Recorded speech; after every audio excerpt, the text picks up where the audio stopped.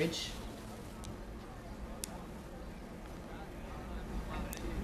And welcome to this BBC News special, where we are bringing you continuing coverage of an extremely poignant day. The hearse bearing the Queen's coffin left Balmoral several hours ago. It is now on the first leg of its final journey. The journey today takes the Queen to the Palace of Holyrood House in Edinburgh, the official residence of the British monarch in Scotland. I'm Jane Hill, and with my guests for the next few hours, I'll be guiding you through the afternoon. Poignant, emotional, a moment in history. And already we've seen thousands of people paying their respects along the route.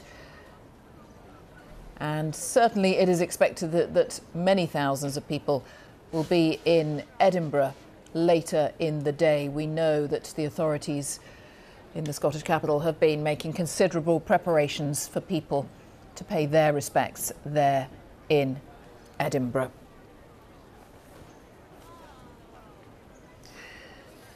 My guests here in the studio who are taking us through the events of a really significant afternoon. We will hear more from them shortly, but we will start our coverage again this afternoon with my colleague Anita McVeigh, who is in Balmoral, has been there for many days. And Anita, you were there at the gates of Balmoral about 2.5 hours ago, where we all witnessed a really affecting moment. Whatever anyone's feelings, opinions, mood over the last few days, that moment where we saw the Queen's coffin driven out of the gates behind you, that sense of finality for everybody watching, and particularly, of course, for people there in Balmoral where you are. Jane, thank you very much. Yes, that's right. A moment of finality, and a moment, I think, given that so many people have said the events of the last few days have felt unreal to them, when they could see tangibly the coffin carrying the Queen's body on her final journey from Balmoral, the place that she loved so much, a place where she had spent happy times since childhood, spent part of her honeymoon here, and as our viewers may well know, spent a significant part of every summer. And she came here this summer, and today we saw her leaving Balmoral for the final time. I think it felt unreal to people because they had seen those photographs on Tuesday, hadn't they, just 5 days ago, of the Queen meeting Boris Johnson and Liz Truss. And although she looked frail and she was using a walking stick, she was still carrying out her duties right up until the end. So it came as a surprise on Thursday to hear the news that she was so ill that her doctors were concerned, that members of her family were rushing here to Balmoral to be with her. And then later on Thursday, the news of her death. I think what I would say the feeling was around the moment when that coffin left was a sense of simplicity, actually. The oak coffin draped in the Royal Standard of Scotland and with a single wreath on it, a wreath made up of flowers like sweet pea and phlox, and also pine and fir from the estate here, cut from the gardens and the woods of the Balmoral estate. And I think that simplicity reflects the simplicity of life here that the Queen felt, that the royals felt and feel when they spend time here. I spoke to the Reverend David Barr, who is the minister at Glenmick Church in Ballater, the nearest town to Balmoral Castle, yesterday. And he told me that when the Queen came here, metaphorically, she would hang her crown on the main gates and she could just get on with being a wife, a mother, later a grandmother and great-grandmother. And people have started to return here. This morning we've had thousands of visitors here to lay flowers and pay their respects over the last couple of days. But this morning, visitors were not allowed to come down. Now they can, and they are returning in great numbers with flowers, with messages to pay their respects. One group who were watching the coffin leave a little earlier were the Royal Marines Association Riders, Scotland North Division. We had a word with them, and some of them were telling us about occasions when they had met the Queen. I met her twice. I was really lucky, really lucky. Just briefly, you know. And what was that like? She's a very well-spoken lady, but she was also one of the most grounded people you could speak to. I don't know whether she was well briefed on who she was meeting, but she was a lady, same as her mother. Queen Mother was exactly the same. Queen Mother's a little bit more, you never knew what she was going to do next. But with the Queen, she was a lady, you know, and everybody gave her that thing that you could never explain. Reverence, isn't it? Yeah, reverence is probably the best word. And with me now at Balmoral, I have someone who has come here after watching the Queen's coffin travel through Ballater, that town that has such close associations with the royals. That is Andrew Gordon. Andrew, thank you very much for joining me, and just explain for our viewers the very special association you have with the royals, with the Queen, first of all. I was honoured to meet the Queen in '81 as a carriage painter with St Cuthbert's in Edinburgh, and that was an honour then, but today surpasses that honour by miles and miles. I had to be here to see her, beg your pardon, leaving Scotland, and it's just, a hush came over the crowd. We weren't sure to clap or not, but people used phones and then bowed in respect. It was just, and I'm here to see the final part. It's, yeah, a gracious lady, and the time I met her, she put me at ease, as I'm sure she does with everyone. It's such an honour. I'll ask you a little bit about the time you met her in more detail in a moment, but just give us a sense, if you would, in a little bit more detail about what it was like in Ballater there this morning. The town obviously has such close associations. Talking to people there, they've told me how protective they feel about the Queen, they still do, and of the royals. Yes, I've spoken to a few locals as well. I'm not local, but they said to me that the Queen could be seen about. She felt at home here. You know, it was a Scottish home as well. And it's just, it was respect. You know, it's hard to, sorry, I'm finding it hard to put words. It's such a day, you know. It's our farewell to our Queen, everyone's Queen. It's such a day. And tell us about the carriage painting that you've done for the royal family, Andrew. Yes, a long time ago now. It was from '73 to 1984, and St Cuthbert's, what people would know as Scotland nowadays, we were the Queen's carriage painters in Edinburgh. I went there. It was Princess Anne's first wedding. I was a young lad, but with Charles and Diana's wedding, I did a great deal of personal work for that. And then some more work up to '84, when the company changed and the work went back to London. I was offered to go to London, but I was a young lad, and I'm a home person in Scotland, so I stayed in Scotland, but I've never forgotten. You don't forget, you don't, you know. And I also met the future King as well. Oh, tell us about meeting both the Queen and King Charles. Well, it was the Mews at Holyrood Palace. We were waiting and ushered out by our manager. We stood, and the Queen came along and spoke to everyone, and she was knowledgeable about people. She said something personal to each of us, which I would like to keep to myself. And then this noise of a helicopter, and it was Prince Charles. And the Queen sort of turned and looked up at the helicopter, and I seen this lady that, you're a lady like everyone else, but you're also the boss, the Queen. When the helicopter, I thought, oh, it's disturbing our conversation, but Charles walked round. The Queen then, first of all, brought Charles with us, and then took him over to the carriage and actually opened this carriage door here, opened the door and demonstrated the steps and things to Prince Charles. And I hope our viewers can see this. If you could just hold that up, yes. Andrew, for the camera. I'm just going to get you to tilt that round slightly. So this is the carriage that you, yes. or one of the carriages that you worked on. That wedding, yes, yes. That was for Princess Anne? That was the second one. That was Diana and Prince Charles. I beg your pardon? Charles and Diana. Yeah. I beg your pardon, yeah. Diana yeah. and Charles. Yeah. Now, King Charles. Yes. So, exactly. I wonder, with having that connection, with having done this work for the royal family, having met the Queen in person, how that makes you feel, how it made you feel on Thursday when you heard the news of her death, because you have that connection with her. Immensely saddened, like everyone else the day before on TV had seen her. Yes, she looked frail, but the Queen was just, I thought she would go on, not forever, it's not possible, but immensely saddened. A friend told me at work, and I didn't quite believe it. They said, oh, and then I heard that the family were coming. Well, we all have family. My parents have passed many years ago, and when you hear family are coming to visit, that worries me. I was driving home, and the message came over a local radio station. I stopped the car, excuse me, burst into tears.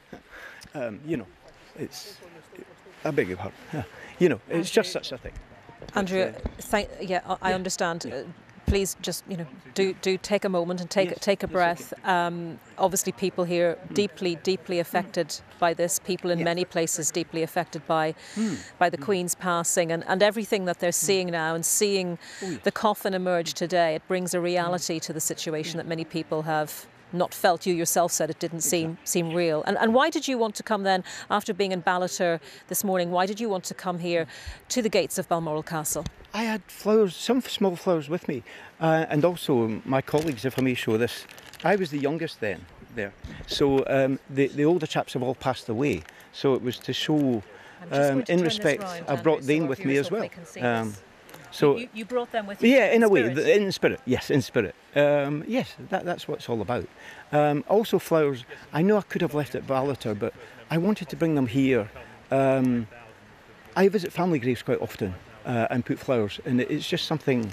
The Queen is, how can I say, mother to all of us? Does that sound strange? It doesn't to me, and I think King Charles will become the same. He's such a wonderful lady, a mother. To all of us. And King Charles, in his address to the nation, he certainly tried to reflect some of the language that his mother used when she became Queen and promised to carry out her duty. What did you think of that address? It was great. Yes, I heard it. I'm still working part-time. I'm nearly retired. But yes, I heard it at home. And very honoured. He's taken the Queen's sentiment over. I think he'd be a great king. Yes. How do you follow such a person as the Queen was? I say this, but I think he'll be very great, and I think William in his turn, will do the same. Yeah, and I think the Scottish, there's always that Scottish connection, which makes me really honourable. She's the Queen of the whole of the UK and other countries, and Commonwealth, but it's the Scottish connection. I'm not overly pro-Scottish, I'm part of the UK, but it's just great. Yeah. Andrew, thank you so much for taking the time to talk to us today. We appreciate that.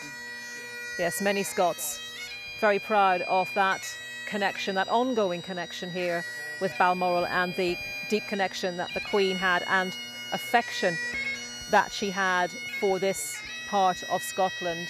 As you can hear in the background, a piper now playing. We know that earlier today, as the coffin was being made ready to leave the castle, that the sovereign's piper, often simply called the Queen's piper, piped her out of the castle one final time. The Queen liked to be woken up by the bagpipes playing each morning, often around 9 a.m. And today the sovereign's piper played her out for the last time to the tunes Balmoral and Glengelder. And then 6 gamekeepers from the estate here at Balmoral, the Gillies as they're known, carried the coffin from the ballroom at Balmoral out to the hearse. Her family, the members of her family who were still here, they have now all left, we understand. They and the Queen's personal staff, those who have worked with her so closely, many of them for decades, said their final private goodbyes to her at Balmoral, a place that she loved so well, a place that she came to at the start of the summer, as she always did through her reign, for a break where she could relax and enjoy time with family and friends, but which she left this morning for the final time. Anita, thank you. Anita McVeigh at Balmoral as the Queen continues her journey, which, as we say, ultimately today ends in Edinburgh. Days of travel beyond that, but for now our focus is very much on Scotland, the Queen's love of Balmoral, of Scotland more broadly, and many crowds expected at today's ultimate destination, the Scottish capital. Our Scotland editor, Sarah Smith, is there for us in a city that is preparing for an awful lot of people to come out, Sarah. Yes, Edinburgh is getting ready to welcome the hearse, and there are many thousands of people in the streets. You probably caught a glimpse of just how deep the crowds were on the Royal Mile when we were watching the proclamation being read. And it's not just there. The cortege will drive through the streets of Edinburgh, all of which will be lined with people. Already crash barriers are in place in case the crowds are too deep, and there will be thousands and thousands of people getting ready to catch a glimpse of the Queen's coffin as it drives through the streets of Edinburgh and makes its way to where I am, to the Palace of Holyrood House. We're expecting her to arrive about 4 o'clock in the afternoon, may not be precise. Lined up to greet the coffin will be all the Scottish political leaders. The First Minister Nicola Sturgeon and the other political party leaders will be at the Scottish Parliament, which is just opposite the Holyrood Palace. They will greet the cortege as it then goes into the Palace of Holyrood House, and the coffin will be overnight in the throne room in the palace, which is of course the Sovereign's official residence in Scotland, and remain there until a service at St Giles Cathedral tomorrow. And Sarah, we've talked so much since Thursday about the love that the Queen had for Aberdeenshire, that the whole royal family has for that area, but it's broader than that, and certainly the Queen herself spoke even to the Scottish Parliament, I think, about her love for Scotland. I think that was a phrase she used, "You will know better than me," but she did talk in broad terms about the whole country, didn't she? She did. Last summer, she was opening a new session of the Scottish Parliament. She opened every session of the Scottish Parliament ever since it was recreated in 1999. And the last time she was here, just over a year ago, she spoke of her deep and abiding affection for what she called this wonderful country. It was always clear when she was in Scotland, not only how comfortable and at home she felt, both in Balmoral, but also when undertaking all kinds of official engagements around the country. And she often had something to say about how Scotland held a special place in her heart. And that's one of the reasons why she was always welcomed here so much by the Scottish people. I mean, we've talked before about whether or not Scots are as royalist as some of the rest of the United Kingdom. But what was clear to everybody was that the Queen really did feel that Scotland was special to her, and that inevitably means that the people of Scotland feel that she was very special to them. Yes, and I suppose it partly explains the sheer number of people that you've already said are there where you are many, many hours before the coffin is due to arrive. Yes, and I imagine there will be people not only waiting many hours this afternoon before the coffin's due to arrive here in Edinburgh, but after a service at St Giles Cathedral tomorrow afternoon, there will then be 24 hours when the public can file through the cathedral and pay their respects to Queen Elizabeth II, actually seeing her coffin lying in state there in St Giles Cathedral. I can only imagine how many tens of thousands of people are going to want to do that, and exactly how that's going to be managed is information that we haven't heard yet, but I think we can imagine there will be very lengthy queues as people want to come and pay their respects in person to Her Majesty before then later on Monday she will depart and go back to London. Yes, and we will have continuing coverage of that, of course, but also today in various parts of the country, Sarah, we have more accession proclamations, of course. We saw the first formal one at St James's Palace in London, and now this is something that fans out to other parts of the UK. Yes, and it happened twice here in Edinburgh. The Lord Lion was standing on top of the Market Cross in Edinburgh when he proclaimed that King Charles was now the sovereign. And then he moves up to Edinburgh Castle, where there was a 21-gun salute, and then the proclamation is read again there the second time. And it was a great occasion with the His Majesty's the King's Bodyguard in Scotland, who are the Royal Company of Archers, accompanying them, along with the trumpeters and the band, everybody wearing their regal regalia, as formally the people of Scotland were told that Queen Elizabeth II had passed, and that King Charles III was now their one true sovereign. Sarah, for now, thank you very much. We'll talk again. But Sarah Smith, our Scotland editor there, and very, very striking to hear Sarah talk about the huge numbers of people that are already out on the streets of Edinburgh as we watch the convoy make its way on this 175-mile journey, beginning this morning at Balmoral, ending in a few hours from now from Edinburgh, where Sarah was talking to us from. And my guests here in the studio are following this poignant day. They're with us throughout the afternoon, I'm pleased to say. Robert Lacey, the royal historian and biographer.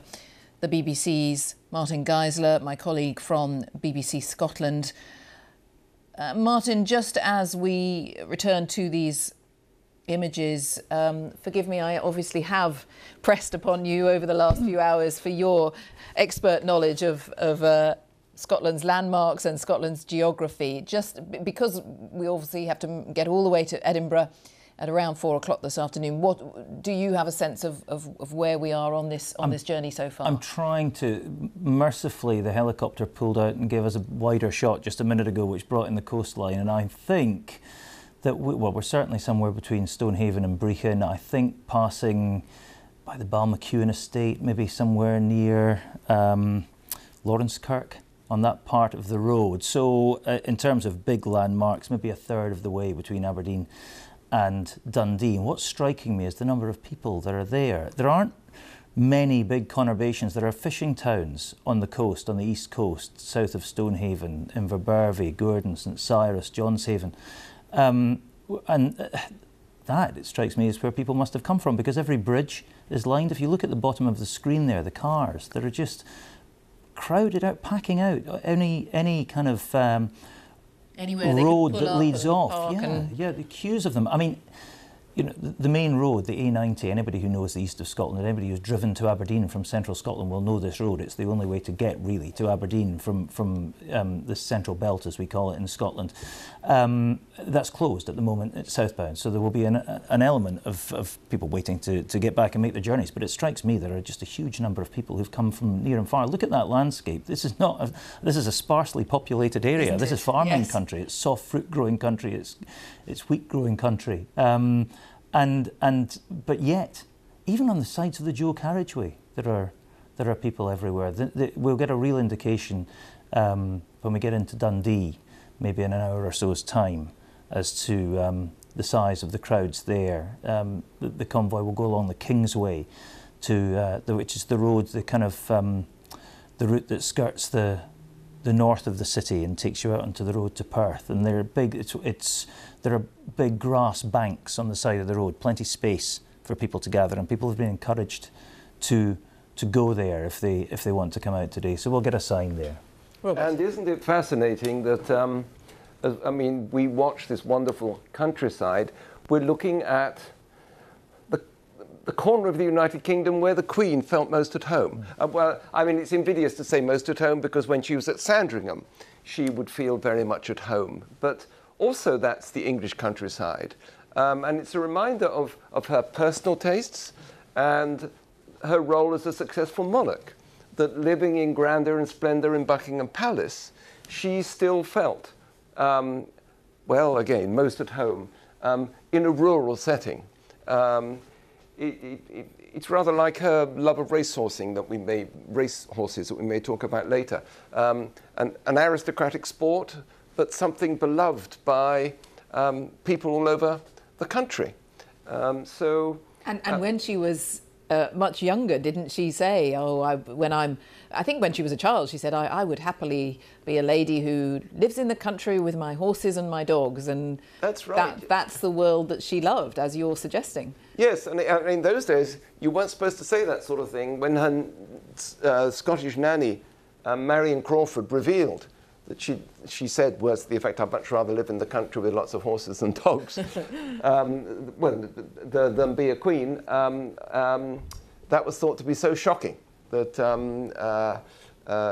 Marion Crawford lost her job. And because she revealed private conversations. Private conversations. And what we're looking at here is we're looking at now well pre-planned operation that, as you've said, technically known inside the palaces as Operation London Bridge. It's been what's been dreaded for so long, but prepared for as well.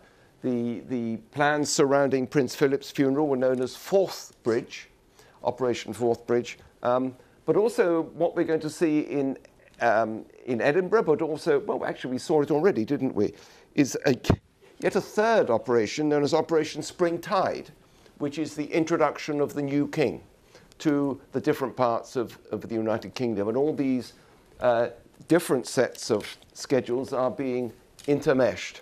That's interesting. Well, I'd like to talk about that in just a moment. King Charles getting out around the four nations of the UK. I'm just going to do a word, Martin, just picking up on what you were saying, because you were reflecting when the cortege was passing through some quite fairly barren landscape, and you talked about the farmland, and you were commenting on the number of people you could see who'd come out. I'm conscious that there will be viewers watching this all over the world looking at some of these beautiful images, but nonetheless thinking, I can't see that many people. I'm not sure what he's driving at. And I think it's worth reminding people, again, the population of Scotland. Yeah, it is. I know exactly where we are now, by the way. Anybody who knows that road will have recognised Stracathro Services, a famous truck stop on the way up to Aberdeen. Right along the side of the building, in letters as high as the building, has the motto, "You may gang far and fare war," which means you can go a long way and do worse. And we've just passed there, so they're just about 5 miles north of Brechin now. But no, the population, indeed, the population of Scotland, 5.5 million, in a landmass roughly a third of the size of of Great Britain. Yes, so and 5.5 million, less than 10% of the population. Much smaller population than the whole of London for international viewers. And crucially as well in that respect, now let me get this statistic right, I think 80% of the population live in 20% of the size of the landmass of Scotland even. So we're about now, once we get to Dundee and south, about to enter the part of Scotland where the vast majority of Scots live. So north, where we are now in north, is really sparsely populated comparatively. Inverness, Aberdeen, big cities. But there we are, just going past a lay-by, where the slender population of the area have come and parked. And look at the bridge. And there they are over the bridge. Just for a few seconds. Yes, all line. Yes, exactly, Robert. I mean, they're literally watching that just drive under that bridge, not particularly slowly because it's not driving through the middle of a town, not slowing right down like we've seen in some of the other towns. Yeah, that is remarkable. That bridge was fully lined, wasn't it? Yeah, as have they all been. There really. The cars parked again. Yeah. People worked out where they wanted to be. Yep. Again, it takes us to where we started our day, doesn't it? When we were reflecting at 10 o'clock this morning as the convoy pulled out of Balmoral. This perhaps for some people is a moment of reality. This is, despite all the coverage of the last few days, the warm words from the new king, from King Charles, actually seeing the Queen's coffin, that is the finality. This has really happened. We are in a new era. We have a new monarch, and that 70-year reign really is at an end. Driving through those harvested fields, more developed, of course, Martin, than Balmoral. Balmoral is rather a different sort of landscape to this. It's hillside, this is agricultural country, soft fruit country, big raspberry growing area. The soft fruit industry struggled actually quite a lot recently. There's concerns within that industry about the future of it. Can't get people to come and pick the fruit, all those kind of concerns. The Queen would have known all about that. Aren't they some of the finest? They are, and over the last couple of years sometimes they've been kind of, you know, rotting in the fields because they can't get enough people to come and pick them.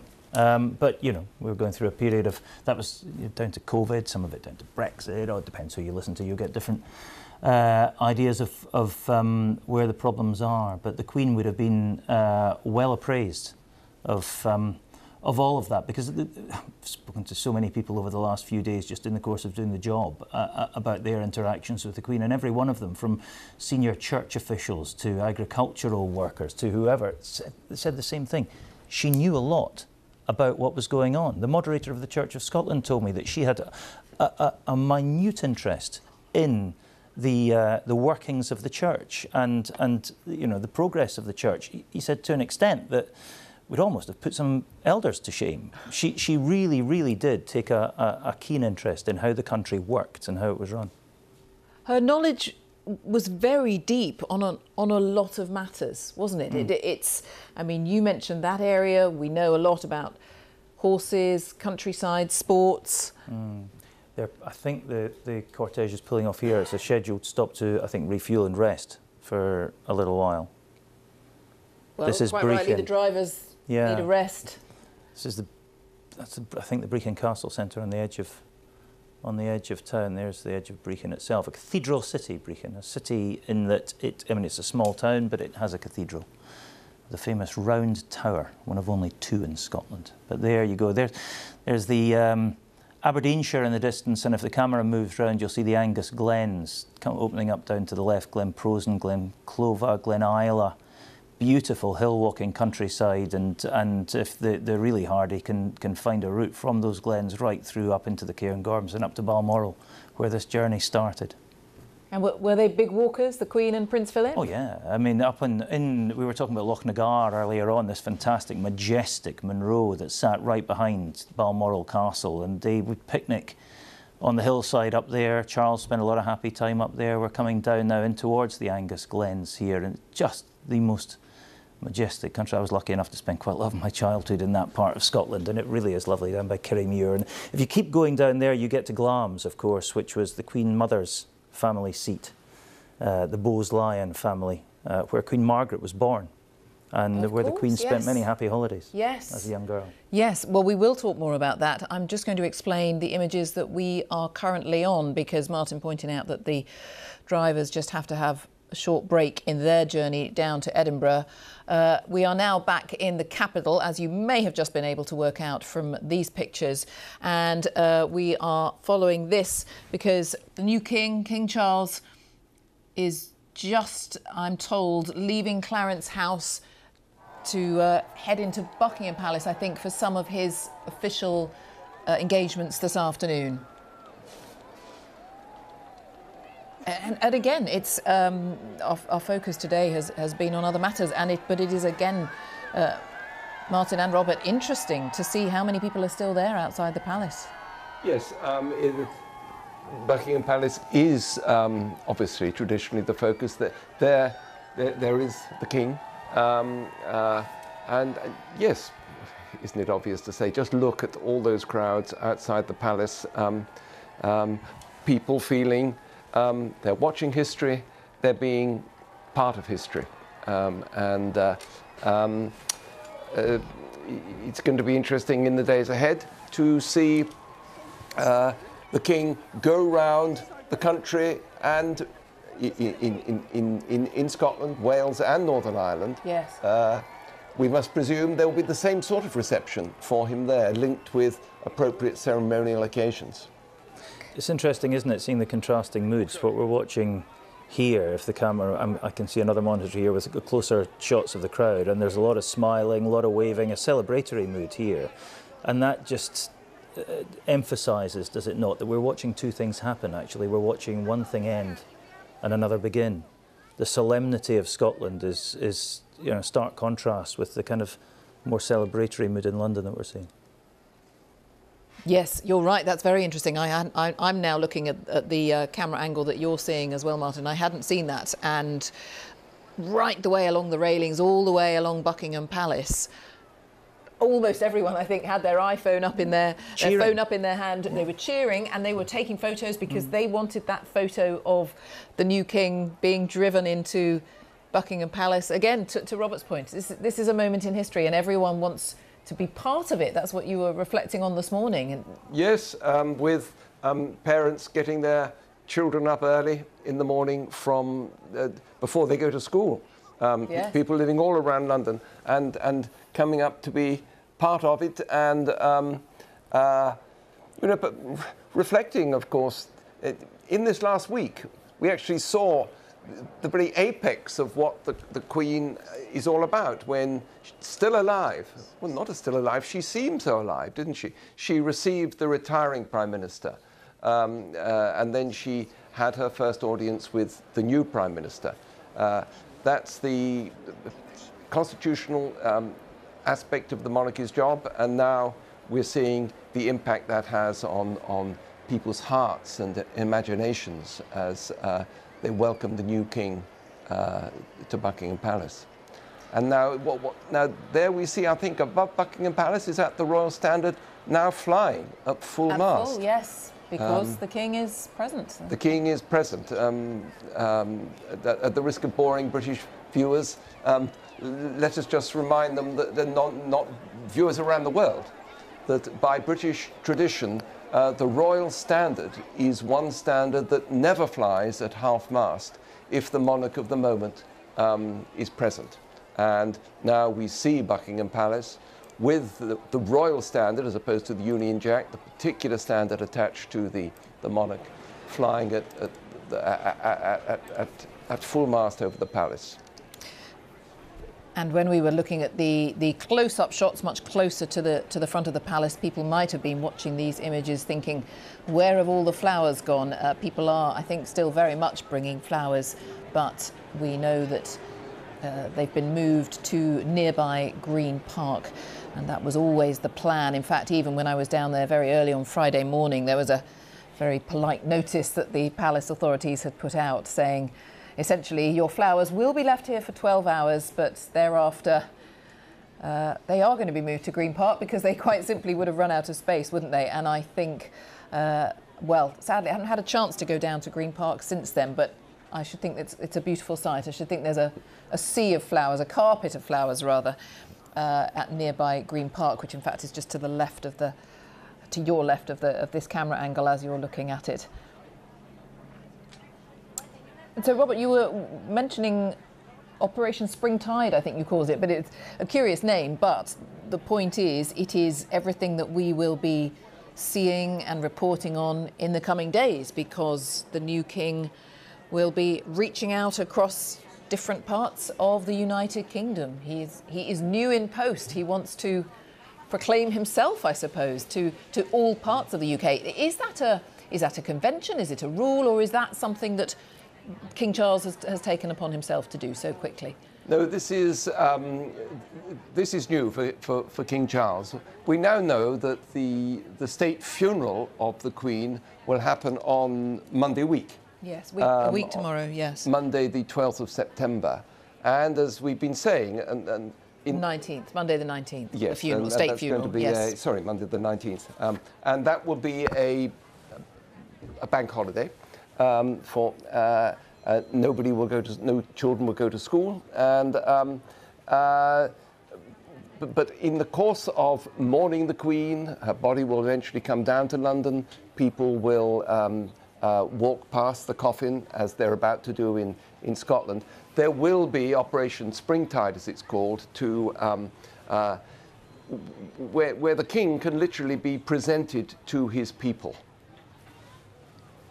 There was the limousine leaving after delivering him to Buckingham Palace, and of course already King Charles is taking up the duties of his mother of reading the red boxes. There's an interesting article in one of the papers today about his own routine as Prince of Wales, and how around 10 o'clock at night, after his day of work, He still has, even as Prince of Wales, he has to go, and now as king, he will sit down and spend a couple of hours before he goes to bed reading through all the state papers and processing that aspect of his mother's work.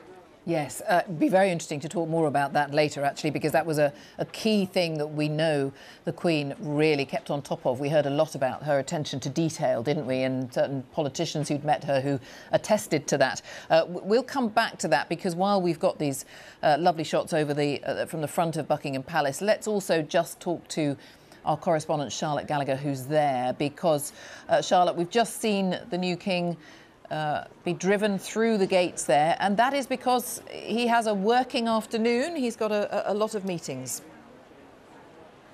He does indeed. He's meeting representatives from the Commonwealth today, because that's obviously his new role. One of his new roles is head of the Commonwealth, and he knows how important that was to his mother, the Queen, how she wanted to ensure that that remained, and that was one of her legacies. So he's meeting representatives from the Commonwealth today, and then also preparing as well for the arrival of his mother coming down to London from Scotland. And I have to say, when that car went past and people saw that it had the royal standard on top of the car and King Charles was inside, the crowds, as expected, cheered, clapping, waving. We saw King Charles waving at them from inside the car. And I have to say as well, I think there's even more people here, Jane, than there was yesterday. I came in from Green Park, which is the big park next to Buckingham Palace, and I had to queue to even get into the park. There are that many people wanting to come down, pay their respects to Queen Elizabeth, and also possibly see the new King, King Charles. And you can probably see behind me maybe that there's people queuing up, bringing bunches of flowers, everyone seemingly wanting to come down and take in the atmosphere, really. It really is a lovely atmosphere, because despite the number of people, despite all the crowds, there's no pushing, there's no shoving, people talking to each other and wanting to share memories about the Queen, growing up with her, always seeing her, you know, on the television, sometimes in person, and lots of children as well coming down. And I've seen handwritten notes on bunches of flowers that they're going to lay at the floral memorial inside Green Park. And I'm glad you mentioned that, Charlotte, because in fact we were just discussing here in the studio the flowers. We knew that they were going to be moved from the railings into Green Park, and sadly I haven't been down there for a few days, and I'm imagining that it is quite a scene there inside that. It's a sizable, very attractive park that brings you down out to Buckingham Palace, but I imagine, even from what I saw on Friday, there must be a carpet of flowers there. I think that's the best word for it, a carpet of flowers. Every other person you see here has a bunch of flowers in their hands. We spoke to a group of florists actually last night. They'd come down from Surrey, they'd been working all day, but they'd made a special bouquet that they wanted to put out for the Queen. They put thistles in because of the time that she spent in Scotland and how much she loved Scotland. And they said as well that a lot of their customers had said, can you lay flowers for us? We're not able to come down to Buckingham Palace, but will you lay flowers for us? So they were carrying other bunches of flowers that customers wanted put out. And I think that's a real lovely thing that so many people want to get involved. I also saw a little girl with a Paddington teddy. She'd brought her own Paddington teddy down because she wanted to put it with the flowers for the Queen. And it just shows you how much that sketch of her with Paddington during the Jubilee resonated so much with everyone, but especially children. I mean, we even saw the reaction of her great-grandchildren, didn't we, at the Jubilee? They were laughing. Almost they couldn't believe that their great-granny was on the television with Paddington. Yes, yes, and all the flowers I saw at the railings on Friday, there were already at that point, there were quite a few cards that, again, had that lovely, delightful figure of Paddington on them. It is something... Well, I can't think too deeply about the Platinum Jubilee Paddington sketch, because that's the one that really brings tears to your eyes, doesn't it? But such a touching moment. Charlotte, thank you very much. We'll have more from you later, I'm sure, because there's a lot of meetings and other important business that the new King has to attend to there at Buckingham Palace today. So we'll be back from you in a little while. Thank you, Charlotte Gallagher, for now there at Buckingham Palace. And actually, that was one of the on a tangent entirely to both my guests, Martin and Robert, but that's one of the things that's come out in one of the BBC films that's been made, where Prince Edward talked about the Queen and the London 2012 Olympics, and when the Queen jumped from the plane and all the James Bond element of that, and loving the fact that she hadn't told anyone. She hadn't told her children about that. That speaks to her character. I love that story. And can I just add something about the Paddington Bear sketch that we've all seen? We should remember that she acted that in empty space. Yes. There wasn't a real Paddington there, Oh, although yes. it looked like it. She acted out what she would say to Paddington, and then the CGI experts went in and animated a Paddington image for her. As we were saying earlier, in family life, she loved charades. She loved party games. She was such a great mimic, as we heard Gordon Brown confessing earlier this morning. All this playful side of her character, which some would say she hid rather too well in public, but she had such a great sense of the dignity of the office. Again, as we were saying earlier, she wasn't born into this system. I always say that's the secret. She was born into the system, but she wasn't born at the top of it. When she was born as a little girl in 1926, she was the Princess Beatrice, or Eugenie, of her day. She wasn't expected to inherit the crown, and so she did enjoy 7, 8, 9 years of relatively normal childhood. But she was very conscious with her grandfather, George V, who had just in that last decade created the House of Windsor, that she was part of a bigger picture, and she was a team player. So, again, as I've said before, when she became captain, she never lost that memory that she was smaller than the system. She was just a part of something bigger than any one person. And it was that essential modesty that was at the heart of so much humour about her. You know, have you met the Queen? No, but he has, the detective. Yes, yes. I think everybody knows that story by heart by now. But it just sums up the modesty and all the successful royals in British history have been modest people. And it's the ones who are a bit overweening and think it's all about them as people that get into trouble. And it was that, you're talking about Paddington and the CGI, and that just the remarkable twinkle in the eye when she delivers the killer line about the sandwich in the handbag. I mean, all three of us, look, we're sitting here smiling. And to think that she was doing that to whoever, you know, someone, assistant on the film crew who had to sit there and say, just imagine I'm Paddington. It's just remarkable. I think that's... These links with popular culture, I mean, in 2002, for that Jubilee, Brian May, the guitarist of Queen, played God Save the Queen on the roof. Yes. And people thought, well, what's coming up for the next Jubilee, which happened to be with the Olympics? And she came up with the James Bond skit that you've mentioned. And then I know this year people were saying, well, how can you outdo a guitar on the roof and James Bond and a helicopter? And she does it with Paddington Bear. Was there not a story that Danny Boyle, when he was putting together the opening ceremony of the Olympics, thought this would be a great idea, the helicopter skit, and was lining up Helen Mirren to play the Queen? And the Queen got wind of this and said, if anybody's playing the Queen, it's me. Yes, and an assumption, I suppose, among the producers, perhaps, that this would be great, but we can't ask the Queen. Yeah, yes. Yeah. No, apparently when he took the plan to the palace, the private secretaries at the time were indeed very worried.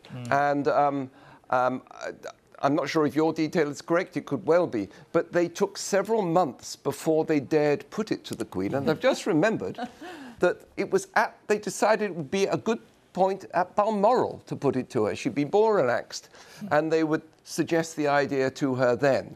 And she got it at once. She said, oh, I see, and then I pretend to jump out of the helicopter, do I? You know, and then she went to work with her dresser, Angela Kelly, to devise the pink outfit that she would wear to meet James Bond, Daniel Craig, and which her stunt double would then have to wear when the stunt double jumped out of the helicopter. So right down to every detail, she relished the humour of the situation. I think the loveliest tribute I saw out of all of them in the carpets of flowers outside Buckingham Palace, a photograph of it, was just amid all these blooms, a clear plastic bag with a brown bread sandwich in it and the words, "For later." Oh. Yeah, quite. That's what it did to me as well. Goodness. I saw many messages that made me well up, I must say. But yes, someone had thought that through. And yeah, lovely. Might have to move on because we'll all get a little teary. But in all seriousness, but it's just delightful that we've managed to reference the Queen's humour, I think, because yes, it's been a tough few days, but we have to remember there was another side to her personality, for all her inevitable seriousness at times, at all the right times, all the appropriate times. Just to explain what we are bringing you here this afternoon on BBC News. Our camera, as you see, trained on Buckingham Palace. I should explain, King Charles is inside at the moment. He has a number of meetings, appointments this afternoon. In particular, we know he's meeting the Commonwealth General Secretary, Baroness Scotland, much more to come. The camera is focused right now on the capital because although the focus of our day overall is, of course, the journey that the Queen's coffin is making from Balmoral to Edinburgh. It is a convoy of a number of vehicles and, quite rightly, drivers have to take breaks. So there is just a break in the driving at the moment, just for a pit stop, and very necessary for safety reasons. So that is why we have a break in the coverage of that, if you are wondering why our camera is instead focused on Buckingham Palace, when, of course, much of our focus today is on Scotland for very obvious reasons. But it is a journey that is due to end in Edinburgh this afternoon at around about 4 o'clock. But the crowd's still there around Buckingham Palace, around the Green Park area. And they have occasionally today been greeted with a glimpse of the new king as he is driven into the palace. Let's return, though, to Edinburgh, which will be very much the focus in the next couple of hours. Sarah Smith is there for us. Apologies, Sarah. I think I referred to you earlier as our Scotland editor because, of course, you were for some time. You are now based in Washington, DC, of course, but you are absolutely in Edinburgh for us this afternoon for all the right reasons. And tell us about the city at the moment, because this is very much a city that is preparing for a very large turnout, isn't it? Absolutely. There are thousands of people lining the streets already, even though it's a good couple of hours before the cortege will arrive here. And it will drive through the streets of Edinburgh, past all of those people who will have been waiting hours, probably some of them, to catch a glimpse of the hearse as it goes through Edinburgh's streets. It will then come into the centre of town, come down what's known as the Royal Mile, the street that runs between Edinburgh Castle and the Palace of Holyrood House, which I'm outside now. And that is the final destination today for the hearse and the Queen's coffin. She'll be taken inside Holyrood House Palace into the throne room and remain there overnight. This is the official residence of all sovereigns when they are in Scotland. And we've already seen, though, quite a bit of ceremony here in Edinburgh, in Scotland's capital, because the public proclamation of the accession of King Charles was read out here. And that was it was a very grand event. The Lord Lion was standing in the Market Cross outside Parliament Hall and pronounced that King Charles was now our sovereign. And you can see there was a great deal of ceremony. This is the King's Bodyguard for Scotland, who are the Royal Company of Archers, and the Guard of Honour marching to wait for the Lord Lion to come and give that proclamation. And you can see there are more officials there coming through. Those are Her Majesty's State Trumpeters who they welcomed the Lord Lion and made everybody realise that a proclamation was to come. We have the Macer to the Court of the Lord Lion. These are all Scottish titles because there is a whole world of ceremony that belongs specifically to what happens to the monarch in Scotland. And in a moment we'll hear Lord Lion, King of Arms, make that proclamation. Of blessed and glorious memory, by whose decease The crown of the United Kingdom of Great Britain and Northern Ireland is solely and rightfully come to the Prince Charles Philip Arthur George.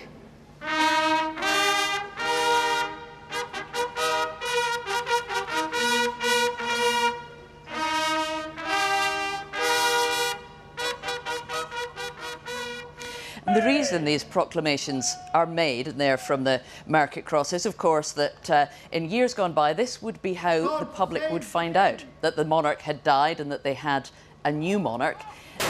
Here it's ceremonial, of course, and King Charles has been the sovereign for a number of days now, but this is the people of Scotland officially being notified of the fact that he is their monarch. 21-gun salute was then fired from Edinburgh Castle before the entire procession came up to the drawbridge in front of Edinburgh Castle and made the proclamation once again, something that has been done over hundreds of years in the Scottish capital in Edinburgh, being done again today to tell everybody that their only lawful Lord King is King Charles III. He won't be coming to Edinburgh until tomorrow, but senior members of the royal family are already here, we believe, in the Palace of Holyrood House, and you can see there just how many people are in the streets watching both the parade and proclamation and waiting, of course, for the Queen's coffin and hearse to come through the streets of Edinburgh. And Paddington bears there, as there are so frequently, a reference, of course, to the Queen's participation in a sketch she did with Paddington Bear for the Olympics. But there are thousands and thousands of people taking part in what is a moment in history here, the historic proclamation that we have a new sovereign, and of course that moment when the Queen's coffin will come through the streets of Edinburgh, and the people who have been waiting hours by then will feel that they are taking their place in history, as well as an opportunity to pay their respects to Queen Elizabeth II as she comes to the Palace of Holyrood. And then tomorrow there will be another procession from the palace up to St Giles Cathedral. We understand that King Charles will walk behind the hearse, although other senior members of the royal family will be driven. And when they get to St Giles Cathedral, there will be a service of remembrance that will be attended by many of the senior members of the royal family. And after that, the Queen will lie in state for about 24 hours in St Giles Cathedral, right in the heart of Edinburgh, and the public then will have an opportunity to file past and in person pay their respects as the Queen's coffin lies there for a full day before going back down to London, where of course there will be further lying in state and an opportunity for other people to say goodbye. But it's very important, I think, that people who live in Scotland and who want to take part in any of this kind of ceremony do feel as though it's not all happening miles and miles away down south in London. It really is covering a large part of the country and giving a special opportunity to people in Scotland to both see the Queen's coffin and cortege and themselves be able to come and say goodbye and pay their respects. Yes, it is hugely important, isn't it? And those pictures we were just looking at, Sarah, they are striking. They are, again, the crowds that you're talking about, and one assumes more to come. And again, bearing in mind that there are people watching this coverage from all over the world, this is going to be significant. You are talking about historic cathedrals here. You are talking about somewhere that's so famous, of great historical importance in Scotland. It's going to be a focal point, isn't it, over the next 24, 48 hours? Yes, in this sort of historic centre of old Edinburgh, where at the top you have Edinburgh Castle sitting on top of a volcanic rock, and then the traditional Royal Mile, this cobbled street that runs for almost exactly a mile downhill down to the Palace of Holyrood House, which has a very, very long royal history. Mary Queen of Scots stayed in Holyrood House. There have been monarchs there through the generations, through over centuries. And of course, Edinburgh Castle is even older than that. So these are medieval buildings and royal places which have seen this happen before. Sovereigns come and new ones be proclaimed, but very few people who are taking part in this today will have any memory of this having happened before, of the death of a sovereign and a new king being announced. So for everybody here, it's a very important historical moment to join in with, and of course it's very fitting that it's taking place amongst these very historic buildings in the middle of Edinburgh, which have seen many sovereigns making their way up past them and worshipping in St Giles Cathedral itself before. Sarah, for now, many thanks. Sarah Smith there in Edinburgh. Because the cortege is due to arrive there at around about 4 o'clock this afternoon. We are following the Queen's coffin as it makes its journey today, the first leg of its final journey, which began at 10 o'clock this morning, local time, at Balmoral, the place that the Queen so loved and felt so at home in.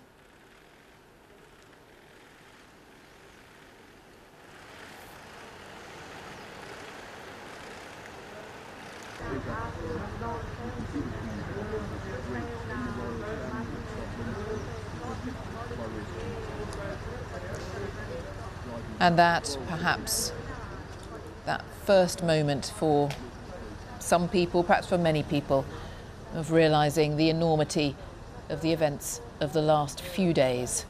The Queen's coffin, driven away from Balmoral for the final time.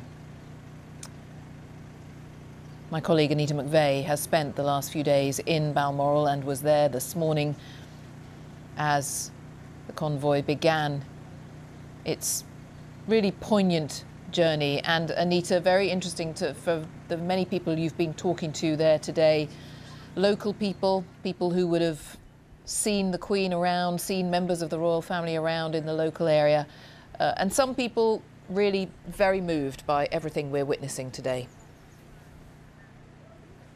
Absolutely, Jane, that's correct. And people in this area, in nearby towns like Ballater, which is the closest town to Balmoral Castle, they've told me how protective they've always felt of the Queen and the royal family, how protective they still feel about the Queen. So naturally, over the last couple of days, they have come in their thousands to pay their respects, to lay flowers, and in towns and grass verges and pathways all around this area, they gathered from early this morning to catch that glimpse of the Queen's coffin making its final journey from Royal Deeside on through Scotland, eventually to London, leading up to that state funeral on the 19th of September. But this is where that journey began. Before the coffin emerged from the gates behind me, we learned some details about what was happening at the palace. We know that 6 gamekeepers or gillies carried the Queen's coffin from the ballroom of Balmoral, where it was resting, out to the hearse. And we know that as the coffin was brought out, the Queen was piped out one final time by her piper, the Sovereign's piper, to the tunes Balmoral and Glengelder. And there, the members of the royal family who'd been at Balmoral over the last couple of days, along with her close personal staff, many of them who have served her for many years, decades even, said their final private goodbyes. And so the coffin emerged, and it was a moment of reality, given that so many people have felt this news seemed unreal. We saw the Queen just 5 days ago, didn't we, in those photographs when she met Liz Truss, invited her to form the new government. And so it was with some surprise, even though obviously the Queen was 96, she was frail, there had been some concerns about her mobility. It was with surprise that we heard the news on Thursday, just 2 days later, that her doctors were concerned about her health, and then the news that her family were rushing to be by her side, and the news later then on Thursday that she had died. And when she left here this morning, it was with a real sense of simplicity. The coffin draped in the Royal Standard of Scotland, a single wreath made up of flowers and fir and pine cut here in the gardens and from the Balmoral estate, reflecting the simplicity of the life that she led here. It didn't involve the grandeur that her life at other palaces involved, and it was a place where she could relax and rest. And I've mentioned this quote earlier, Jane, I know, but I think it bears repetition. When I was chatting with the minister of Glenmachurch in Ballater yesterday, and he was recounting the times that he'd spoken to the Queen, met the Queen, various anecdotes about her time here. He said metaphorically, when she came to Balmoral, she hung her crown on the main gates. And at that point, she was a wife, a mother, a grandmother, a great-grandmother, just getting on with living a more normal life. And I mentioned that so many people have been coming to pay respects, to honour that bond, if you like, between the royals and this area. And after the Queen's coffin had left this morning, a group who arrived were the Royal Marines Association riders, the Scotland North Division, and they've been telling us a little bit about occasions when they met the Queen.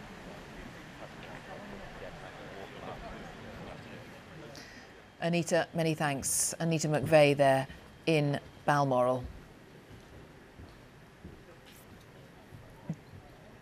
These images, just to clarify as well, by the way, beautiful as they are from a little earlier on this morning. So this is not the cortege making its way. We think the cortege is still, that all the drivers are just still taking a short break before they continue their journey down to Edinburgh. So we are as sure as we can be that it's not on the move again yet, but we're just taking an opportunity to show some beautiful images, and certainly much earlier in the day.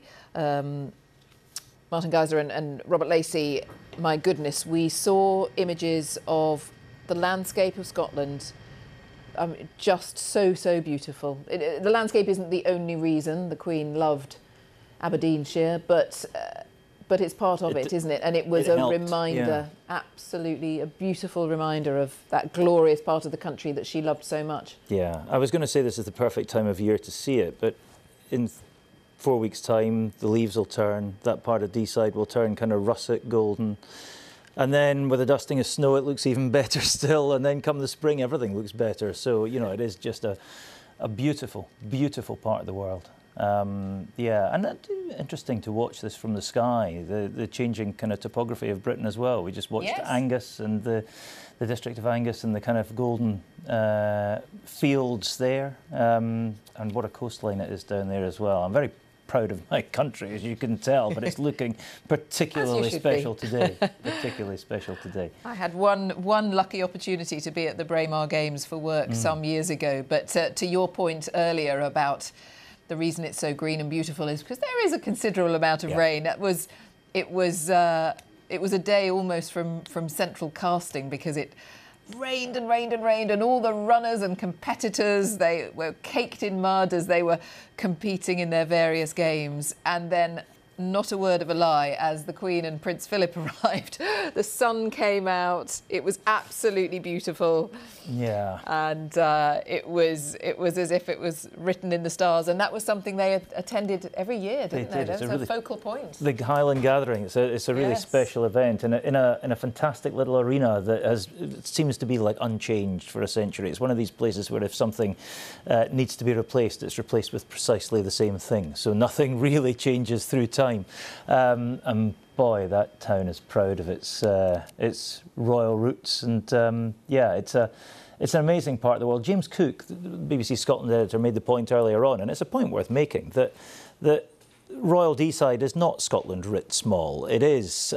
It's very different in the way that it looks, and also, in some respects, in the way that it feels and thinks. It's very, very loyal to the monarchy, and some areas of Scotland, particularly in central Scotland, there isn't that strength of feeling. Scotland's having a big conversation about its future at the moment, about the future of the Union, and you know, we were touching on that earlier on. You know, the Union is fraying, perhaps slightly, with those conversations that are going on, and the Queen was one of the threads that kept that whole thing together. One of many threads that keeps the whole thing together. Now that thread is broken, one wonders what might happen next. But I'm straying into territory that maybe you don't want to go into at this stage. But it's certainly a big conversation. It's an important topic of conversation, and it will be absolutely discussed. I mean, and we can't and shouldn't pretend otherwise. But Robert, I know you wanted to come in at that point. I can testify to the special atmosphere of Royal Deeside, because I've been up there a few times earlier in my career, and if you turn up there with an English accent asking questions about the Queen,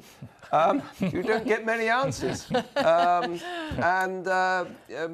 was clear, you know, she was a special part of the community, of whom they were very, very proud.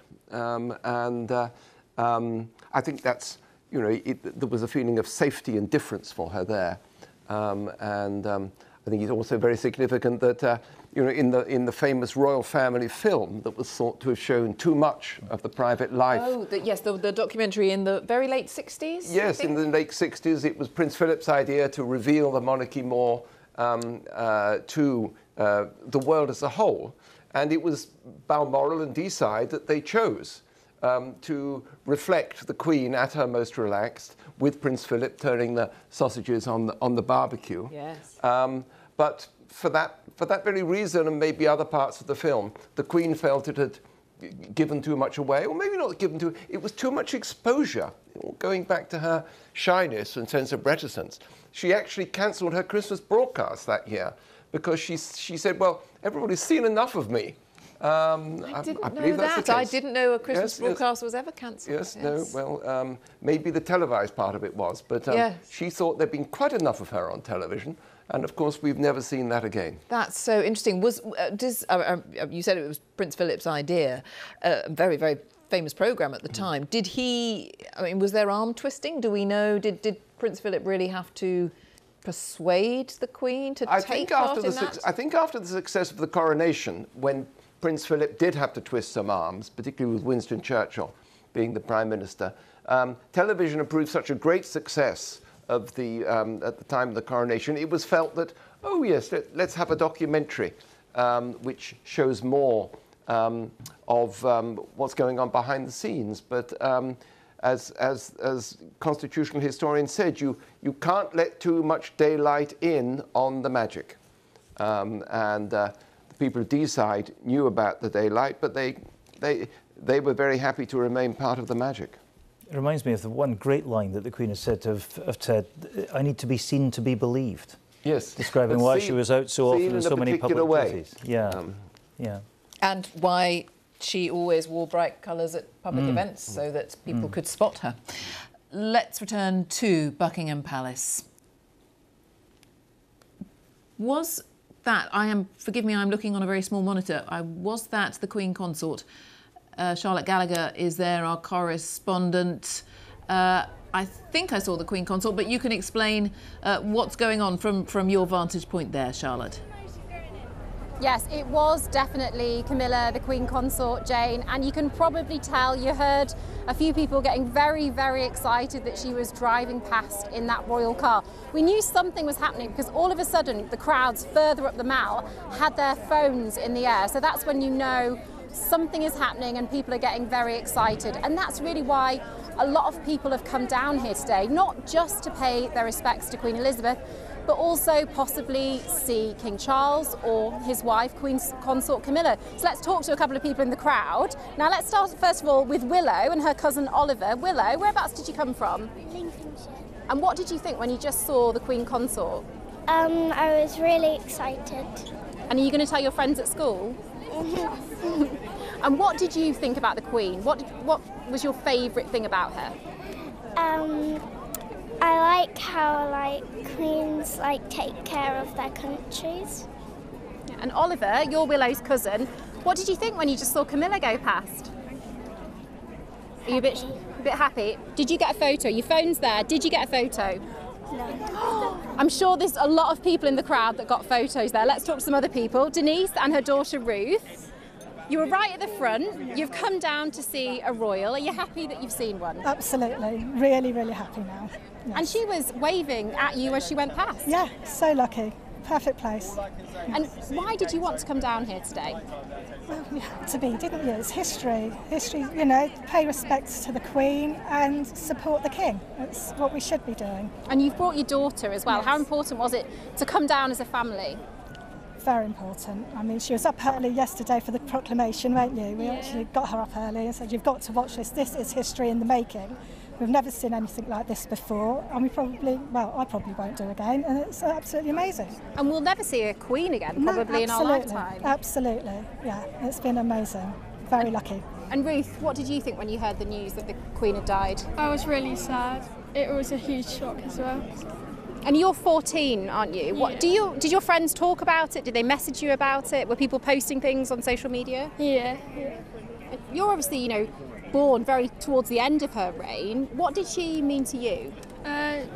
She was just really special. And did you watch the Jubilee? Yeah. What did you think of Paddington? Oh, it was really good, yeah. And do you as a family like to watch those royal events, to sit down, get the telly on? Absolutely. The Jubilee? I mean, I can remember being very young. I was born in '69, and my dad, if we were in bed, my dad would come and get me out of bed and say, "The Queen's on the telly, come and watch her." You know, no matter what the occasion was, we'd be, you know, a real supporter of the royal family. And it's kind of nice, isn't it? Because I think a lot of our family memories are related to their memories. Because I remember sitting down with my granny and watching William and Kate's wedding, and that was really special doing that as a family. Exactly. I mean, we had everybody around, and we had like cream tea in the front room and everything with my nan, and God love her, she's not here now. But yeah, it's a real special time. And of course, the Queen is the common denominator for everybody in this country. We all knew the Queen, you know, whereas, you know, some very lucky people obviously remember the King, but yeah, we're very lucky to have had her. And have you ever seen a member of the royal family before today? Yeah, I was really fortunate to come into Buckingham Palace. My dad was awarded an MBE. Wow. So, yeah, and she gave him his MBE, which was a very special day.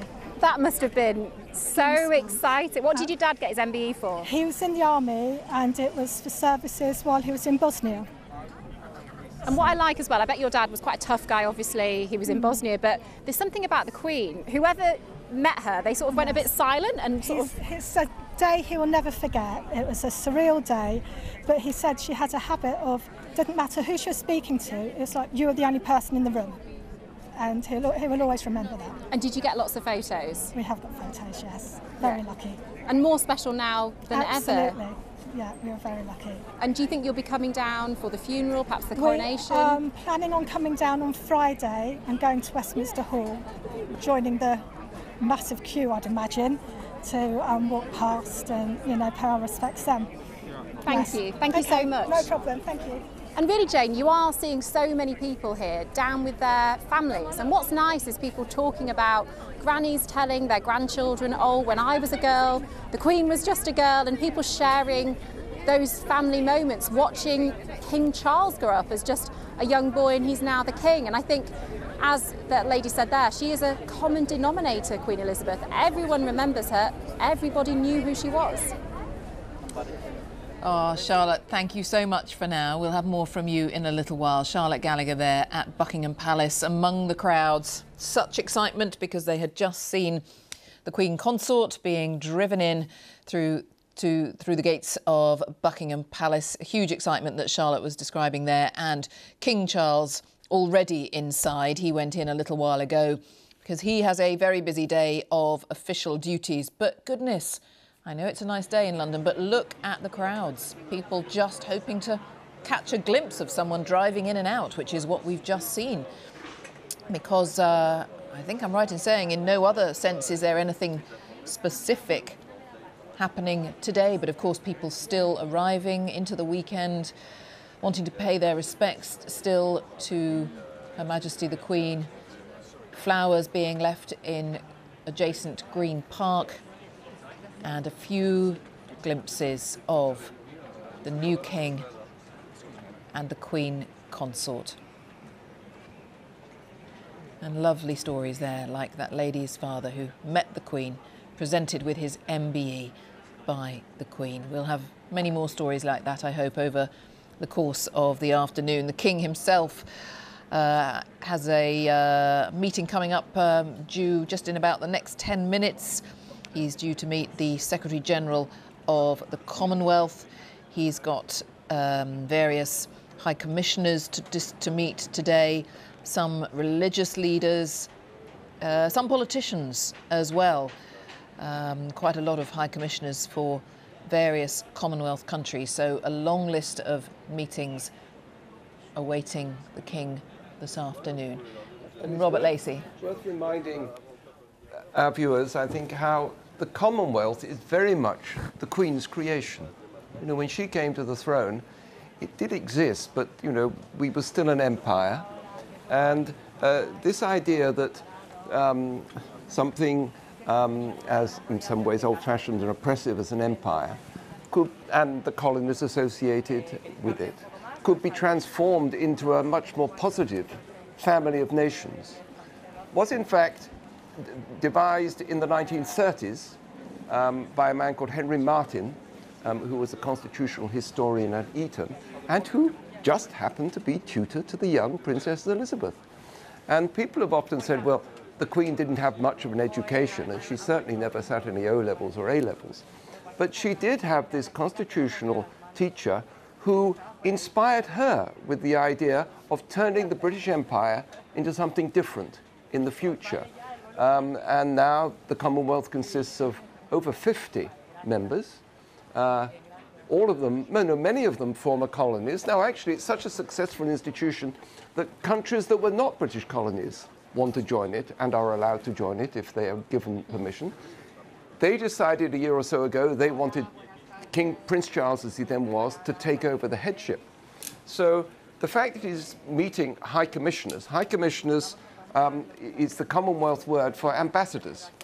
Commonwealth countries don't have ambassadors. Well, no, I'm wrong there. The realms that King Charles heads don't have ambassadors. They have high commissioners for Australia, for Canada, and so on. Yes. So it's very interesting that his first duties this afternoon in Buckingham Palace are to foster and develop and create his own links with the institution that his mother was such an important part of creating. But that's interesting as well. How much of that, again, is coming from him, driven by him, the new king saying, I want to focus on the Commonwealth, or I certainly don't want to forget about the Commonwealth, and how much of it is convention? I'm interested, we'll talk more this afternoon about this, but how much of this is being driven by his desires and the sort of stamp that he wants to put on the monarchy? Well, there is one particular problem in the in-tray with regard to the Commonwealth for the new king.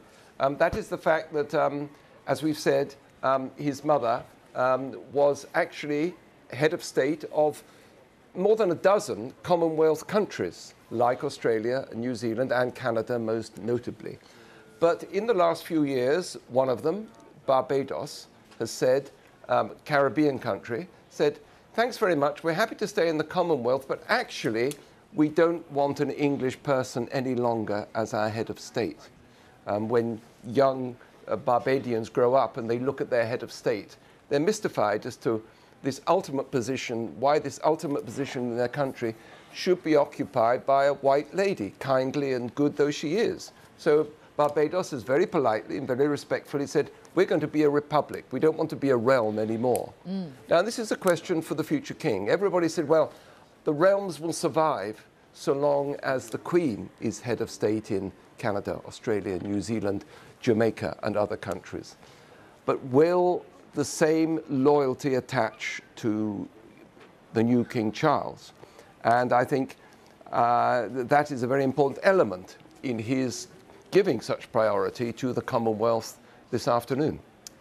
And because it wasn't, until the last few years, it wasn't automatic that he would be head of the Commonwealth. That was a conversation or a decision that was taken only three or 4 years ago, something like that, I think. And it was taken by the Commonwealth heads of state themselves. Looking ahead, they said, we want to make quite clear that when the day comes, we do want Prince Charles to become head of the Commonwealth. It's technically an elected position. It's not hereditary. All the members vote on it, and they voted for Charles. But whether all of them vote to go on having King Charles and Queen Camilla as their heads of state is another question. There's a whole school of thought that says the British monarchy should just give up the idea of the realms and say, concentrate on the United Kingdom, concentrate on the Commonwealth. Can it be forever that Australia wants a British man and woman as their head of state? Yes. Doesn't stop them belonging to the Commonwealth. There are those who say, perhaps a little cynically, Canada will never give it up, because if Canada became a republic, what would make it different from the United States? But these are the sort of practical issues that confront the new king and that he'll be discussing with the High Commissioners this afternoon. Yes, and some of those issues will definitely emerge over the course of his reign, one imagines. Yes, I mean, we already saw earlier this year the controversy surrounding Prince William and Kate's tour of the Caribbean, when yes. people said, is it appropriate to put people behind wire fences and wave at passing royalty? These are all the sort of changes and challenges that face the monarchy in the future. And now, as the Archbishop of Canterbury has said, is a very good time for Britain as a whole to reflect on this, and for the monarchy in particular. Very interesting. We'll talk more about all of that over the course of the afternoon. A good afternoon to you. You are still watching BBC News. You were just listening to the historian and biographer Robert Lacey, and the BBC's Martin Geisler is with me as well, my colleague from BBC Scotland, because this is a significant day, a poignant day. Our cameras at the moment, as you see, are focused on Buckingham Palace. Very large crowds still out at the palace, but our focus fundamentally today is on the solemnity, the sadness, the poignancy, I think, of watching the Queen's coffin being driven from Balmoral to Edinburgh. Our cameras are focused right now, just to explain if you're just joining us, they're focused on the capital because there has just been a slight break in the journey, but we believe that we will be able to resume coverage of the convoy as it makes its way. We think it's quite close to Dundee, I believe, but we will establish that relatively soon. But it's still making its way south, ending ultimately a little later this afternoon in Edinburgh, where the Queen will rest in Edinburgh for several days, and members of the public will be able to pay their respects. So, two scenes really going on. A lot of flag waving, cheering, excitement over the last hour as the crowds there at Buckingham Palace have watched the new king, and a little later the Queen Consort, Camilla, being driven in through the gates of Buckingham Palace. Still crowds there paying their respects. And interesting, in fact, when we heard the lady who was chatting to our correspondent who was there a little while ago, Robert Lacey, you were spot on, because what reason did that lady give for simply wanting to be there, for just wanting to stand in that mass of people that we're looking at now? She said, it's part of history. I just want to be part of it, and yes. and that's what you've been explaining to us all day. That it's that moment. And there were the children brought by their parents, a family occasion, getting together, and then as we look ahead to the week, there will be this massive event of the Queen's lying in state. This is what we're seeing up in Scotland is the prelude to the Queen lying in state in Scotland. Yes. I think that's fairly brief, isn't it? Just 24 hours. 24 hours. Yes. But when her body is brought down to London, it will, in the first instance, lie in Buckingham Palace, and then it will be taken to Westminster Hall, just around the corner from Westminster Abbey. And for several days and nights, it will be possible for people to file past the coffin to pay their respects. And though that might seem an ancient ceremony, it only goes back to 1910, to the death of Edward VII, who was the son of Queen Victoria.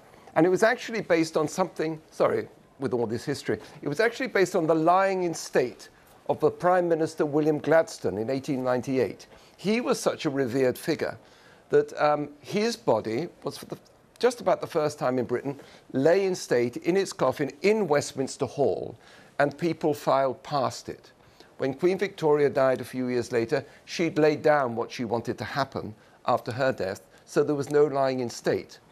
Because she simply personally didn't want that? Well, I mean, she was still back in the early 19th century. Yes, different times. But it was George V, the man who actually invented the House of Windsor, who came up with the name, the grandfather of the Queen, who gave her very first lessons in constitutional history, who had the idea, why don't we try this thing that happened with Gladstone for Daddy, for Edward VII? And so he was the first king to lie in state in 1910, and it obviously was, well, more than a success. It had such meaning and was so moving that it has become an increasingly important ceremony, another way in which people can connect personally with their monarch and the whole institution of monarch, and, as you say, feel part of history at the same time. Absolutely.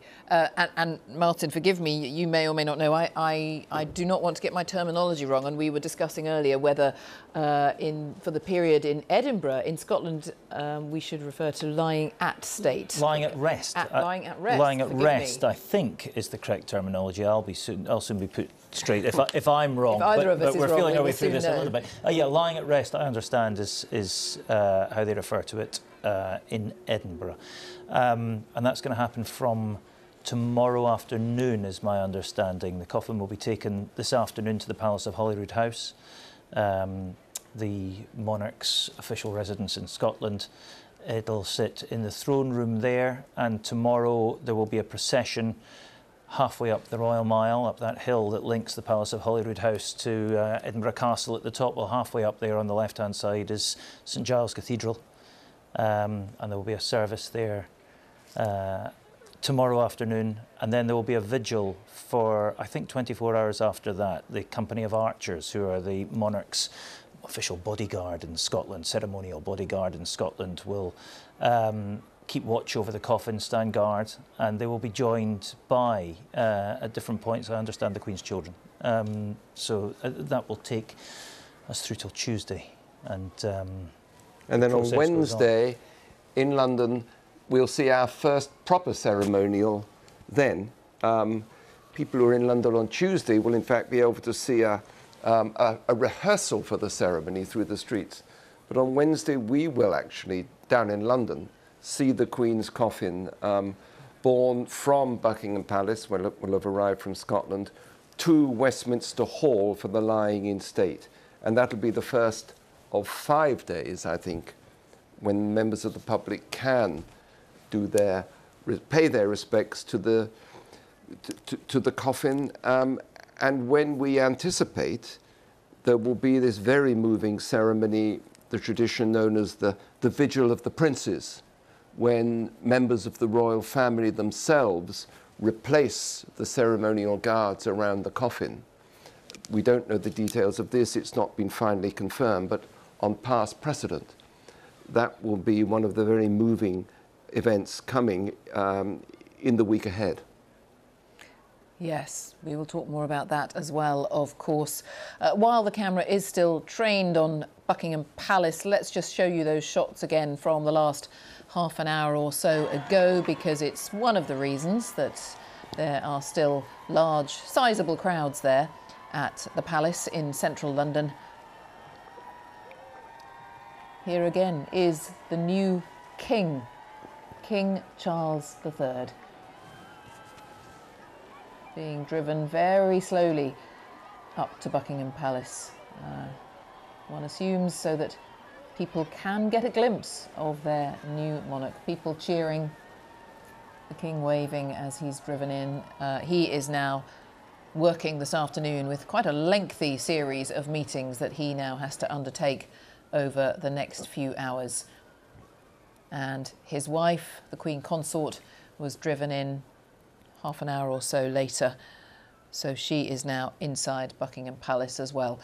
Up until now, of course, his home was Clarence House, which is not that far away at all. In normal times, you would simply walk it. Well, you certainly could walk it. Mere mortals certainly could walk it. Wouldn't be very far at all. But we don't know, I think, unless you know more up-to-date information than me, Robert. I don't think we know if, when, what happens in terms of Buckingham Palace here becoming the King's London home. Well, again, this is speculation, but it is generally thought that King Charles, here we go again, King Charles still new, isn't it? will retain Buckingham Palace as his working headquarters. Yes. But of course, the constitutional centre of the monarchy remains St James's Palace, where we saw the ceremony yesterday, which is in fact just at the back of Clarence House, where he has been living. One of the things that happened during the reign of the Queen is that Buckingham Palace became open to the public, we take that for granted now. There's a shop in Buckingham Palace. That's true, we do take that for granted. Of course, it wasn't like that when I was a child. No, yeah. There's the Queen's Gallery. I think the whole process started with the Queen's Gallery, the feeling that the art that the Queen enjoys should be shared more widely. And over the decades, this was a democratization of the process. It is said that Prince Charles is going to continue this further. At the moment, you can only go around Buckingham Palace when the monarch is not in residence, mainly during the summer, yes. When the Queen, as we know, would go to Balmoral. It is thought that King Charles will develop plans to make it easier to visit the gardens all year round, perhaps, and even ceremonial parts of the palace. This is a practical matter of raising money. Yes. King Charles doesn't want to depend on taxpayers any more than he has to. And his slimmed down monarchy is based on the idea there should be less royals on the payroll, and we should find more ways of the monarchy supporting itself. And it has to be said that one of his achievements of Prince of Wales was actually to generate a great deal of money through the Prince's Trust for charities, for good works. He's proved, sometimes controversially, very good at raising money for his charities. So he'll be bringing that commercial sense to the monarchy. Not that the Queen and Prince Philip weren't commercial as well, but these are all changes that lie ahead. And there's this, theme that Martin's raised, that the Queen has to be seen to be believed, the monarchy has to be seen to be believed, but you can't let too much light in on the magic. It's a question of maintaining the mystique while making it accessible as well. It's a balance, isn't it? Quite yes. a fine balance, actually, and how you judge that, but how you judge that as the generations go on, because Prince Charles, I've done it now, King Charles, and his team will have to make certain decisions as the years go on, and the world has changed so much over the course of his mother's lifetime, as we saw, and the Queen had to adapt to that, and we wait to see. There was it puts me in mind, I forget the exact phrase, but there was a lovely line about that in the statement that the now Prince of Wales made, Prince William, the now Prince of Wales, when he talked about that lovely statement, touching statement, where he talked about having lost his granny, and he talked about how the Queen liked, I am paraphrasing, I hasten to add, but the Queen liked tradition, but she also adapted with the ages. That, I'm paraphrasing his thought there. He put it more elegantly than me, but that thought that you constantly have to keep an eye on where society is going, I suppose. And he would have got that idea partly from his father, but also directly from the Queen. We mustn't forget that in the years after Diana's death in 1998, the closest thing that those two princes had to a mother was the Queen. She stepped forward. And it so happened in those days, William was at Eton College, just across the road from Windsor. He would regularly go across the bridge to have lunch with Granny and Grandpa.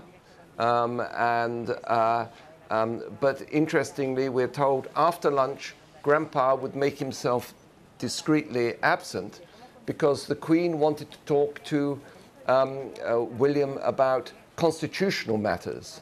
And Prince Philip always made a great point of stepping aside from that so he could do his own thing.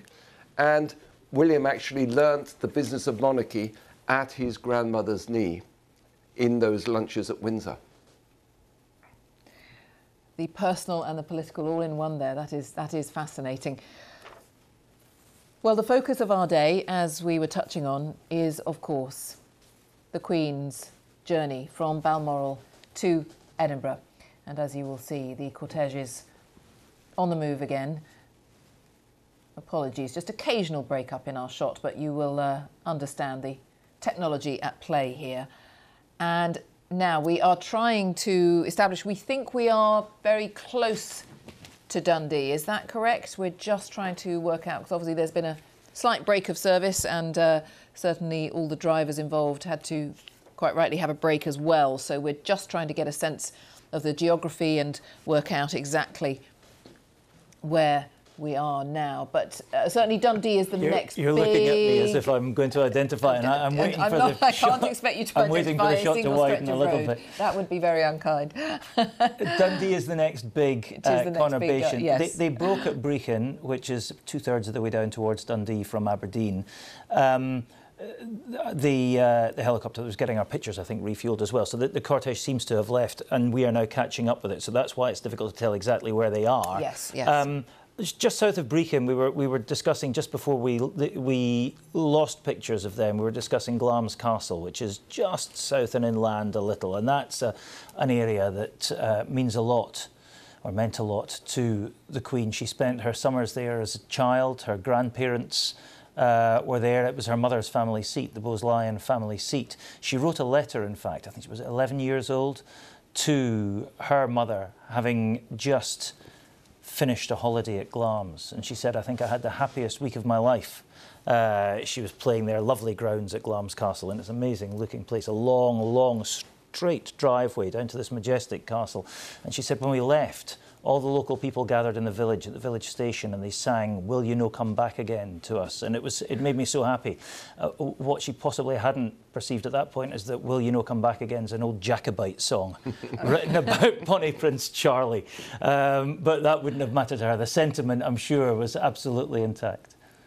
And just as, again, what we were seeing just on the edge of the road put me in mind of what we were all discussing hour or so ago, just those little opportunities where people have come out, as you say, they've worked out where the vehicles are going to be driving, and they are just dotting the roads, lining the side of the road there to catch that glimpse. I think, I don't have much to go on here, but I think we might be coming into the very outskirts of Dundee. If there's a roundabout coming up shortly, then it's where I think we are.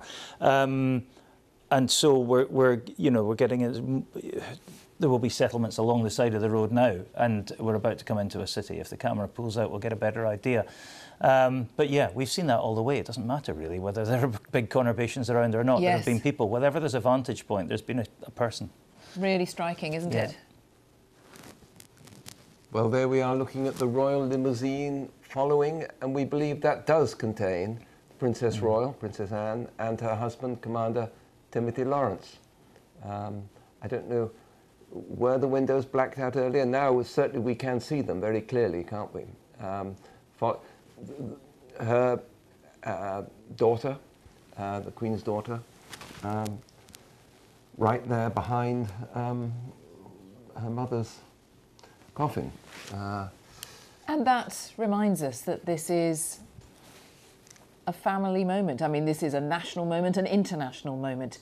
But those scenes outside the gates of Balmoral yesterday, Saturday, they were very touching and reminded you that there is a family involved here. Very, very easy to lose sight of that, and a family unlike any other, obviously, but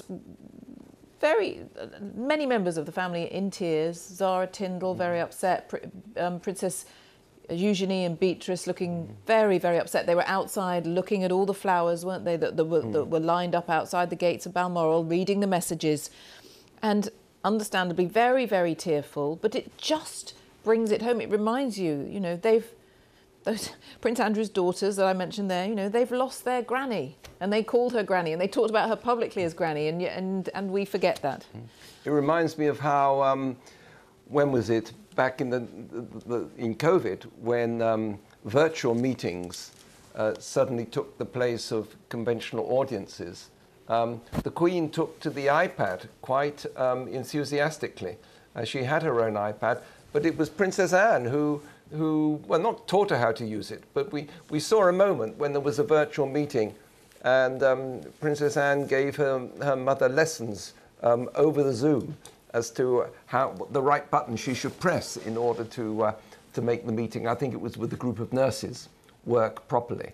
And the Queen, in fact, adopted Zoom during COVID, not just for important matters of state, for her audiences with the Prime Minister and so on, but to keep in touch with her racehorses. And if a foal was being born, that would be transmitted to her iPad, so that she could see one of the foals she'd bred actually coming into the world. It was a whole new dimension to her personal life at a time, of course, of the restrictions of COVID and also, of course, the loss of her husband last year as well. Again, to your point about moving with the times and having to, and you should as well, but yes, she adopted there are people on both sides of the road there. Yes, aren't there? Quite a lot. I think we are just coming into Dundee now. I'm told, yes, just a couple of miles outside, Yeah, I've just been told. Area called the Murrows, I think, that part, just to the north of Dundee. And again, for our international viewers, a sizable town. Dundee, yes. Yeah, one of the 8 cities of Scotland, now 8. Dunfermline was made a city just earlier this year because of the Platinum Jubilee. It had that honour bestowed on it. So yeah, one of the 8 cities of Scotland, I think something around 150, 200,000 of the population, so not huge. A really interesting city at the moment, Dundee, going through a real period of regeneration. Down in the waterfront, as the cortege enters the town, it'll go through a couple of roundabouts, then it'll turn right along the Kingsway. But if it went straight ahead over the hill and down to the waterfront, it would arrive at the new Victoria and Albert Museum, which is opened in Dundee 5 or 6 years ago now, and has really sparked a process of regeneration, almost in the way that, you know, the regeneration of the Albert Dock did in Liverpool. Things spread out, other businesses move in. There's a kind of arty community developing down there. It's also a centre of technology, a huge centre of the world global computer games industry now in Dundee, and also health innovation and technology. Ninewells Hospital in Dundee is coming up with some really extraordinary, innovative work. And a lot of money's being put into it there. Also, the only city in Scotland that's bucking what is a bit of an alarming population trend of an ageing population. It's the youngest city in Scotland by quite some distance. I think the median age for Scottish cities is something like 45, and in Dundee it's 38. So that's yeah, interesting. There we are. Partly through the technology, all sorts of different big student population. But also, I mean, that's not to gloss over too much. Dundee is a city that has had its problems. Historically, it's suffered quite badly. It still comes off quite badly in the lists of urban deprivation and so on. But there is hope that it is now regenerated. What it has to do is keep all these students who are learning there in the city to be the working population of the future. It has to work out a way of just keeping them here. And Scotland has to work out a way of keeping young people who come to Scotland to learn within Scotland, to be effectively, if we're mercenary about it, be the taxpayers of the future, because you need to pay for the ageing population. Yes. That's a conversation Scotland's having gently at the moment. Dundee is also famous, of course, for us non-techies as the home of orange marmalade. It is. Marmalade, Dundee marmalade. I see from the jar it's made in Dundee and Croydon. How much is made in Croydon these days and how much in Dundee may be an open question, but... to return to the Paddington theme.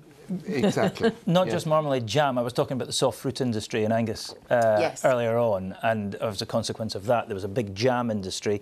There was also a jute industry. The jute mills were a huge employer historically in Dundee. And then the third J, journalism, jam, jute and journalism. It was the home of D.C. Thompson publications, who published the Courier, but more famously the Beano, the Dandy. Oh, yes. Jackie magazine, I don't know if you remember that from your youth. Yes, that's my era, Friend, yes. All that stuff. So yeah. Legendary British magazines. But jam, jute and journalism largely giving way these days to computer games, technological innovation and the arts. The V&A, the outpost of the London. Indeed. There's the roundabout I was talking about, and this is Dundee. And does Dundee have anything to do with North Sea oil and energy? Well, the kind of home of North Sea oil was Aberdeen, so 65 miles up the road. Sparked, appropriately, by the Queen back in 1965 at Dice. She pressed, in the BP headquarters, she pressed a gold button which opened the oil pipeline from the Forties oil field and effectively then began the North Sea oil boom, and that, of course, our reliance on fossil fuels is fading. The North Sea is draining, although there is still discussion about whether more licences should be granted to drill there, but it's being replaced now by renewables. And there's a big move afoot, just transition, the Scottish Government call it, to make sure that while one industry goes, it doesn't get completely left behind, and they're pushing green energy into to Aberdeen as a replacement for the old fossil fuel industry that made it so rich. Dundee's come out in some force in the suburbs. It has. Well, you're going to see another roundabout coming up in a minute. Anybody who's driven this road from central Scotland up to Aberdeen will know this roundabout because you get stuck in traffic all the time.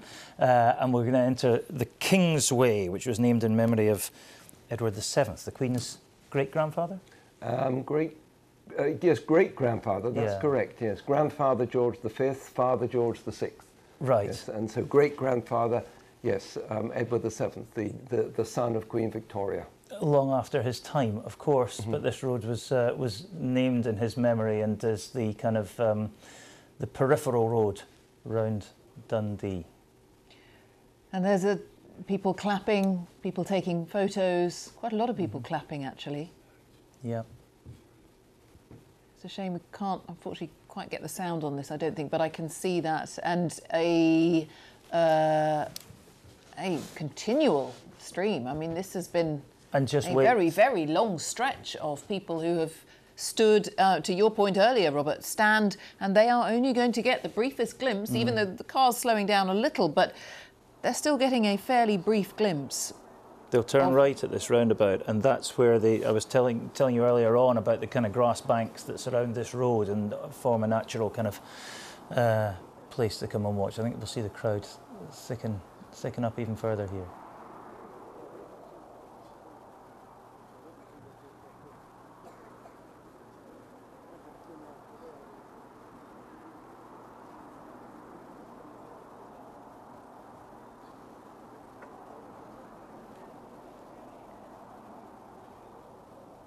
Well, in a moment, I think we'll just be able to see a different camera angle, which also might give us a bit more of an idea of, as Martin says, the crowds thickening as they get right into the heart of the city.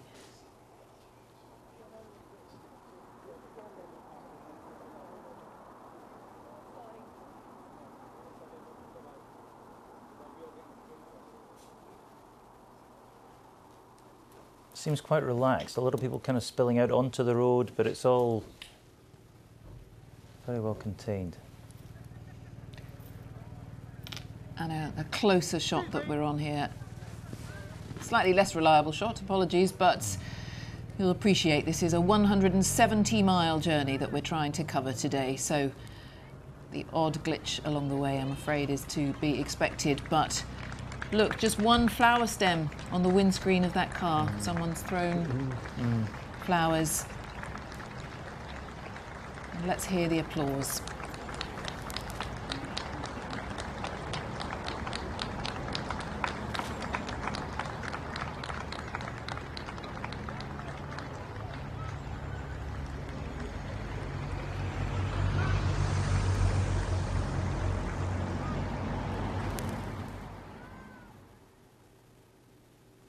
Yes, I mean, we are talking certainly thousands of people, aren't we, this is the start of the that have turned out. Yeah. Yes.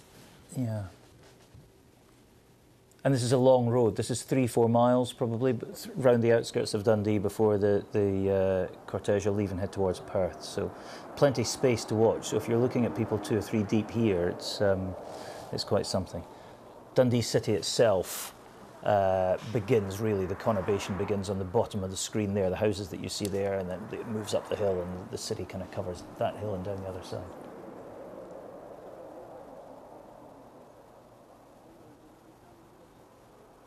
And the route overall, Martin, that we were talking about at the start of the day, I mean, today's focus is Balmoral to Edinburgh. Elements of the route will have been chosen to allow people to come out from various towns and conurbations to try to give as many people as possible, I suppose, the opportunity to do what exactly these people are doing, just to... This is not about necessarily taking the fastest route for that journey. It's about selecting a route and going through appropriate places that there's perhaps a royal connection, Yeah, I think so, to an extent. I mean, they could have altered the route and made it a longer journey to deliberately pass through other towns on the way down. They've bypassed quite a lot. But what they have done is taken a route that takes them through some of the cities. If they'd gone on a more direct route through the Cairngorms, down through Glenshee, through Braemar and Blairgowrie, they would have missed most of the main centres of population. They've just taken a slightly longer route to go down the dual carriageway, so they hit Aberdeen and Dundee, for example, just now. Famously, we can see in the top of the shot there the two football stadiums in Dundee. The two rival teams play next door to each other in the same street. Tannadice and Dens Park. And new housing developments, a golf course. Yeah. Or the Queen is being driven through her Britain, isn't she? Quite. There's a lot going on in Dundee at the moment. It doesn't seem to be anybody out on that golf course. They're taking their chance to say farewell as well, I imagine. Yeah. So we're about 55 miles probably from the end of the journey now. Right. Something like that, 55, 60 miles from the end of the journey now. But the convoy is travelling slowly. Yes. So perhaps another... Normally it would be an hour from Dundee to Edinburgh, realistically. Probably another 2, I would say, at the speed they're going at. Yes, for obvious reasons, because they want people of course. To be able to witness this moment of history. Yeah.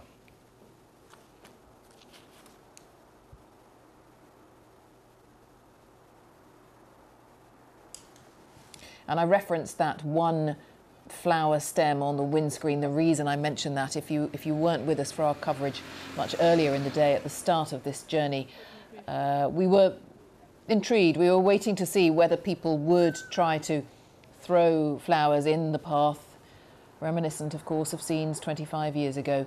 But a number of local councils had put out requests in the run-up to today, asking people, in fact, not to do that. They said, please come, please share this moment, but please do not throw flowers into the path of the cortege. For entirely practical, straightforward reasons, they simply didn't want, as they put it, other road users to have any problems once the cortege had passed through.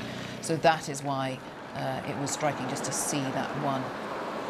Potentially problems for the driver as well, of course, but it was a purely practical announcement. But nonetheless, towns, villages, cities wanting to encourage people to come out and see the Queen's coffin on its final journey to Edinburgh.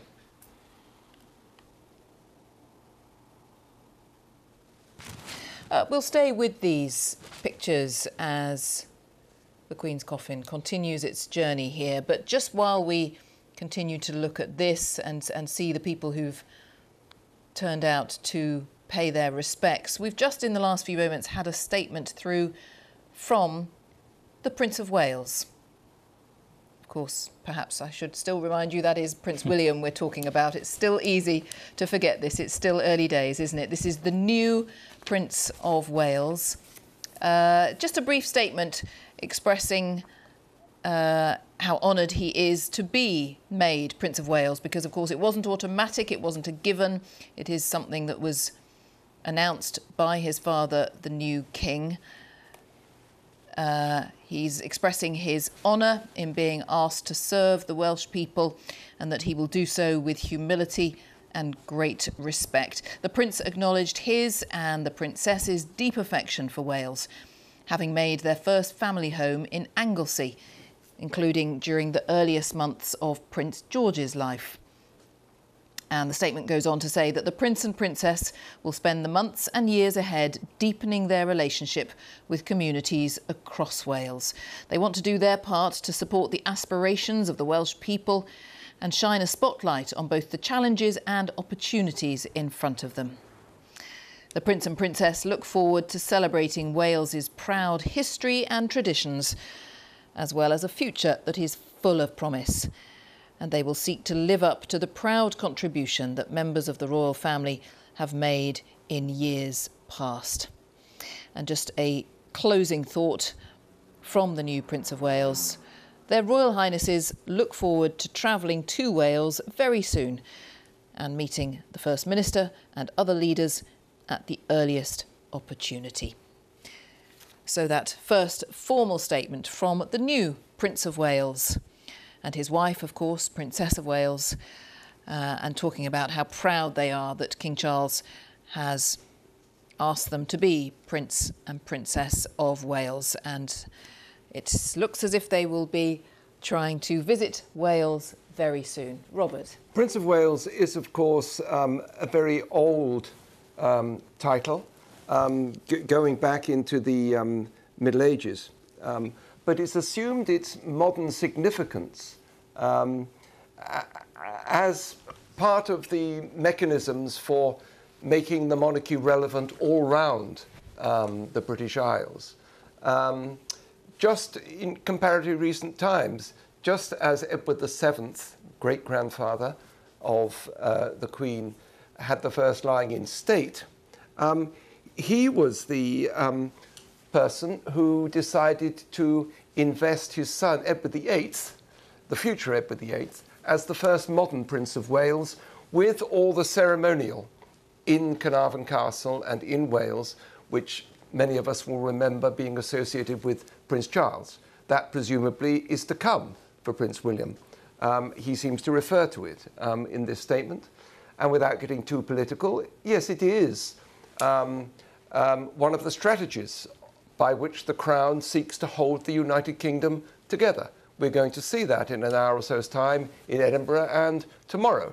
The Crown playing its part in keeping the United Kingdom united, as certainly the Queen and King Charles want to do. Well, here is Prince William adding his dimension to that, and just reminding us that there are, it's not just Scotland that's a constituent part of the United Kingdom, there is Wales as well. Yes, and we are going to be back in Scotland in just a heartbeat, but just before that, was I right in saying that it wasn't a given that he would be Prince of Wales? Is that correct? It's nothing's a given. For example, what's going to happen to the title of Duke of Edinburgh?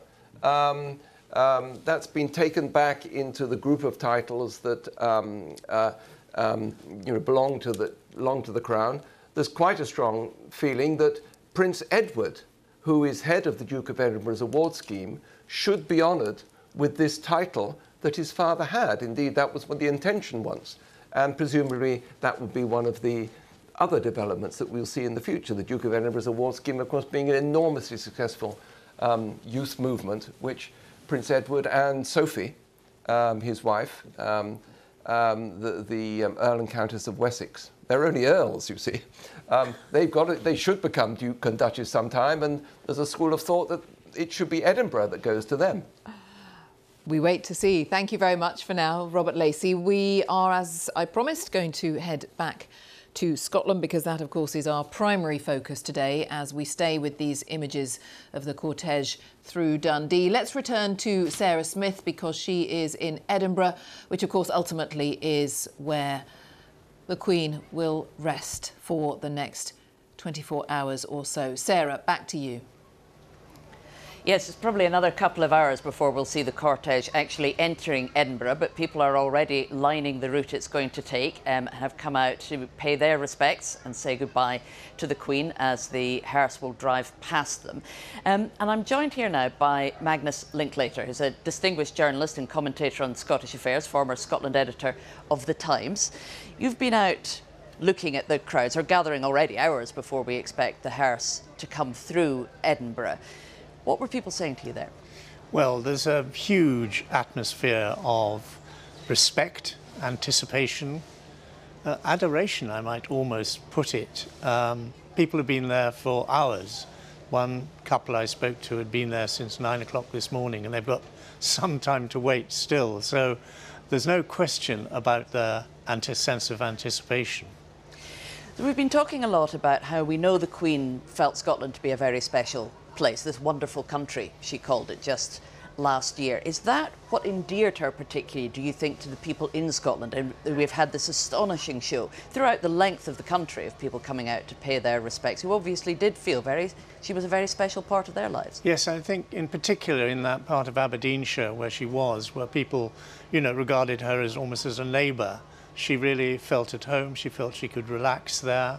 It was, you know, a very special place for her. And I think the local people that she got to know were the kind of Scots that she felt very much at home with. We've been talking earlier in this programme about the fact that opinion polls would suggest that Scotland is not quite as supportive of the monarchy as other parts of the United Kingdom. But the scenes we are seeing today would belie that. We are seeing hundreds of thousands of people lining the streets to catch just a brief glimpse of the hearse going past. Yes. I mean, the Scots are said to be divided on the issue of the monarchy, the institution of the monarchy. After all, we had an independence referendum which divided the nation down the middle. But certainly that crowd there, you wouldn't for a moment think that they were anti-monarchy. Some of them might make a distinction between their love for the Queen and their views about the monarchy. But I certainly didn't come across any of that there at all.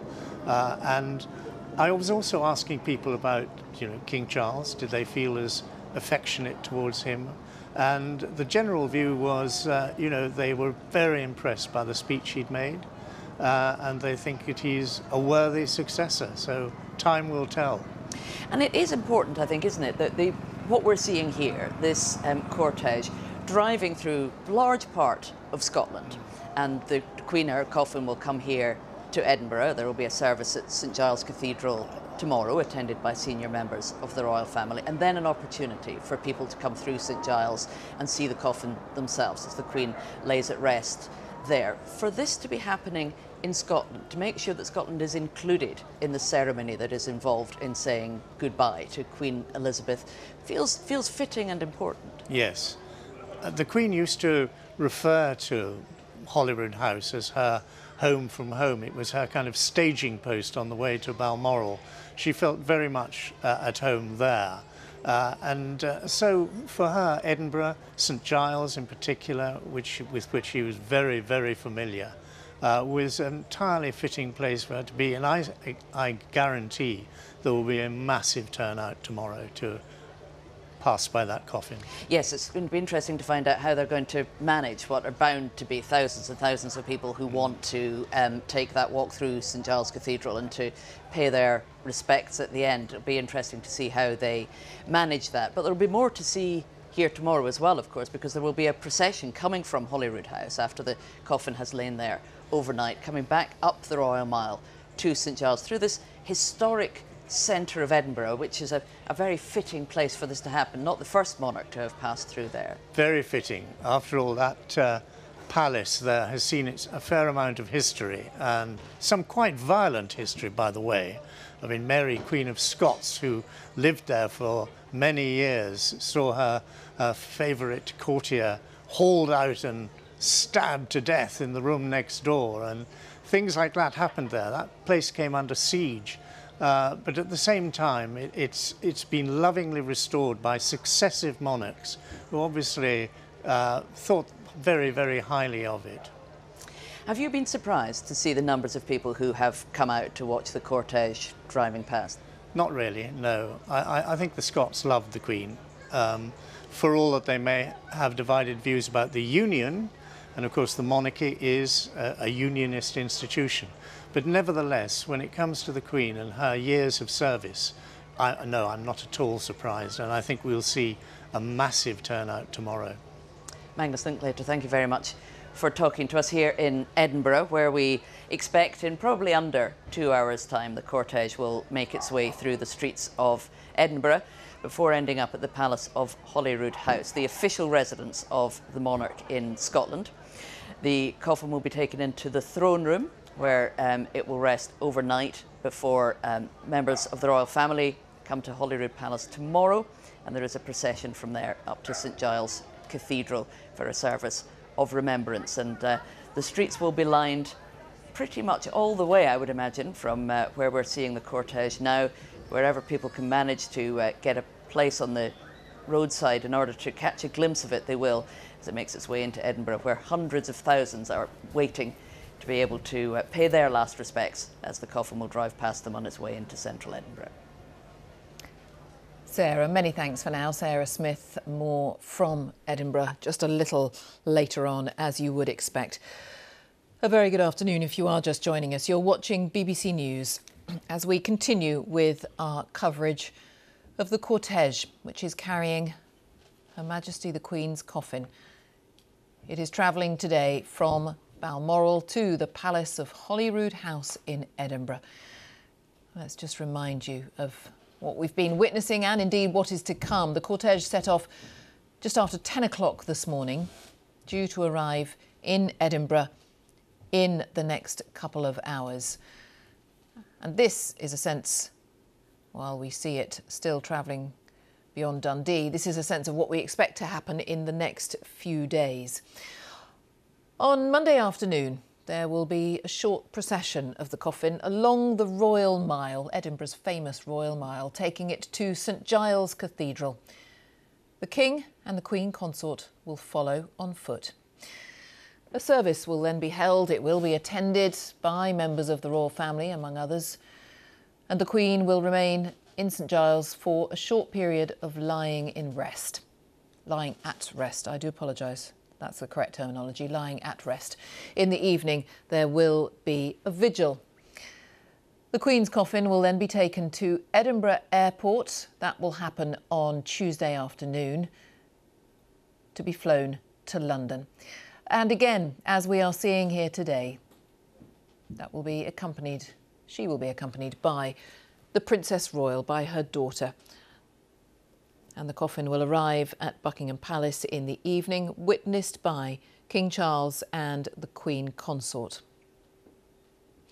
Then moving on to Wednesday, Wednesday afternoon, at about 2 o'clock on Wednesday, the Queen's coffin will be adorned with the crown and a wreath of flowers, and it will travel on a gun carriage from Buckingham Palace to Westminster Hall. That route will take in Queen's Gardens, the Mall, Horse Guards and Horse Guards Arch, Whitehall, Parliament Street, Parliament Square and New Palace Yard. If you know your geography of London, that will a route that will make sense to you, but several days in which to study that route if you would like to follow that later in the week.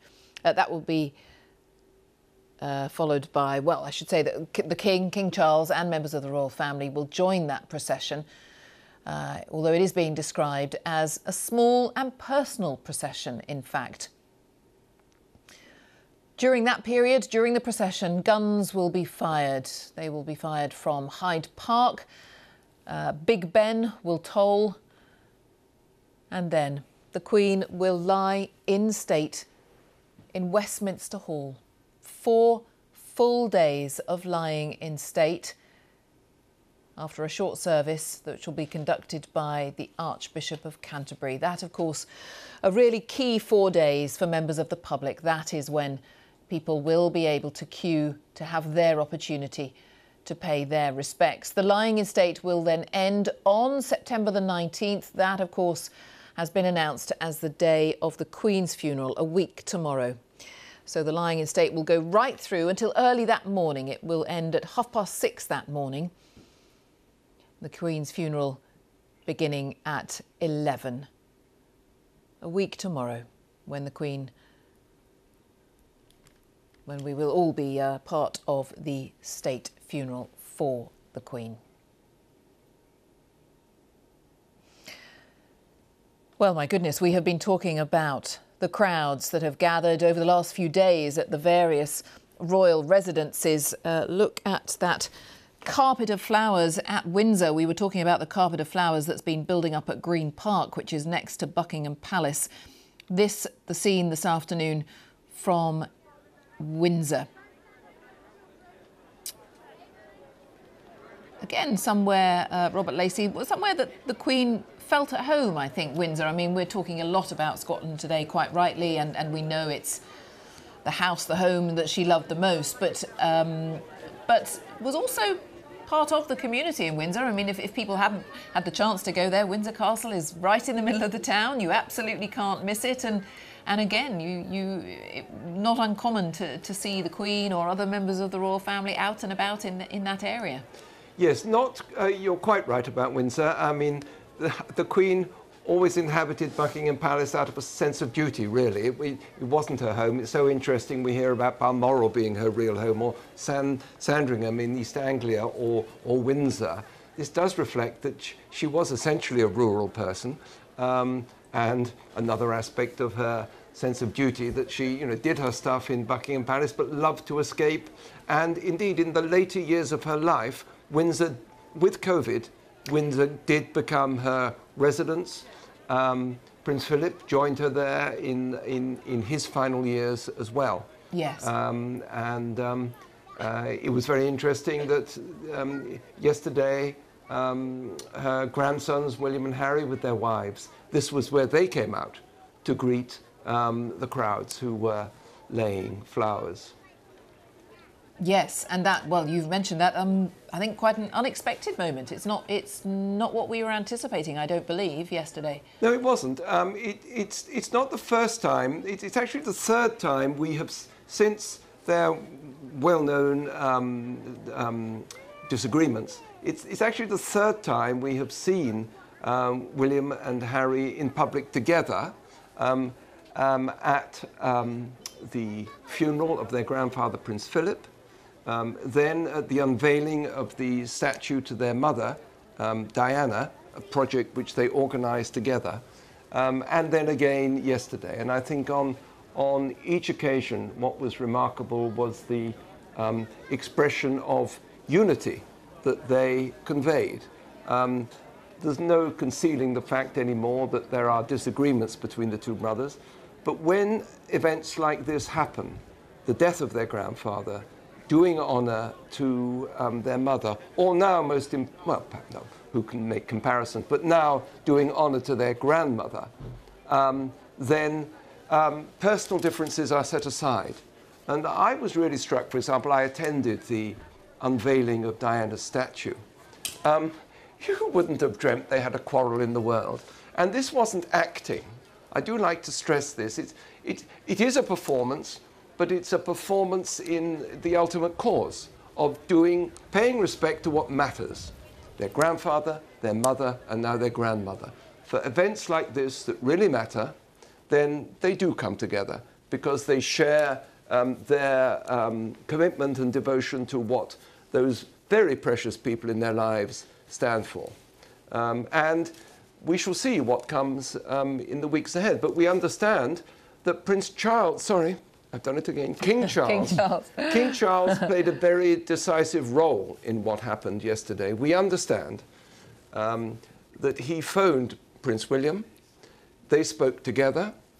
And as a result of that call, Prince William then got in touch with his brother. And we saw then what used to be called the Fab Four, out together. And people will make their own interpretations of the body language and that sort of thing. That's not my area of expertise. What I can see is a couple of brothers and their wives paying homage to a woman that all of them respected in their different ways. Yes, that's the unifying force. It is. There. Yes. And who knows what will happen in the weeks ahead. And certainly in the days ahead.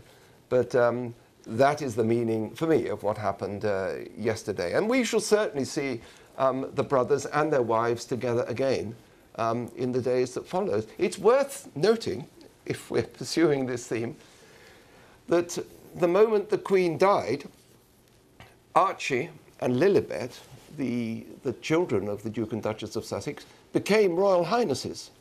There's been no public announcement of that. But that is the situation. Under the 1917 Convention, the grandchildren of the monarch become Royal Highnesses. And there's been no contradiction of that.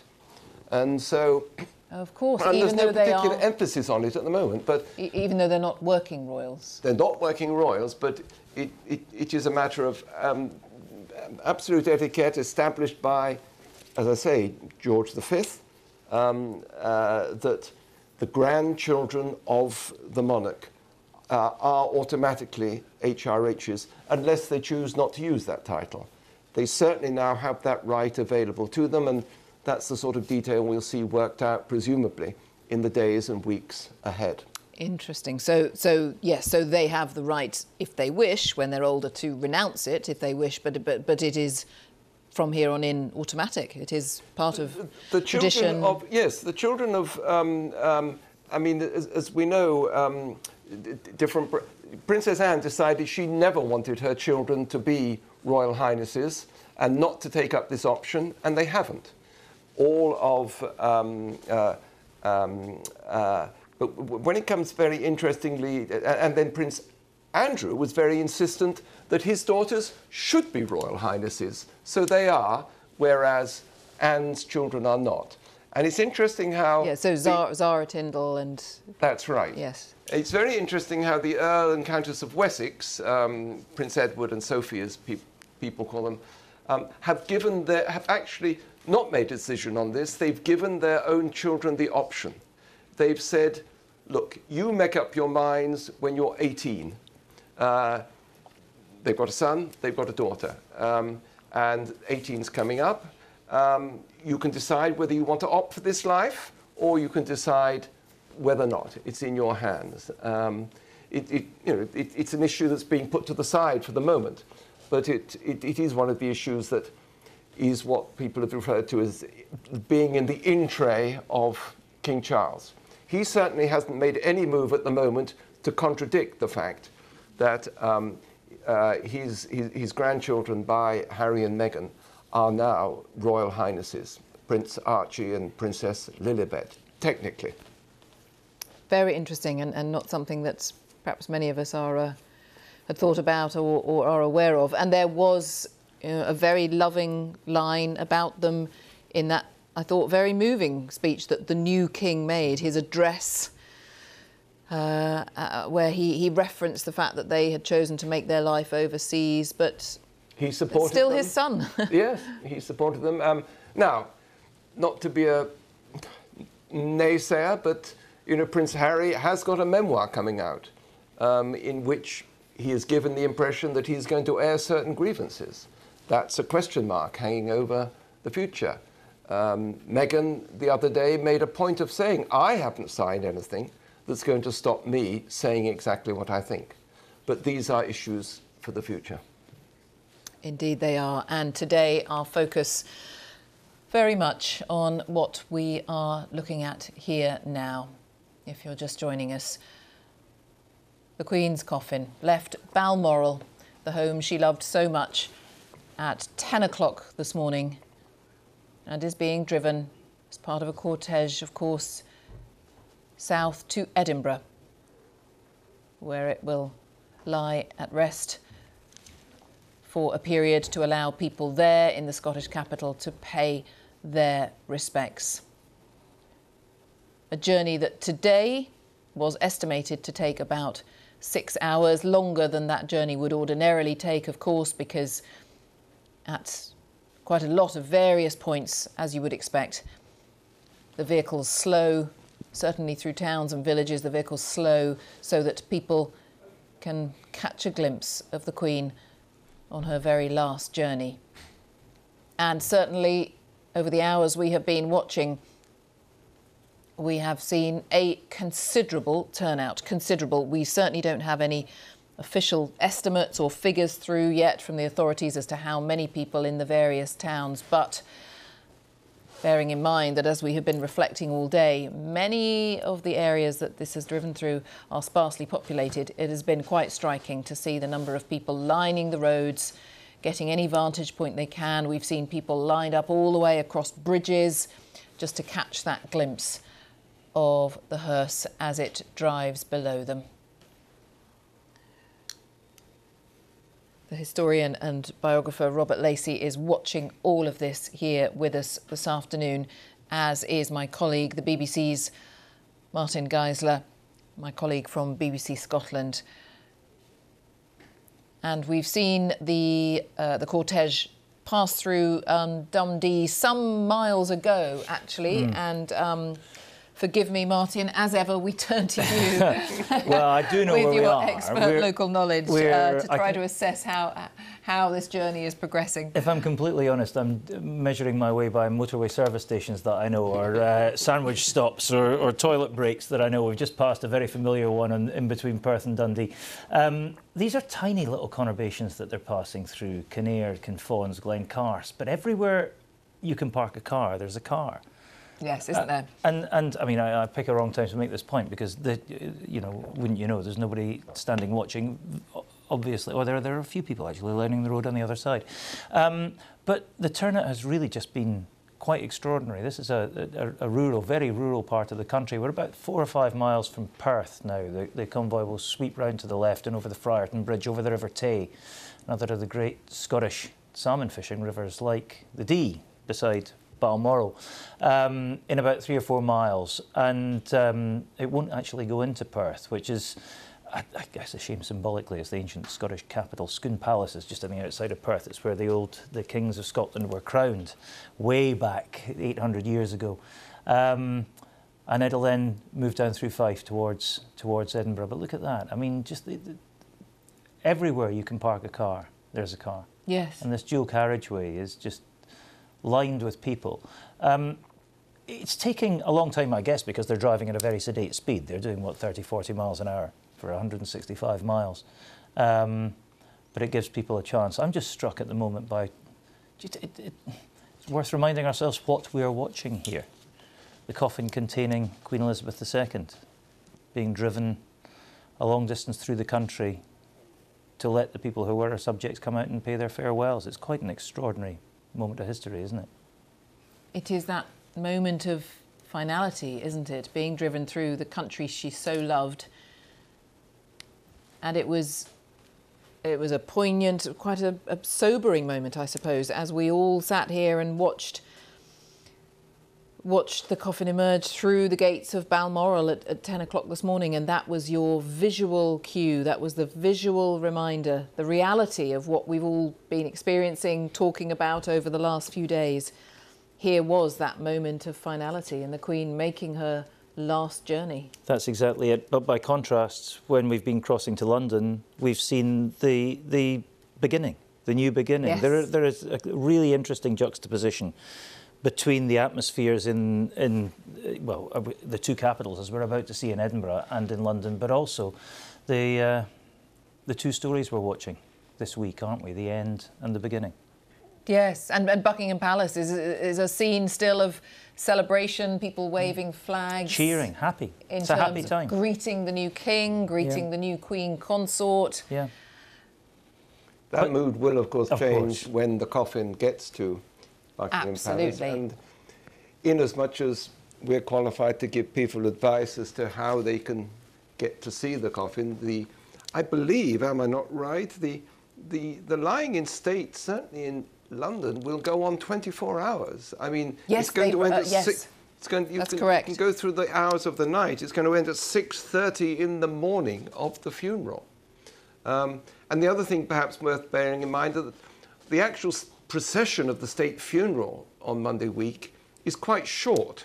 The distance from Westminster Hall to Westminster Abbey is not very long. And actually, it's almost a part one to the funeral procession will be on the Wednesday, when the coffin goes on the much longer route from Buckingham Palace, past all those London landmarks you mentioned, to Westminster Hall. So if people are planning to come to London, they've got more chance probably on Wednesday of seeing the coffin pass than they will on the Monday of the funeral itself, with, of course, the 4 days of lying in state in between. You're quite right to point out about the lying in state. We might talk more about that in a moment. Just before that, though, let's just cross, because we've just got a new camera position from the centre of Edinburgh, from the Royal Mile. Very, very famous, beautiful, well known as a tourist attraction, a key part of the annual festival. I mean, it's absolutely at the heart of. If you say Edinburgh, you just think Royal Mile. One of the first things perhaps that you think about, Martin. Is that fair to say? And look at the side, look at the crowds there. I was sitting in the Royal Mile 3 weeks ago in the middle, excuse me, in the middle of the Festival Fringe, and if anybody's been to the Fringe, you know that's the place where you really can't move. Everybody's out there handing out their leaflets. There's jugglers, fire eaters, stilt walkers, everybody out promoting their act, and it's noisy, there's hustle, there's bustle. What a change today. Still busy, but what a change of mood on that same very short stretch of road. And we are a little way off the Queen's coffin arriving in Edinburgh, but our correspondents there telling us that people started queuing very early this morning, and these images tell that story, don't they? People want to be there for that moment. And, well, Robert, you were just talking about the lying in state in Westminster in London when eventually we reached that point. That the first opportunity for members of the public to pay their respects in that way will, of course, be here. I think I'm right in saying it's a 24-hour period. I think that's correct. Forgive me if I'm wrong, but that is certainly, we know for sure, that's the first opportunity for the public to queue and to spend their time filing past the Queen's coffin, paying their respects there in Edinburgh, in Scotland's capital. In St Giles Cathedral, which has had such a often tumultuous history. It's where John Knox, the famous Presbyterian preacher, used to preach. The first time the Anglican prayer book was read there, an outraged member of the audience of the congregation threw a stool at the preacher with some sharp words. How dare you preach mass in my ear? And there's now a bronze three-legged milking stool that sits near the ticket booth at the door of the cathedral to commemorate that. There's also a life-size statue of John Knox in there as well, in full dramatic John Knox, pose. of course, being your great Scottish Protestant reformer. Correct. Who cleared the Catholics out of Scotland. That's how history remembers him.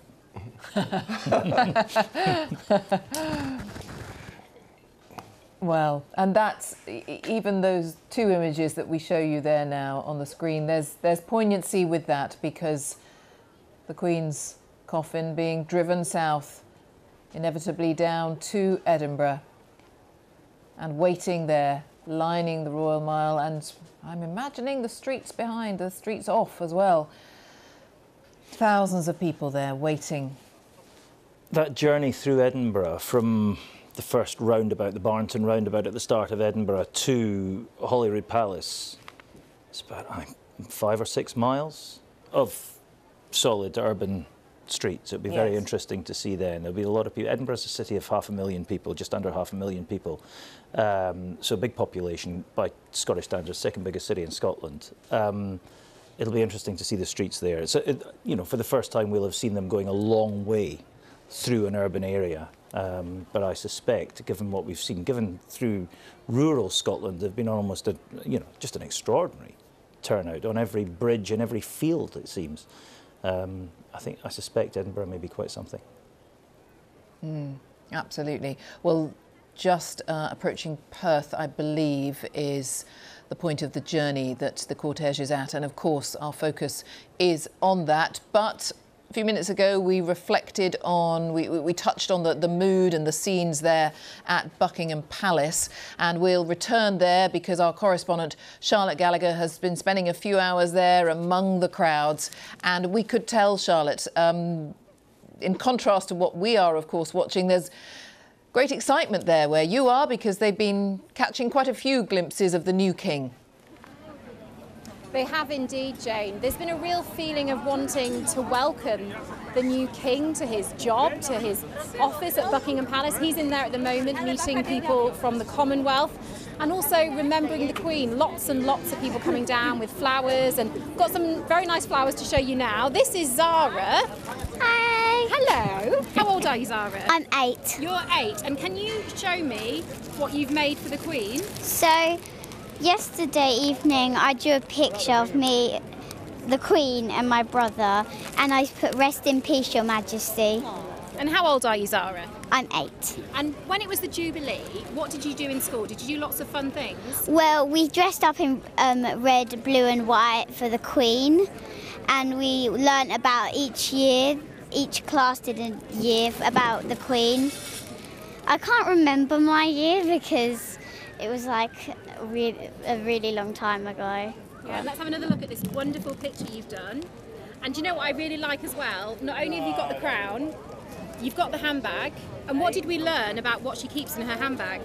She keeps her marmalade sandwich. She does. She kept her marmalade sandwich in her handbag. Thank you so much. Some more ladies here. Whereabouts have you come down from? Chingford. Chingford. And why did you want to come down today? Well, why do we want to come down? I mean, it's you're watching it all the time. I mean, the Queen is someone I've sort of known all my life, really. And living in London, we take all this for granted. We don't bother to put ourselves out and come to all these occasions. So we did. These are my two nieces. This is Mandy, this is Bernadette. These are my two nieces. And they persuaded me, we came. But so far, it's been quite sort of packed and tiring. But it's lovely to be here amongst all these people. It really is. It's a lovely atmosphere, isn't it? Yeah, to see how many people care and queue and queuing, you know. But, yeah, that's why. And did you grow up watching Charles on TV? And yeah, I thought he did very well, Charles. He looked like anybody's son, really. He was upset that his mum died. And yeah, I thought he did well, Charles, really. He held up well, considering. And have you ever met royalty before? I've met Edward. Years and years ago. Yes, I met Edward years ago. When I worked in fashion, and Edward came to the store and we were introduced to him. Yeah. I bet that was very exciting. Yeah, it was very quiet. We shouldn't have been there, but we pushed ourselves in. I don't blame you. I don't blame you. Yeah. Let's see some more flowers that people are coming to bring down. What's your name? Dolly. And how old are you, Dolly? 5. 5? And what about these flowers? They're so pretty. I got them for the Queen. You got them for the Queen? And are you going to put them where all the other flowers are? Yeah. And when it was the Jubilee, did you watch any of that on telly? Yeah. And what did you think? It was really sad. Really sad? Did you like the Queen? Yeah. Did you like her crown? Yeah. Do you like her nice outfits? Yeah. Jewellery, she's got lots of jewellery. And when Charles becomes king in the coronation, he's going to wear a very, very big crown. Do you think you'll do things about that in school? Yeah. Yeah? And what have you thought about today? What have you liked? Coming to the castle. And did you come with Mummy and Daddy? Yeah. And have they been telling you about Queen Elizabeth? Yeah. Yeah? Oh, well done. And well done for speaking on TV. That's very brave. You're Dolly's dad. Why do you think it's important to come down today? Just to be a part of it all, really. It's a historic moment. I mean, none of us have experienced it before. Yeah, just strange how it's got hold of everybody, including those that are not, you know, too deeply rooted in the monarchy and everything else. The whole nation. It's just been really, really good. And it's really strange to think that it was only a couple of months ago that it was a Jubilee and people were here and people were watching this for a totally different reason. Absolutely, yeah. And now it's on to the next, so yeah. Good. And are you from London? No, we're from Kent. We travelled up from Kent. And did you just come down especially for this? Yeah, just today. Yeah, just for this. She was, she wanted us to bring her up, so yeah, it was all down to her. Oh, well done, Dolly. So thank you. Yeah. Doing the Queen proud. Hello. Hello. What's your name? My name's Jess, and this is my friend Liv. Hello. Where have you come down from today? I'm from South East London. I'm from Essex. And why did you want to come down today? Oh, we've got to be part of history, haven't we? And as friends as well. We thought we could come down this year and now, and then in 30 years' time come back when it could be another big occasion with our children. It's part of history. We've got to be part of it. So. And it's kind of strange because we'll probably never see another Queen, will we? No, so that's why it was important as well, wasn't it? Really important to us to pay our respect and do it for our grannies, grandparents and everything. So yeah, my nan. I lost my nan last year and she would have loved this, so I had to come down for her. And a lot of people have said the Queen reminded them of their mum or their granny, that generation. that lovely wartime generation. I know. Nennis, we called her my grandma, and she's got a picture with the Queen, and it used to be front of stage in the house. She loved the Queen, so to be able to come down with some flowers today and pay our respects is, so important. And where's that photo now?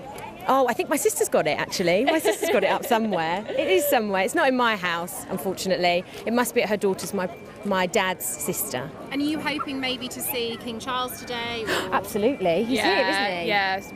I feel like we're just really excited just to see another monarch as well. It's a really sad occasion, but it's also really lovely for us to experience a king.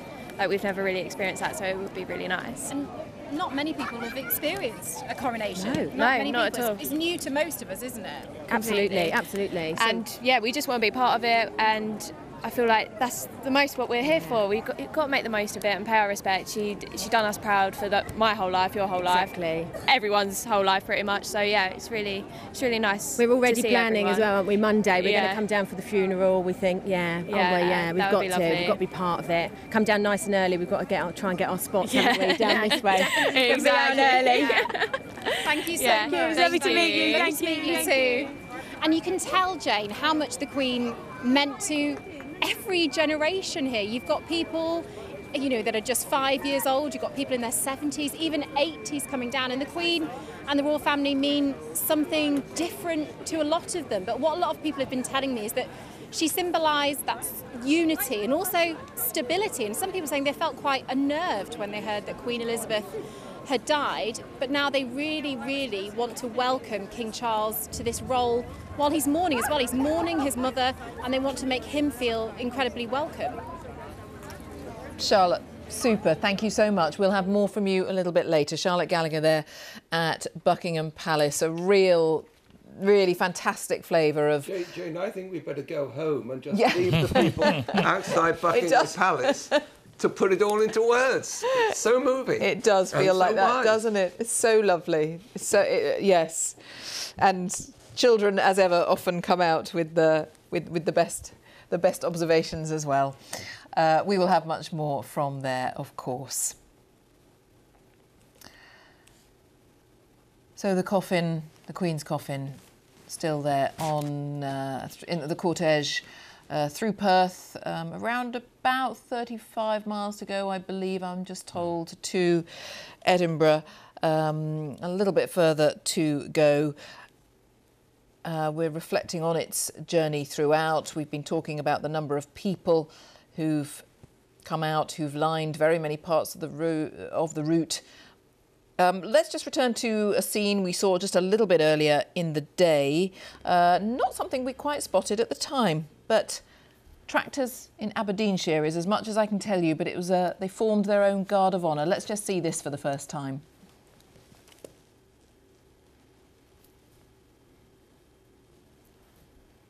That's a group of farmers who came out in a kind of coordinated display. Just, I think, near to Bankery. Right, so relatively near, much earlier this morning, maybe. Yeah. Something we didn't quite spot at the time, but that's rather lovely. Somebody's been in touch with me about that, actually. Hats off to the Aberdeenshire farmers for this show of respect as the Queen's funeral cortege passed from Balmoral to Aberdeen. These images are between Bankery and Aberdeen City, an area of Scotland that she and her family loved so dearly. Well done to every farmer. Yeah.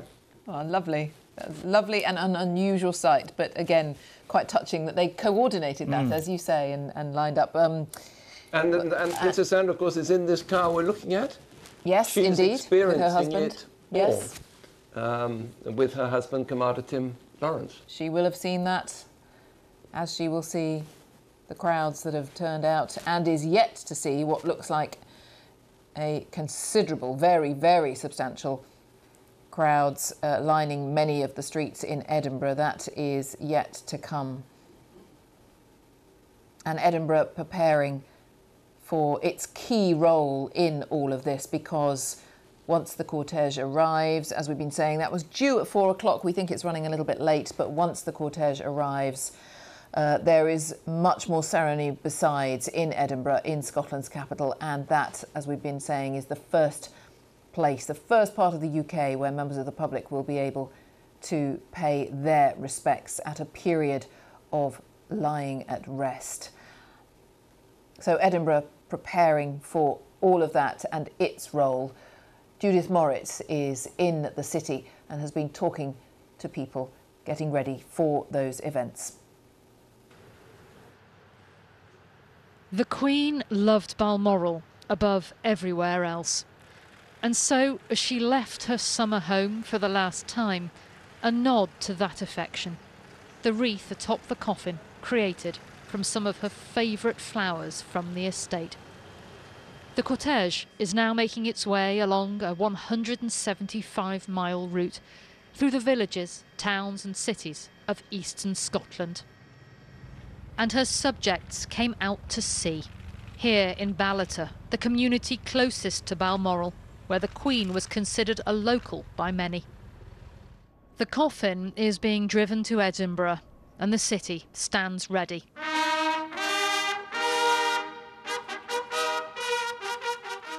This afternoon, a display of perfect pageantry, the public proclamation of the new king, and a 21-gun salute at Edinburgh Castle. Those with ceremonial responsibilities are feeling a mixture of pressure and pride. It's a huge responsibility. I have been the Lord Provost and the Lord Lieutenant for just a few weeks, and I just hope I live up to the expectations of me, and I'm sure that the city will put on a very determined show of its respect for the Queen in the next few days. Because the Queen died at Balmoral, it set in train a whole sequence of events in Scotland that wouldn't have happened had she passed away in London. And so its capital city is readying itself as the Queen's coffin is brought here, and Edinburgh becomes the centre of events for the next few days. On Monday, the King will join the procession as the coffin is brought along the Royal Mile to St Giles Cathedral, where the Queen will lie at rest. Anybody can talk about faith, but to live it is what makes a difference to people. And I think she lived it, and she lived it in the way. Reverend Liz Henderson is one of the royal chaplains and is preparing for the service of prayer and reflection to be held at the cathedral. When you look around Edinburgh, you can see that building, can't you? The place is getting busier and busier, and there are more people gathering, and they are particularly in this part of the old town, and so the focus is very much on St Giles. It has particular significance for this service because the Queen actually came here just 3 weeks after her coronation in June 1953, and it was here that she was blessed by the then moderator of the Church of Scotland and the Dean of the Chapel Royal. Amongst the pomp and protocol, there are the people, once the Queen's subjects, now the King's, all witnessing history as it happens around them. Judith Moritz, BBC News, Edinburgh. And that's a flavour of the planning, and this is Edinburgh this afternoon. 3:15 on a Sunday afternoon. Thousands and thousands of people lining the streets of Scotland's capital, waiting for their chance to see the Queen's coffin pass by.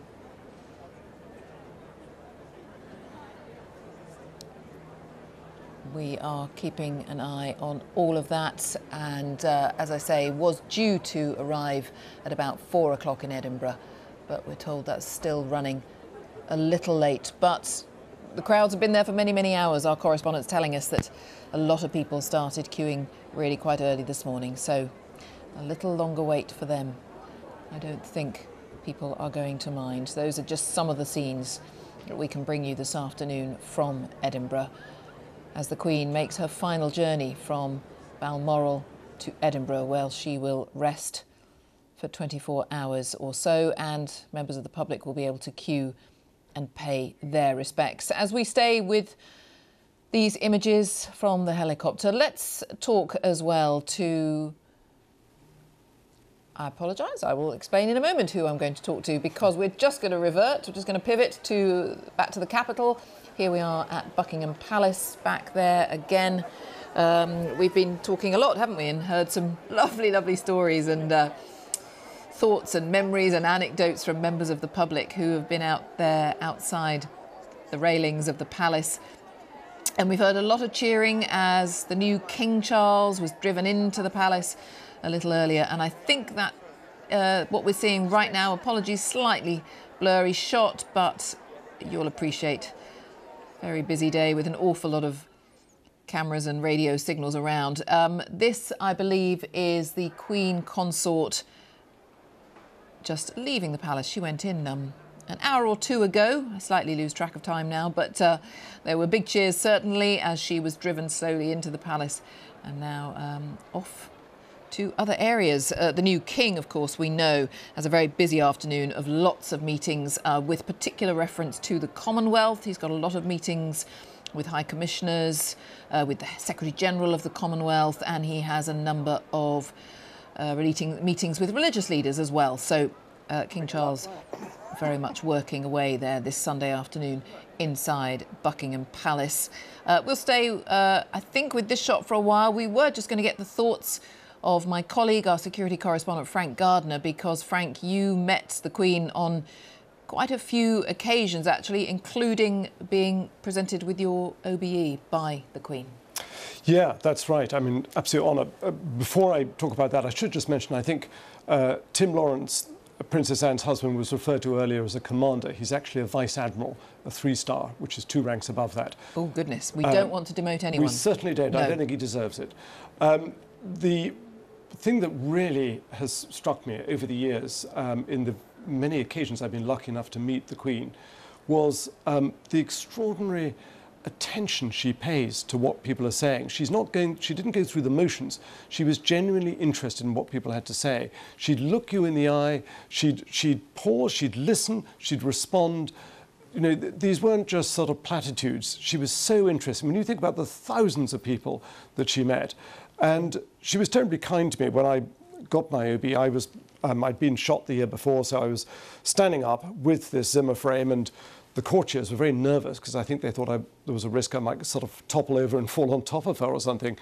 And she inquired about the nature of my injuries, and she said, "How very gallant of you to stand up," you know, which is really, really lovely. And some years later, at a charity event which I was involved in, she was a patron of Motability operations, and I mentioned to her that she gave me my OBE exactly 50 years after she gave my grandfather his OBE. Mine was for services to journalism, his was for services to forestry. But I said, think of that, 50 years apart, same sovereign. And she said, tell me about it, which I think is rather lovely. And just in case anybody thinks that this is sort of a case of lèse majesté, the palace cleared this anecdote and others. And another one, which I thought was terribly touching, we were discussing the Middle East, and she loved meeting royals and others from the Middle East, and she said she was referring to the previous Sultan of Oman. At the time, Sultan Qaboos was on the throne, but she said, I rather like the previous Sultan, but perhaps he just grew out of touch with his people and got deposed by his son. Perhaps it'll happen to me. So, you know, she had that wonderful twinkle in her eye. You know, she could be serious when she needed to be and humorous when she wanted to be. She always got the occasion right in that sense. But actually, talking about eyes, she was Colonel-in-Chief of the Royal Green Jackets, which I was a serving officer as a territorial. And that was, they were disbanded, well, not disbanded, they were merged into the Rifles in 2007. So there was a kind of cocktail party at St. James's Palace to mark this occasion. And she attended. She had something terribly wrong with her eye. It was some kind of infection or whatever, but her absolute lack of vanity made her turn up. I mean, she was clearly in some discomfort from this, but she wanted to be there. She was a fantastic Colonel-in-Chief. She handed over to her husband. So Prince Philip, Duke of Edinburgh, was then Colonel-in-Chief of the Rifles, and currently it has been Camilla, now the Queen Consort. So whether that will, I mean, she's, I suspect, going to be very busy, busier than she has been. But she has been a wonderful Colonel-in-Chief, as was the Queen. And I just thought that was, you know, a vainer person would have said, I can't go out looking like this. Looking like this, yes. And she obviously decided this was her duty. It was this overriding sense of duty that she had. It's lovely that you talk about the humour, because we've touched on that a little today, but perhaps obviously under the circumstances today, not as much as we might wish or like or would be appropriate. But that glint was there, and we forget that it was as you say, it was the right approach at the right time. And then, yes, the number of people she would have had to meet, and yet I suppose it's the best politicians, they say, have that as well, that ability to make you feel as if you are the only person in the room at that moment, and they are completely focused on that conversation with you. So that's what I'm sensing from you, is that's what the experience, that's what the conversation was like. Yes, I mean, I'm lucky enough to have met her 7 times, and each time the scariest thing about it, the only scary thing, is all the sort of protocol around it, the people around it. When you actually cut through and meet her face to face, she immediately put you at ease, because she was so natural.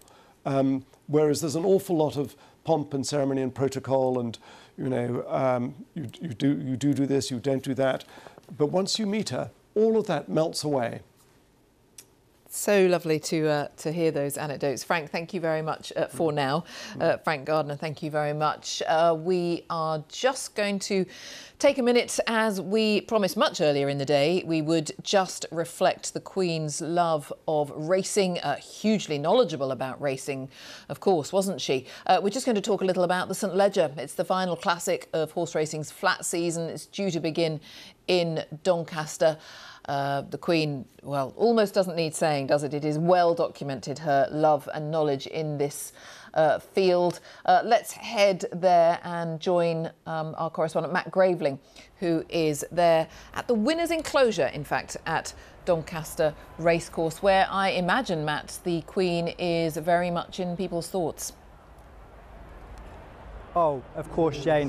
In everybody's thought today, and the St Leger is going to be happening in around half an hour's time. But today really is a day where everybody connected with the Queen's most beloved sport of horse racing has come together. Of course, it was halted on Thursday when we heard about Her Majesty's poor health, but it is back today. There's racing. There's a 7-card race down in Chepstow, and here in Doncaster, well, flags are flying at half-mast, and there are books of remembrance for people to sign inside of the building, and the jockeys are all wearing black armbands in their races as well. And I can tell you that earlier, around 12:15 in the afternoon, here at the winner's enclosure, the staff and the jockeys, they all stood in a line, and they first watched a 3-minute video of the Queen's history with horses, but then after that they took 2 minutes to think of their own memories of the Queen. They paid their respect, heads were bowed, and then following that, the jockeys and the staff, along with 10,000 people who are here today, they all sung the national anthem with, of course, those new words of God Save the King. Now, the Queen's love of horses, as you say, Jane, has been well documented, and in fact in today's race programme there's a lovely black and white picture of Her Majesty on the front cover, and inside it says she first sat on a horse at the age of 3, but then later in life she became a very successful owner and breeder. And the jockeys who rode for the Queen, of course, wore that lovely scarlet, purple and gold racing silks, and one of those who was lucky enough to be in the saddle for the Queen on many occasions was Frankie Dettori. He won the first race here today. A little bit earlier I caught up with him and asked him for his favourite memory of the Queen. When I won my 4th King George, I went up to the podium to get the trophy, and she's asked me about the race, and I explained to her how it all went, and then cheeky of me, I said, oh, by the way, Your Majesty, I won it 4 times. And she turned around, she said, well, Leicester won it 7. Kind of, get back in your box. So she had that great sense of humour, and I met her in all walks of life, obviously Windsor Castle, Buckingham Palace, racing, in my stable, in other events. So yes, she was, she always made a detour if somebody in the room was from racing, because she felt more comfortable to talk to people of my sport that, people that perhaps she didn't know. So she had the special attraction for racing, and that's why we love her so much. We lost our greatest ambassador. And that really is a sentiment that has been shared throughout the morning and throughout the day here at Doncaster. A little bit earlier I spoke to Julie Harrington from the British Horse Racing Authority, and she said what the Queen did for the sport really is immeasurable. Now, of course, the Queen's most famous win came in 2013 at the Gold Cup with her horse Estimate, but perhaps it's slightly fitting that racing returns here at Doncaster today and the St Leger will be taking place in about 25 minutes because, of course, that is a race the Queen won herself with her horse Dunfermline in 1977. And that, of course, was her Jubilee year as well. So a fantastic atmosphere here today. And do you know what else as well, Jane? Final thought for you. Frankie Dettori is also going to be riding in the St Leger, and although he's not the favourite as one of the Queen's jockeys, on a day like today, you never know. Matt, thank you so much. Matt Graveling there at the St Leger in Doncaster. And we are, of course, keeping an eye on the cortege as it makes its way south to Edinburgh. But as we continue to watch these pictures, in terms of other formalities happening today, you may know, if you were with us a little earlier, that the accession of the King has been proclaimed across all 4 of the UK's nations today.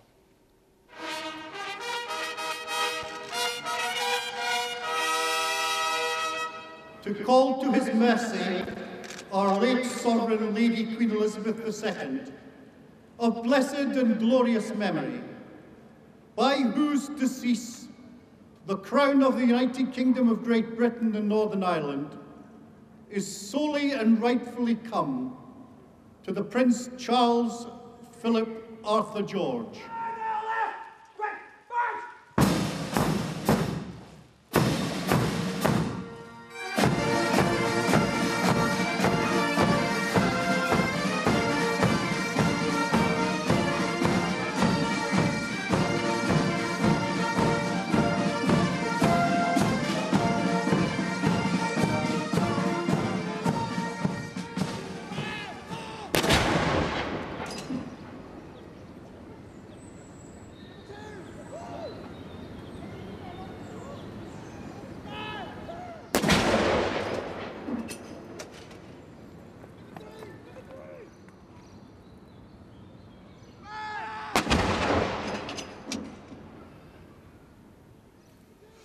Well, let's go, as you can see, to our Ireland correspondent Emma Vardy, who is at Royal Hillsborough near Belfast for more on all of today's formalities and pageants and perhaps more besides there. Emma. Well, as Northern Ireland's royal accession proclamation took place earlier today, there was a parade with soldiers of the Royal Irish Regiment, and the band of the Royal Irish Regiment were here too. And also members of the public have been braving some pretty heavy rain to be here too. They're still coming in this afternoon to lay flowers, and that carpet of flowers at the gates of Hillsborough behind me has just been growing really over the last few days. Of course, political leaders have been attending the events too, although there was an announcement today from Sinn Féin and from the SDLP, the 2 biggest nationalist parties here in Northern Ireland, that they wouldn't be attending the proclamation today. And that really comes down to the basic politics of Northern Ireland, really, and that nationalist parties here, of course, don't see the royal family as their monarchy. Their aspirations are for Northern Ireland to become part of a united Ireland with the Republic of Ireland in future. But of course, they also respect and appreciate the role that the Queen herself played in reconciliation and in relationship building between the British and Irish relationship here. And Sinn Féin have said that they saw today's formalities as being for those who see themselves as their political allegiance as being to the Crown, but that they will be attending other events in the days to come. And of course, the King will be visiting here in Northern Ireland on Tuesday, and they will be attending events to mark his arrival here then.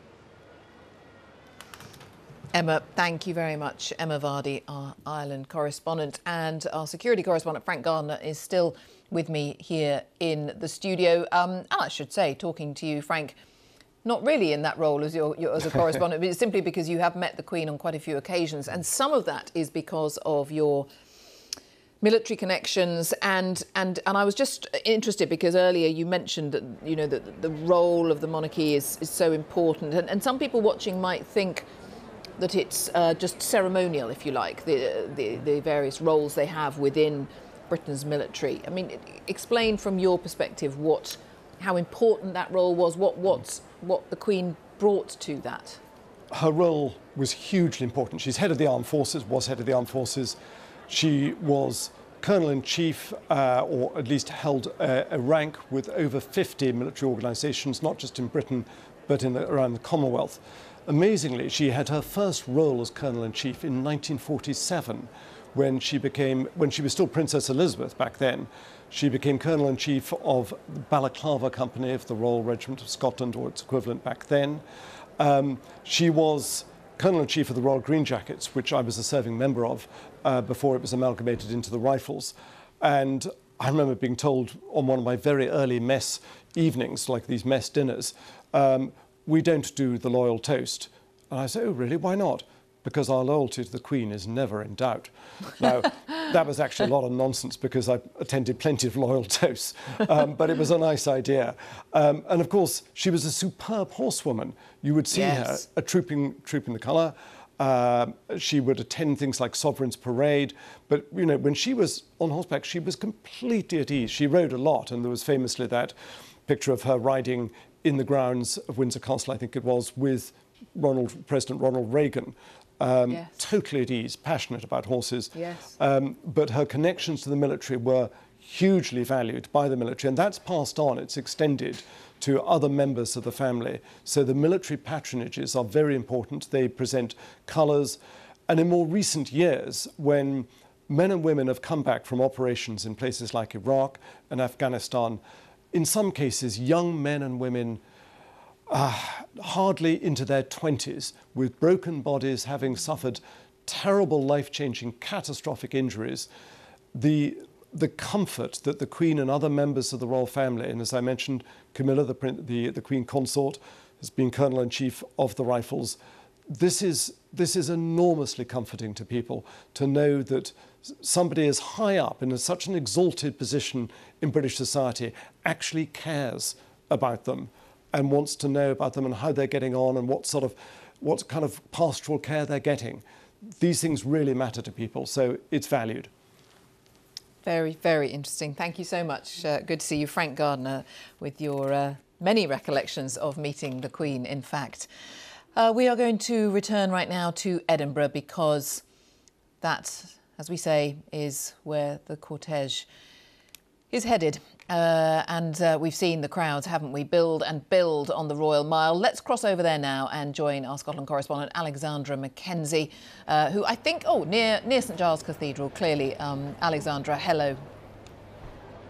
Hello, yes, just outside, St Giles Cathedral here. And Edinburgh has been very much a focal point since Thursday night, but even more so today. The crowds have been gathering here all day, with many people just wanting to come and catch a glimpse of the hearse as it passes through here, as you said, yes, the end of its journey, which began much earlier this morning on Royal Deeside and then came through Aberdeen, Dundee, and will finally end up here on the Royal Mile, where people are packed into the streets, all the way from the top of the Royal Mile up at the castle, all the way down here past St Giles Cathedral, and then eventually down to the Palace of Holyrood House.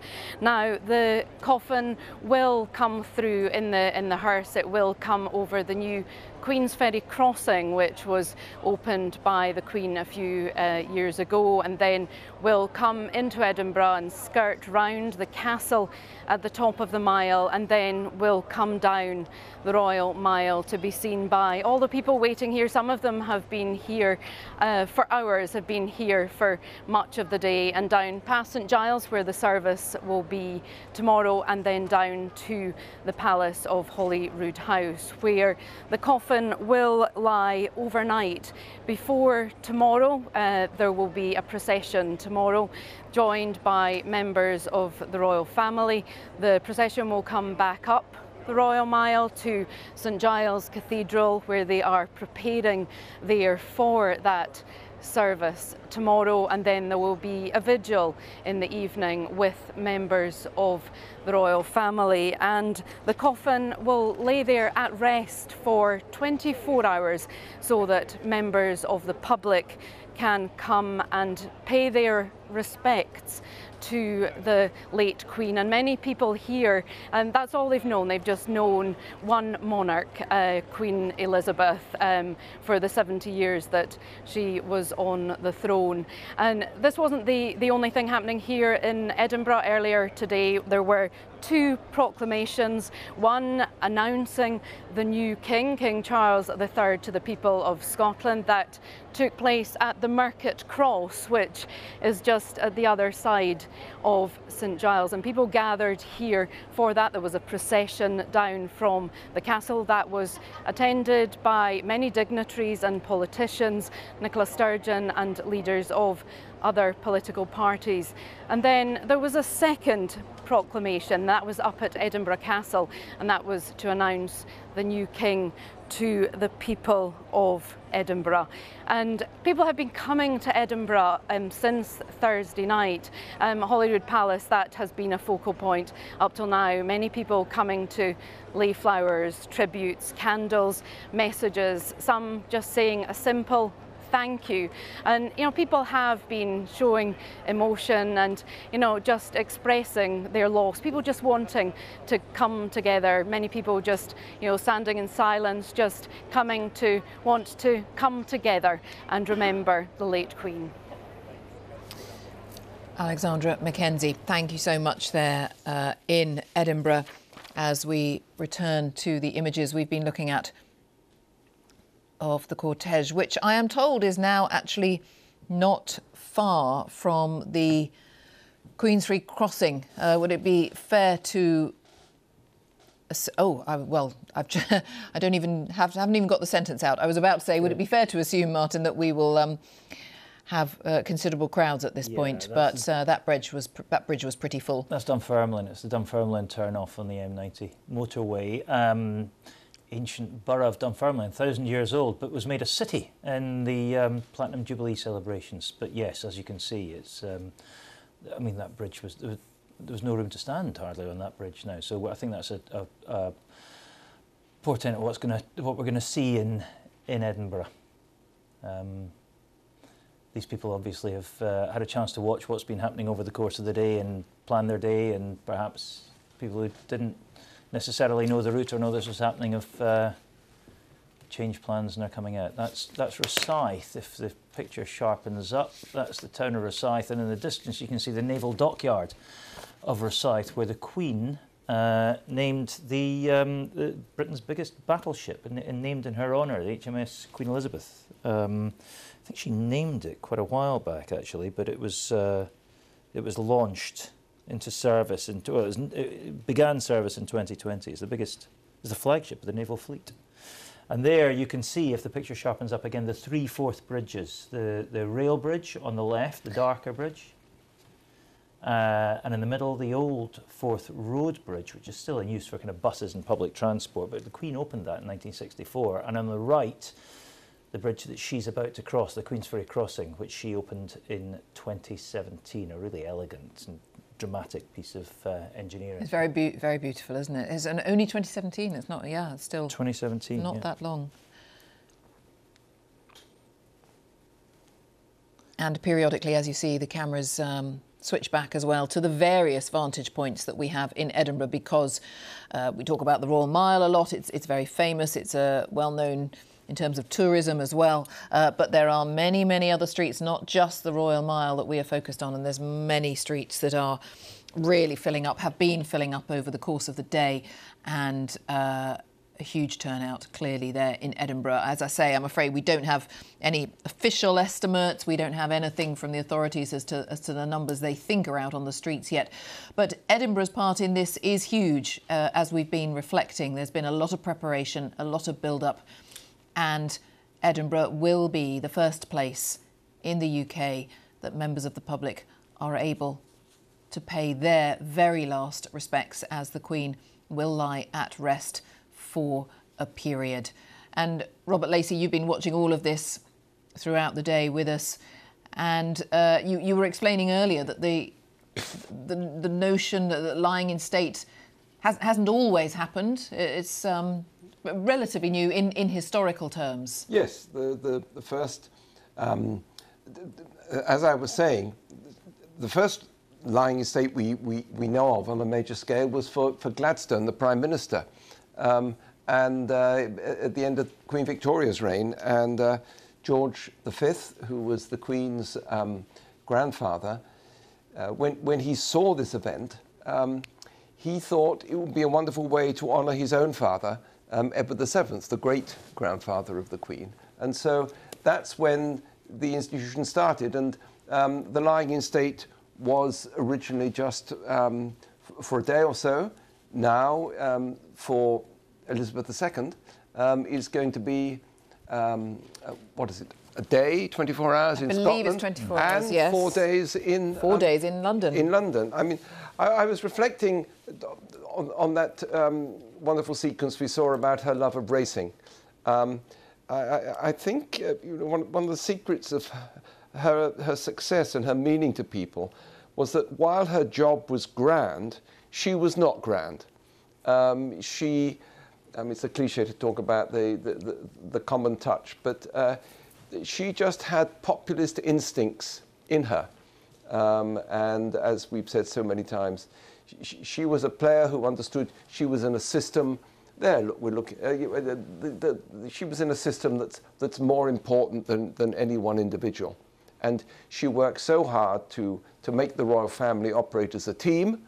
And as we were saying earlier too, King Charles is clearly taking steps to imitate her very much in talking to William about the need for him to get together with Harry, as we saw yesterday. And that's clearly King Charles hard at work, following in the traditions of his mother. And he will have had he has had a long time to think about what sort of monarch he wants to be, whether there will be a slightly different tone, whether it will be a more slimmed down monarchy. Some suggestions, even in the last 48 hours, that other historians, royal watchers, making the point that they wonder whether this will be a slightly more emotional monarchy, and they mean that in a good way. The fact that he and his wife, very, very early on, after the news was still very fresh, really, that the Queen had died, was greeting people at Buckingham Palace, showing interest, saying thank you for coming, thank you for laying flowers. Whether that was him instantly wanting to lay down a marker and say, this is the sort of king I want to be. Well, in view of the huge popularity of William and Catherine, there'd been a sort of tendency to say, well, Charles and Camilla, they'll be caretaker monarchs. And maybe I myself was one who thought, well, they're interim for the real top of the pops.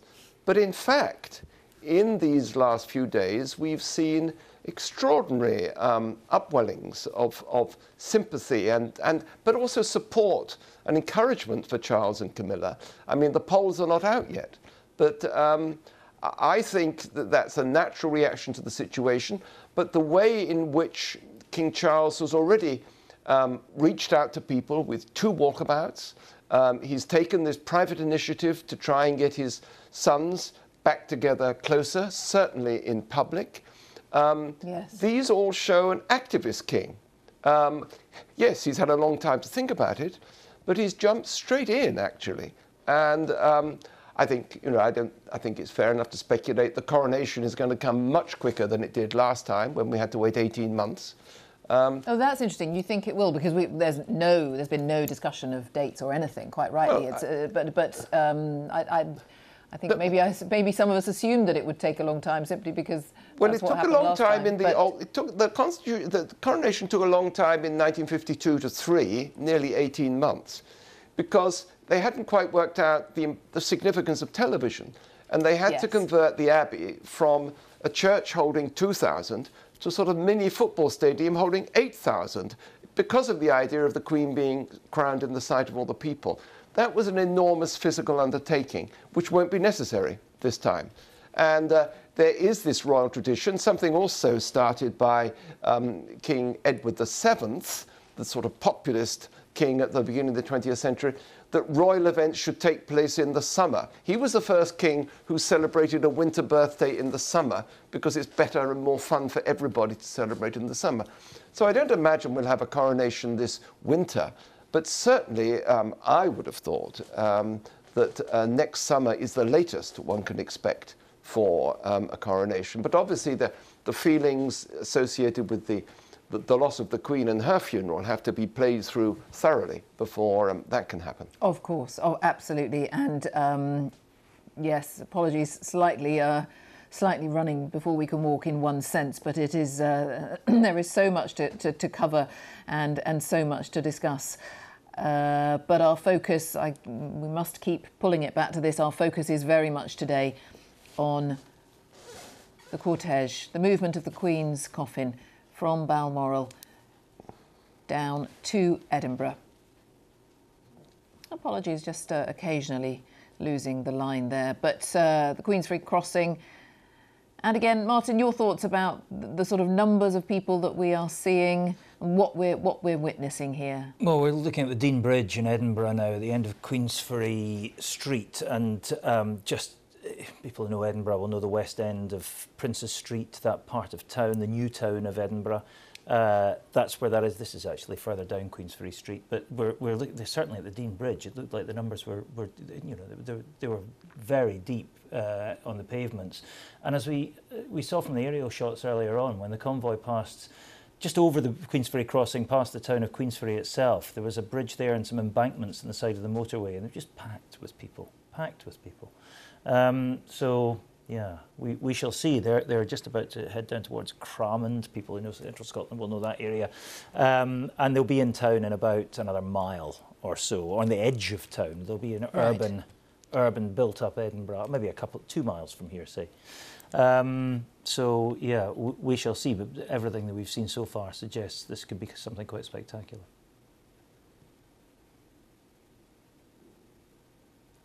Queensferry itself, named after Queen Margaret, St Margaret, the wife of Malcolm Canmore, 1,000 years ago, and there's a chapel in Edinburgh Castle, the oldest building in the city of Edinburgh, St Margaret's Chapel. Tiny little building where she used to pray, well over 1,000 years ago now. And this will be, as it gets into Edinburgh proper, the cortege, I feel as if this is going to be quite a moment, actually. The first time we will see that coffin travel through a much more densely populated area, a much more tight-knit, tightly packed geographically area, I mean. And again, it's when you catch that glimpse of exactly what we're looking at there, you look at the vehicle, you think that is the Queen, that is the late Queen, and that is poignant and sobering. It is worth catching yourself and reminding yourself of that, isn't it? Because we've spent so long just looking at the journey of a car. It's the contents of that car in the front that really make this an extraordinary moment in history. And people are gathering with the conventions of a crowd, which are usually associated with celebration, football matches, horse racing, whatever. It's easier, really, for the folks down around Buckingham Palace, cheering the new King and Queen. Complex emotions now. And it will be interesting to see how people, how the crowds react. There we see crowds, and this what we've come to see from the air, getting used to seeing the cars parked. People have got out and gone to the side of the road to catch this glimpse, even though the cavalcade is streaking past them pretty rapidly at this stage. And as we stay with the aerial images that we are now familiar with today of the cortege, I'm looking as well at a number of other camera angles that we have, of course, trained in various parts of Edinburgh. And I know we keep saying it, but I mean, thousands and thousands and thousands of people out on the streets. And we know that many of them have been there since really quite early this morning. They've been standing there for many, many hours waiting for their glimpse of what we have been looking at here since 10 o'clock this morning. That was the point at which the Queen's cortege left Balmoral.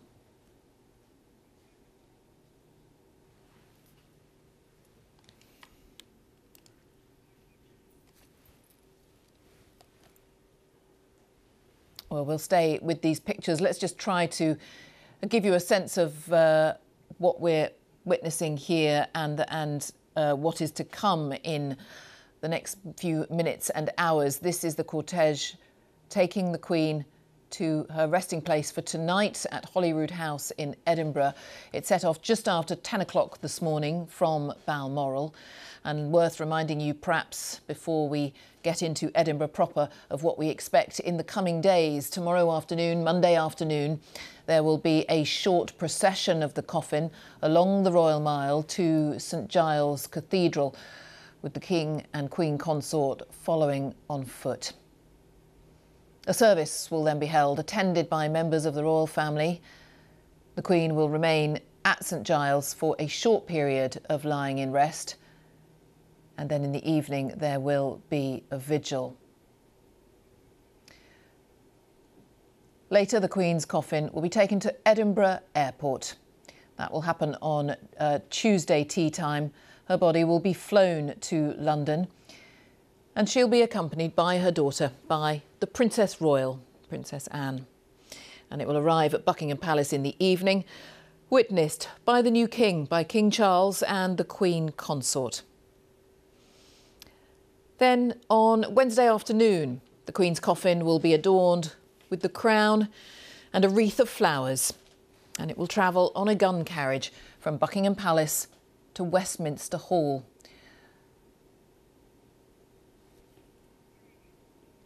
That is what awaits in the coming days. Our royal correspondent Sean Coughlin has joined us here in the studio. Sean, so what we are witnessing here as we look at these scenes in Edinburgh, everything we've been seeing over the course of the day, we build up to a moment of reflection for the people of Edinburgh, many people from across Scotland now, and then we've just given a sense of what is to come in the days to come. So I suppose this first pausing point, if I can put it that way, is what we will see in the next 24 hours or so in Scotland's capital. These will be the first people who will have their chance to pay their respects and file past the Queen's coffin. That's absolutely right. In a way, this is almost like the first step in a journey that will take more than a week now, actually. This is the first from Balmoral to Edinburgh. Gradually, this rolls out. And I think this morning, I thought it was very moving that it began very simply.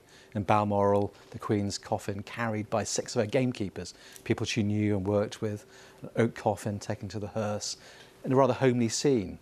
That will then gradually play out in this great arc of the narrative until it reaches Westminster Abbey for the state funeral with choirs, grandeur and world leaders in the pews. And today's the first glimpse of that. And Edinburgh, when we've seen the route of the journey to Edinburgh, there have been small groups of people looking and wishing well in dotted groups. Edinburgh will be a bigger crowd.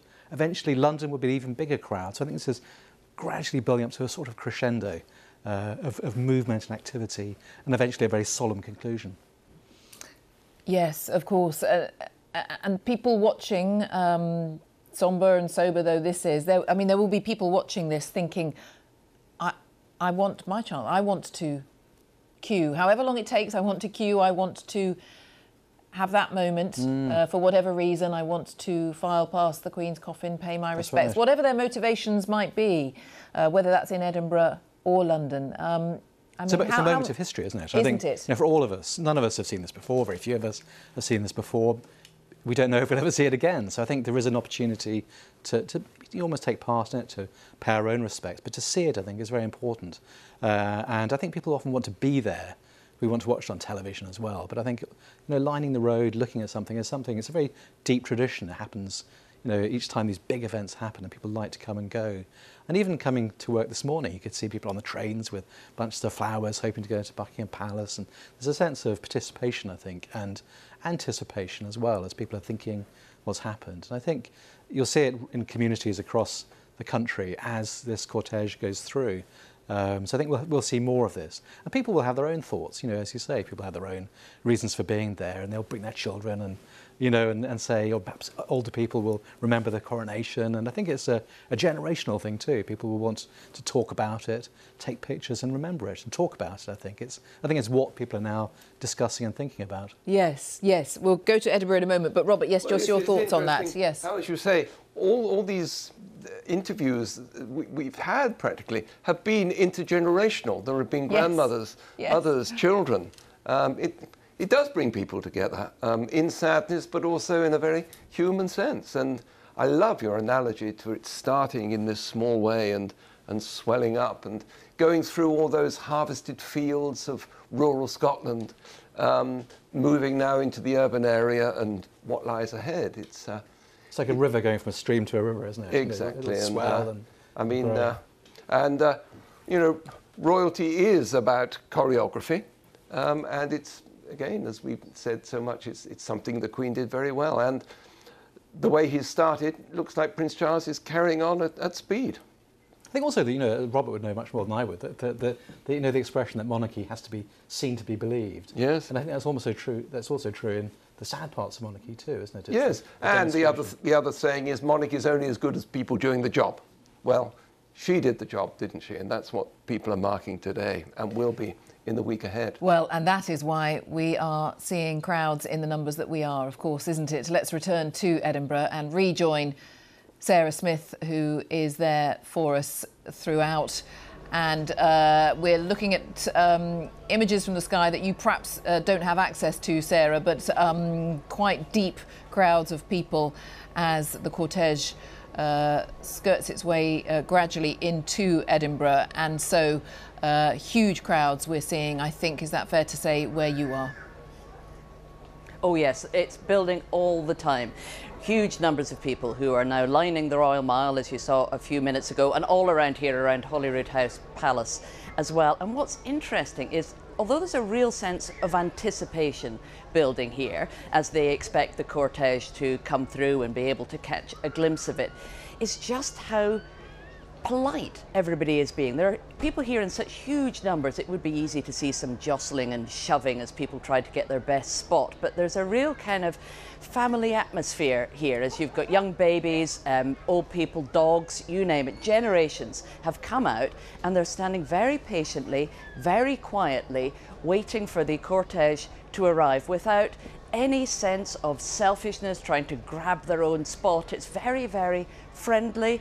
And it's very, very sombre. People are, you know, standing, reflecting on what's happened as they wait to see the cortege. And it's very different from other occasions when you might see huge crowds like this. And looking at the numbers of people lining the Royal Mile there, it got me thinking about other times we've seen huge crowds come out like this, particularly along the Royal Mile in Edinburgh. The last time I can remember seeing anything like this was when the Scottish Parliament was being opened for the first time in 1999. There weren't quite so many people there then, but the whole of the Royal Mile was lined with well-wishers when they saw Queen Elizabeth driving in an open-top vehicle up from Holyrood House all the way up the Royal Mile to the General Assembly building of the Church of Scotland to open the Scottish Parliament for the first time. That was people lining the streets of the Royal Mile in order to catch a glimpse of Queen Elizabeth. And she came to Scotland very early in her reign. She made a real point of coming here just 3 weeks after the coronation in 1953. And again, her and her husband, the Duke of Edinburgh,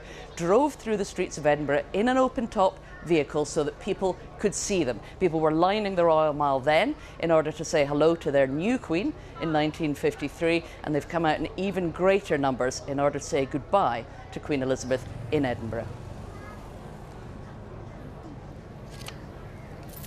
When she opened the Scottish Parliament in 1999, the Queen spoke very deliberately about the people of Scotland, and she said, "The grit, determination and humour, the forthrightness and above all the strong sense of identity of the Scottish people are qualities which contribute so much to the life of the United Kingdom." It was her paying tribute to, well, as she said, the grit and determination of Scottish people, and making clear she understood that this was a country within the United Kingdom with its own sense of identity and people of a distinct character. She knew them, she understood them, She cared deeply for Scotland, and that'll be one of the reasons that we are seeing just so many people coming out to catch a glimpse of the coffin as it's driving through the streets of Edinburgh and making its way here to the historic Old Town, right in the centre of Edinburgh, where the cortege will finish its journey at the Palace of Holyrood House, which was, of course, always the Queen's official residence whenever she was in Scotland. Sarah Smith, thank you very much for now. Sarah, they're keeping an eye as crowds continue to build there in Edinburgh as the cortege makes its way now into Scotland's capital.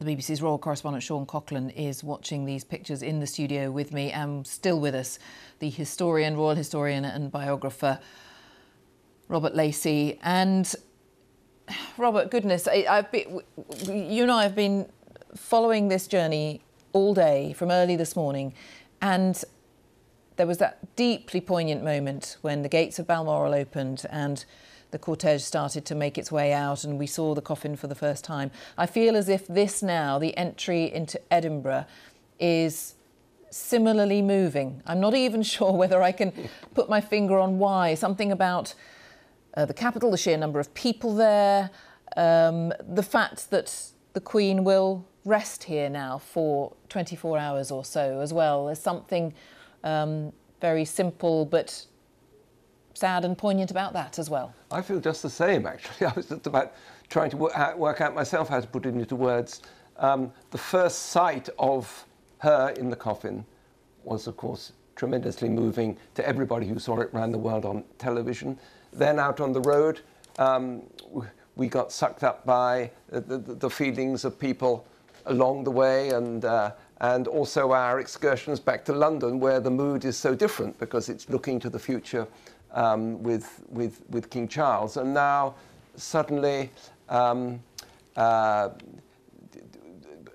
we sense, don't we, that there's something emotional coming now, and our focus is entirely back on this woman.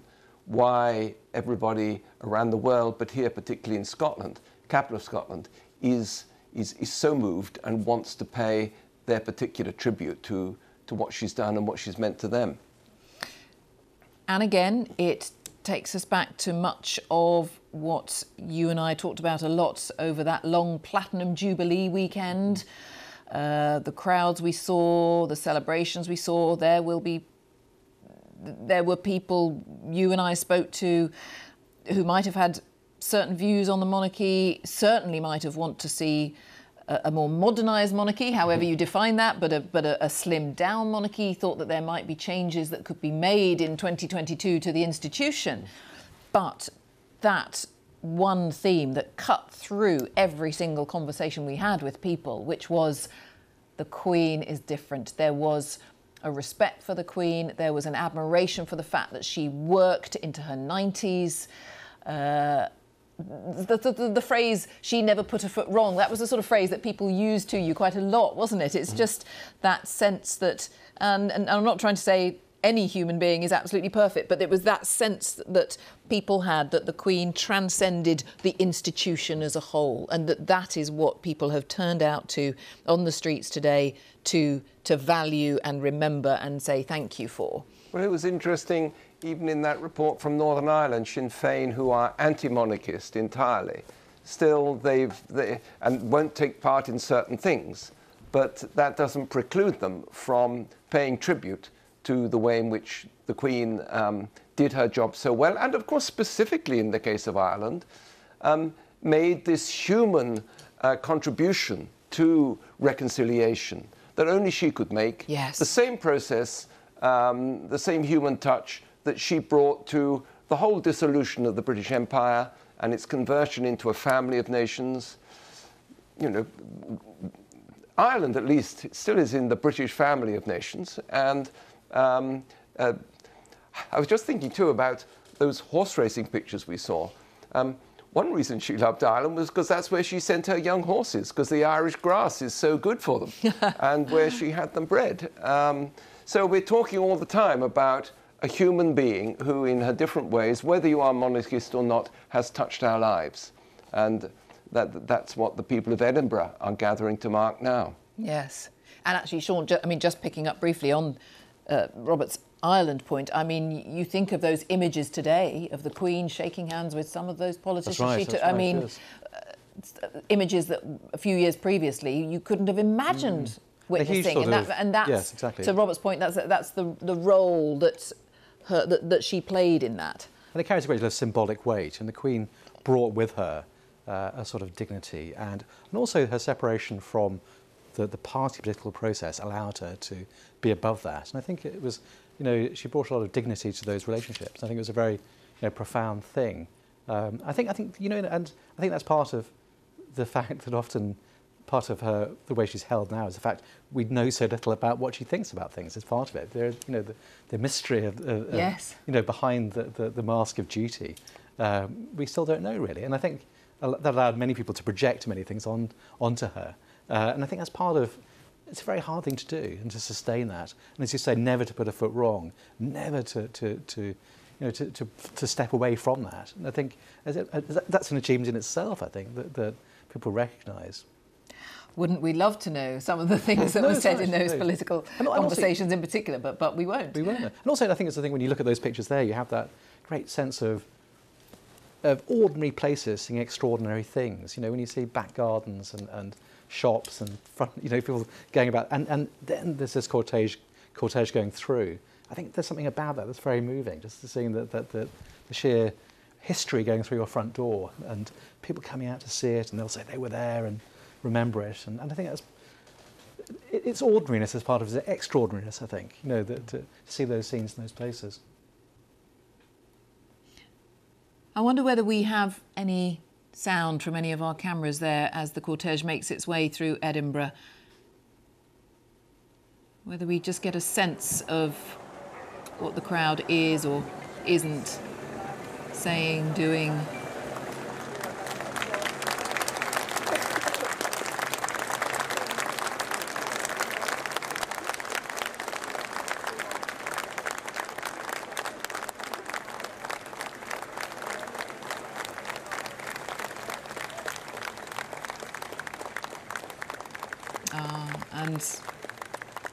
And many people clapping as the cortege goes past, as we have seen in earlier stages of this journey.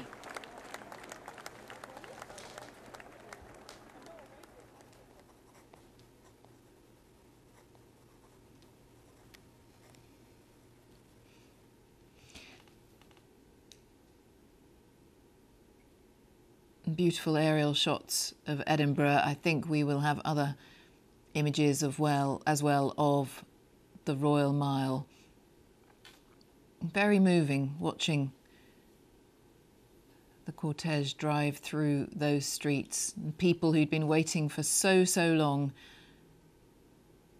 just standing quietly, calmly, and then that lovely ripple of applause as the cortege passed them by, as the Queen makes her final journey through her beloved Scotland.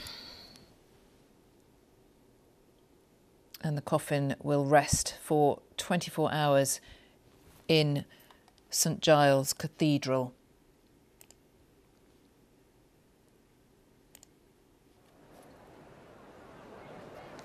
And as we stay with these pictures, let's talk to the Right Reverend Dr. Ian Greenshields, who is moderator of the General Assembly of the Church of Scotland. He saw the Queen in person just a few days really before she died at the Royal Deeside Estate. And thank you so much for being with us here on the BBC as we stay with images from the city of Edinburgh. And tell us about your final, as it turned out to be, conversation with Her Majesty. What did you discuss? Well, it was exactly a week ago today, and we were just discussing the service that had taken place at Crathy Church. We were doing that over dinner. She was very lively and engaged in discussion, and she when I was giving leave to leave Balmoral. I spoke to her for a few moments, and I gave her a wooden cross that had been made by prisoners in Glenagle prison, and she very gratefully received it from me and wished me goodbye. I find it very difficult to believe that that lady who was so alive and with it a week ago is no longer with us. Because we had all seen her looking much more frail physically, but you're clearly telling us that in every other way she was bright, she was engaged, was she the person you had always known, the person you had always had these sort of conversations with? Well, I mean, I hadn't had any conversations with her up until then, and I hadn't known what to expect. And you're right, she was frail when she came into the room, but that wasn't the lady that I was engaged in conversation with on Saturday or on Sunday. She was intelligent, she was with it, up to date. She had incredible memory for things, and I just find it very difficult to believe that that's her gone. And it is well documented, the importance of her faith to her throughout her life. Did you touch on that? Yes, we did, and that was very evident in the conversations that we had, and we'll have the opportunity now tomorrow of expressing our thanksgiving for her life in St Giles, and it's a very appropriate place that will take place in, and it's very appropriate that we'll be celebrating her life and her faith there.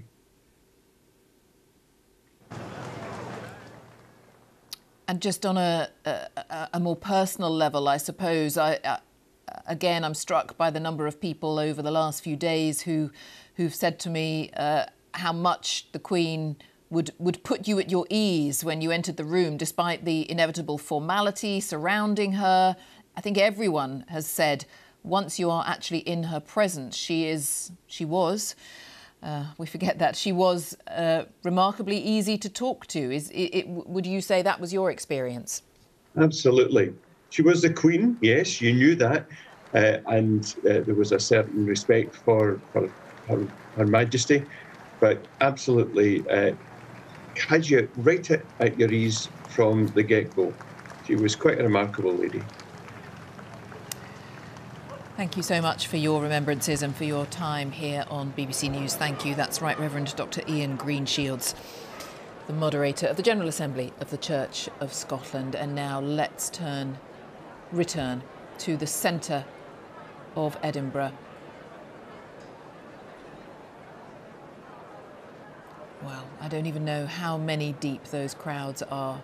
Just people as far as the eye can see as this cortege makes its slow final procession through the streets of Edinburgh.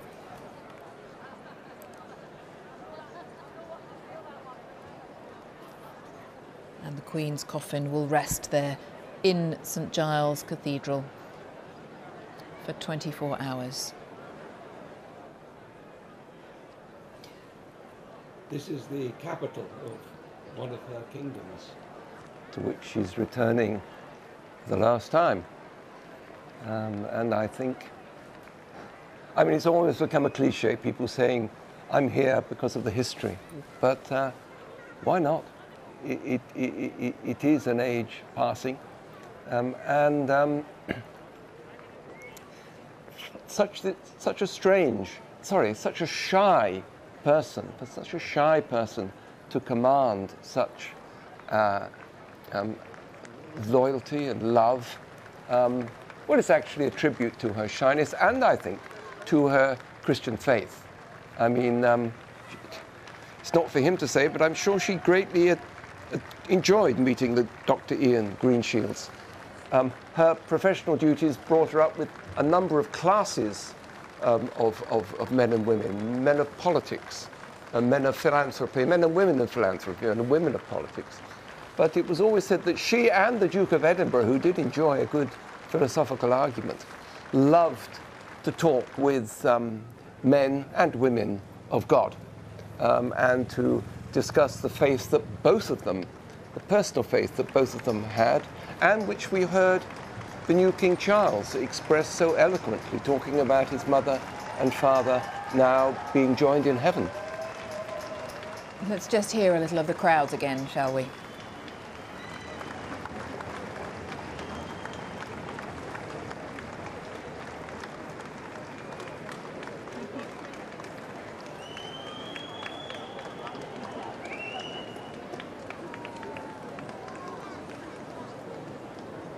Again, plenty of clapping as this slow procession makes its way. Apologies, slightly jumping ahead of myself because, of course, the cortege is taking the Queen to the Palace of Holyrood House. That will be its final destination this afternoon.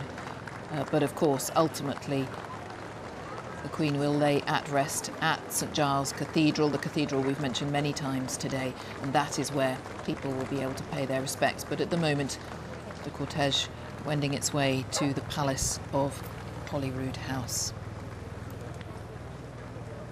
That really was the Royal Mile today, wasn't it, in every sense? The Royal Mile in every sense. It is, isn't it? Yes. I think it's also interesting when you watch that people are clapping very politely, but people will think, how do you respond to a funeral? People aren't going to cheer or shout, but there's a sort of ripple of polite applause. There is, isn't there? People want to reflect on it. Let's hear a little more of that, I think.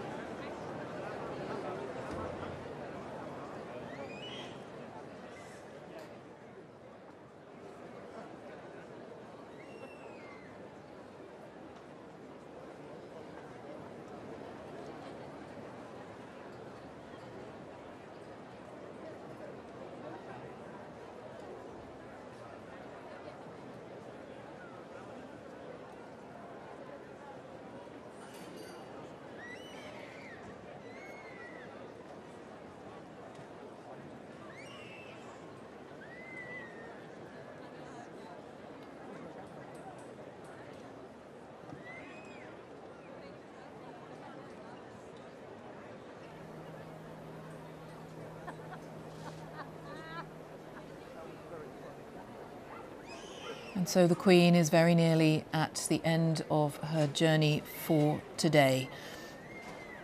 The hearse pulled up at the front of the Palace of Holyrood House in Edinburgh. And she will remain there overnight before the focus then tomorrow turns to St Giles Cathedral in the city.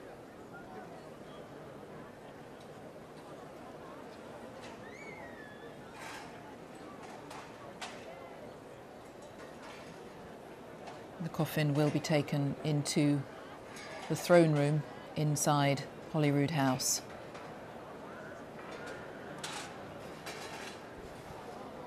Which will be her resting place for tonight.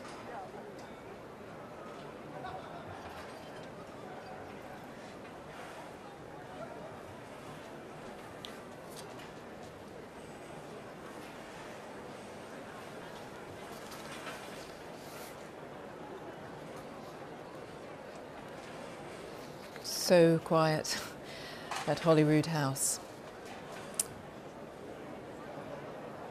And my guests watching all of this today, this moment in history, as the Queen's coffin is taken inside.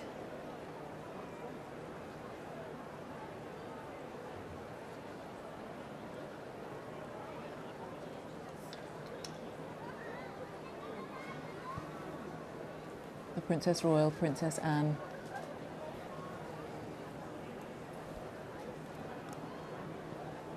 Prince Andrew and Prince Edward.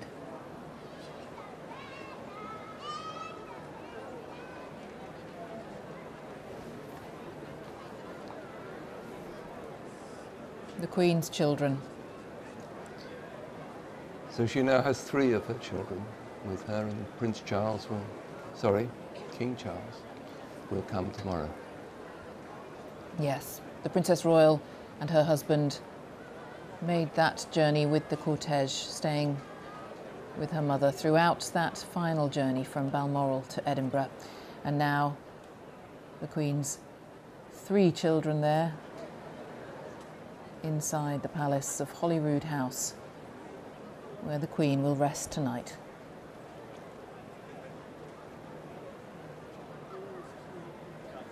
And again, seeing her 3 children, it reminds us perhaps of those scenes we saw less than 24 hours ago, I think, outside Balmoral, as members of the royal family came out to thank the well-wishers, to look at the flowers, to read all the messages, and we saw those very, very moving images of some of the members of the royal family visibly upset. They had lost a loved one. So easy to forget that Princess Beatrice and Eugenie, for example, who were very, very tearful as they looked at all the tributes that had been left. They had lost their granny. The Prince of Wales, the new Prince of Wales, he's issued that very moving statement talking about how he has lost a grandmother. And just there, again, as the coffin was taken inside, we had that, just that flash, that momentary shot where we remember that there are children and grandchildren who have lost someone very dear to them, just as the nation says goodbye to the longest reigning monarch in its history.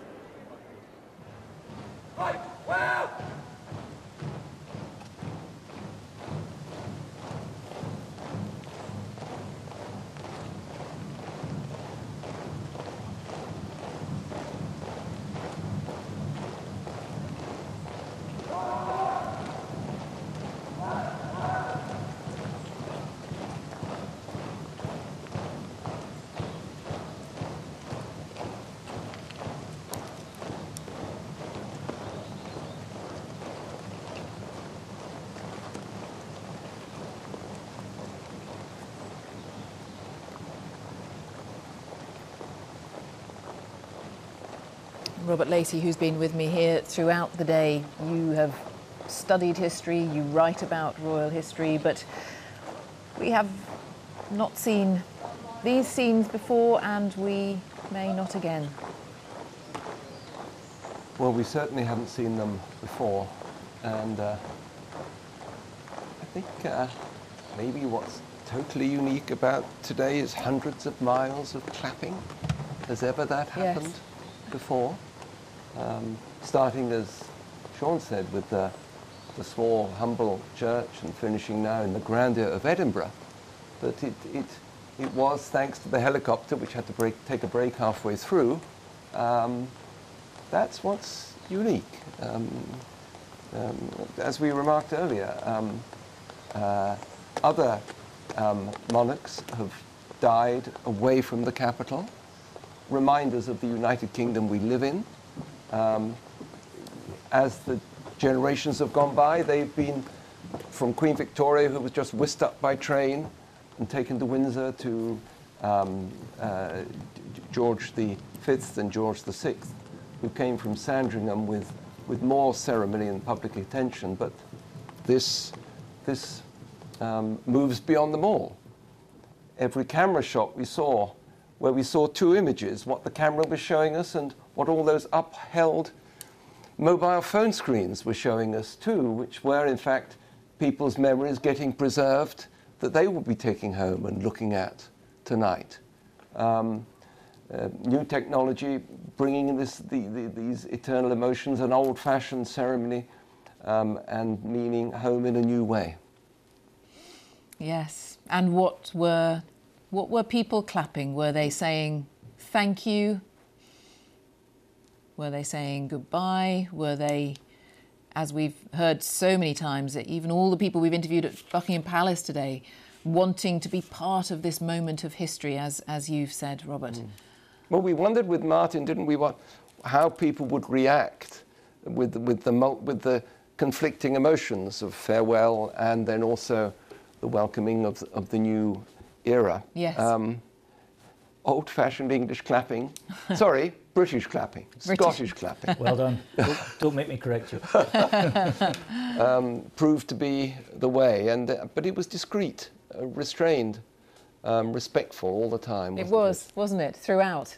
Really was throughout. Since 10 o'clock this morning, that is exactly how it has been. And now, Martin Geiser, this is Edinburgh's time now for the next 24 hours. This is the focus is on this city.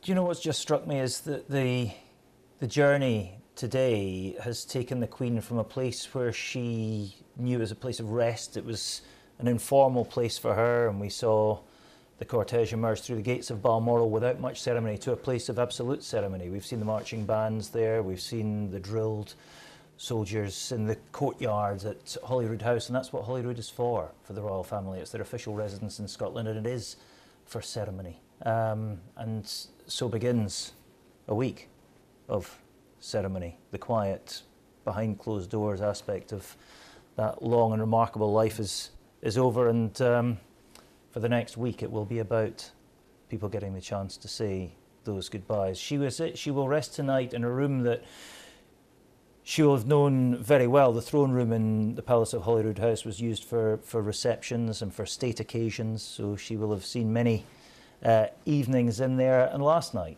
she was in, of course, a room that she knew very well as well, the ballroom in Balmoral, used for the annual Gillies Ball, which was a fantastic social event in the calendar of Deeside. Everybody who worked on the estate was invited to the ball, as were a whole variety of local people, not just the gentry, not just the landowners, but shop owners. I mean, literally down to butchers, bakers, candlestick makers would occasionally get an invite in, and they would dance with the royal family in a ceilidh, not in a formal ball that, you know, people might expect of royalty, but a Highland dance. I don't know whether the shoes did come off, but they tend to in ceilidhs. It's difficult to do. That's the idea, isn't it? With any great degree of formality. They're fun, and you know, people who've been to these occasions talk very fondly about how informal they were and how happy the members of the royal family seemed to be when they were in that environment. Let's turn to Edinburgh itself and Sarah Smith, who is in the city for us as we look at various vantage points that we have from where we are, Sarah, and people not going anywhere quickly, just gently milling around, perhaps some people still in thought, and all eyes will be on Edinburgh. Yes, people very gradually starting to move away, and from where I am too, I can see people just beginning, but as you say, in no hurry. They've witnessed a moment in history here, and they're not in a hurry to leave, because it's a poignant moment for most of the people who've come here to see this after what has been a really remarkable day. If we think about what we have been watching today, it started off looking almost humble as we saw the Queen's coffin leaving the gates of Balmoral. As it travelled down through Scotland and was witnessed by people along the route, the various towns and cities that the cortege went through, this became not just about watching the Queen's coffin being driven through the streets of Scotland, as very affecting as that was. I think we all caught our breath for a moment the first time we saw it leaving the gates of Balmoral. But this was a day that wasn't just about pageantry and pomp and circumstance. This is a day that became one about the people of Scotland, as they came out in such huge number to line the route, whether it was through the streets of Aberdeen or Dundee, or along the more rural roads that this cortege drove along as it left Balmoral and started its 175-mile journey south to Edinburgh. The people who came out with quiet dignity, but in huge numbers, they showed the respect that Scotland had for its Queen, and just how Queen Elizabeth herself had touched the lives and the hearts of so many people here. What more fitting tribute can there be than the slight surprise that we had huge numbers of crowds, hundreds of thousands of people who stood for hours and hours just hoping to get a glimpse of the cortege. Now, there was pageantry along the way. We saw the proclamations of the accession of King Charles being read in some different cities throughout Scotland and across the rest of the United Kingdom, and that came with all the pageantry you would expect, as the King's Bodyguard for Scotland, the Royal Company of Archers, went to the Market Cross to tell the people of Edinburgh that the proclamation was about to be read. Then the Lord Lion officially told the people of Scotland that Queen Elizabeth was dead and that their one loyal lord and liege was now King Charles III. And you can see how beautifully choreographed these moments of pageantry were, exactly as you would expect. And they contrasted beautifully, I think, the careful and measured way in which these formal parts of the occasion were carried out, alongside all those people who'd come with young children, with their parents, generations of family lining the route, listening to the Lord Lion as he proclaimed King Charles III.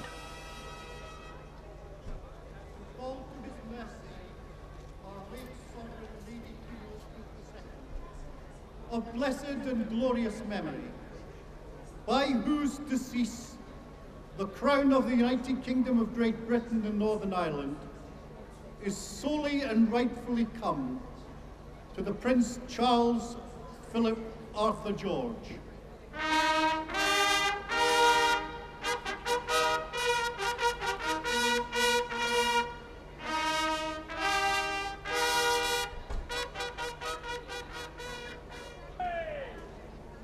There was a 21-gun salute fired from Edinburgh Castle after that.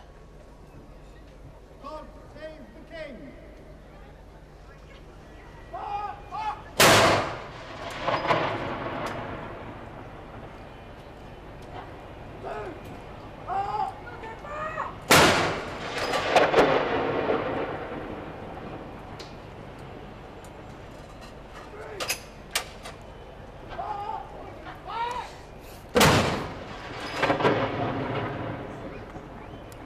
As the 21-gun salute was taking place, the cortege was, of course, still making its way south from Balmoral, with its ultimate destination being here in Edinburgh, where the streets were lined with people awaiting its arrival.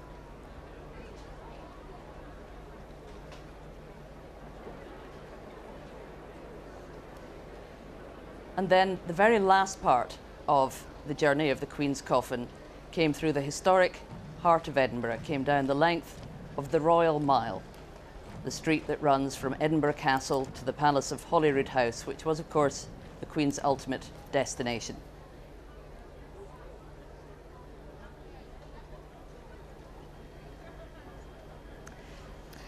And she was greeted again by the Royal Company of Archers as she arrived at Holyrood House. You can see here some of the lengthy journey that was made before she came finally to Holyrood, where a coffin now rests in the throne room and will be there overnight until she leaves again in procession from Holyrood House back up the Royal Mile to St Giles Cathedral.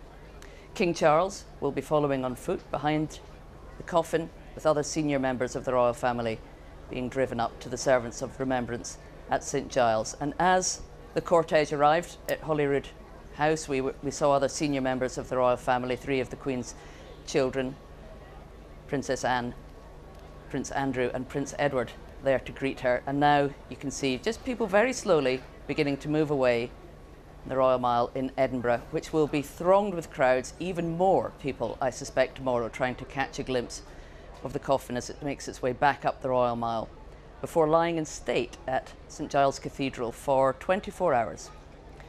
So tomorrow afternoon, lying at rest, I should say, will begin in St Giles Cathedral, and people will have their opportunity to file past the coffin before about tea time on Tuesday.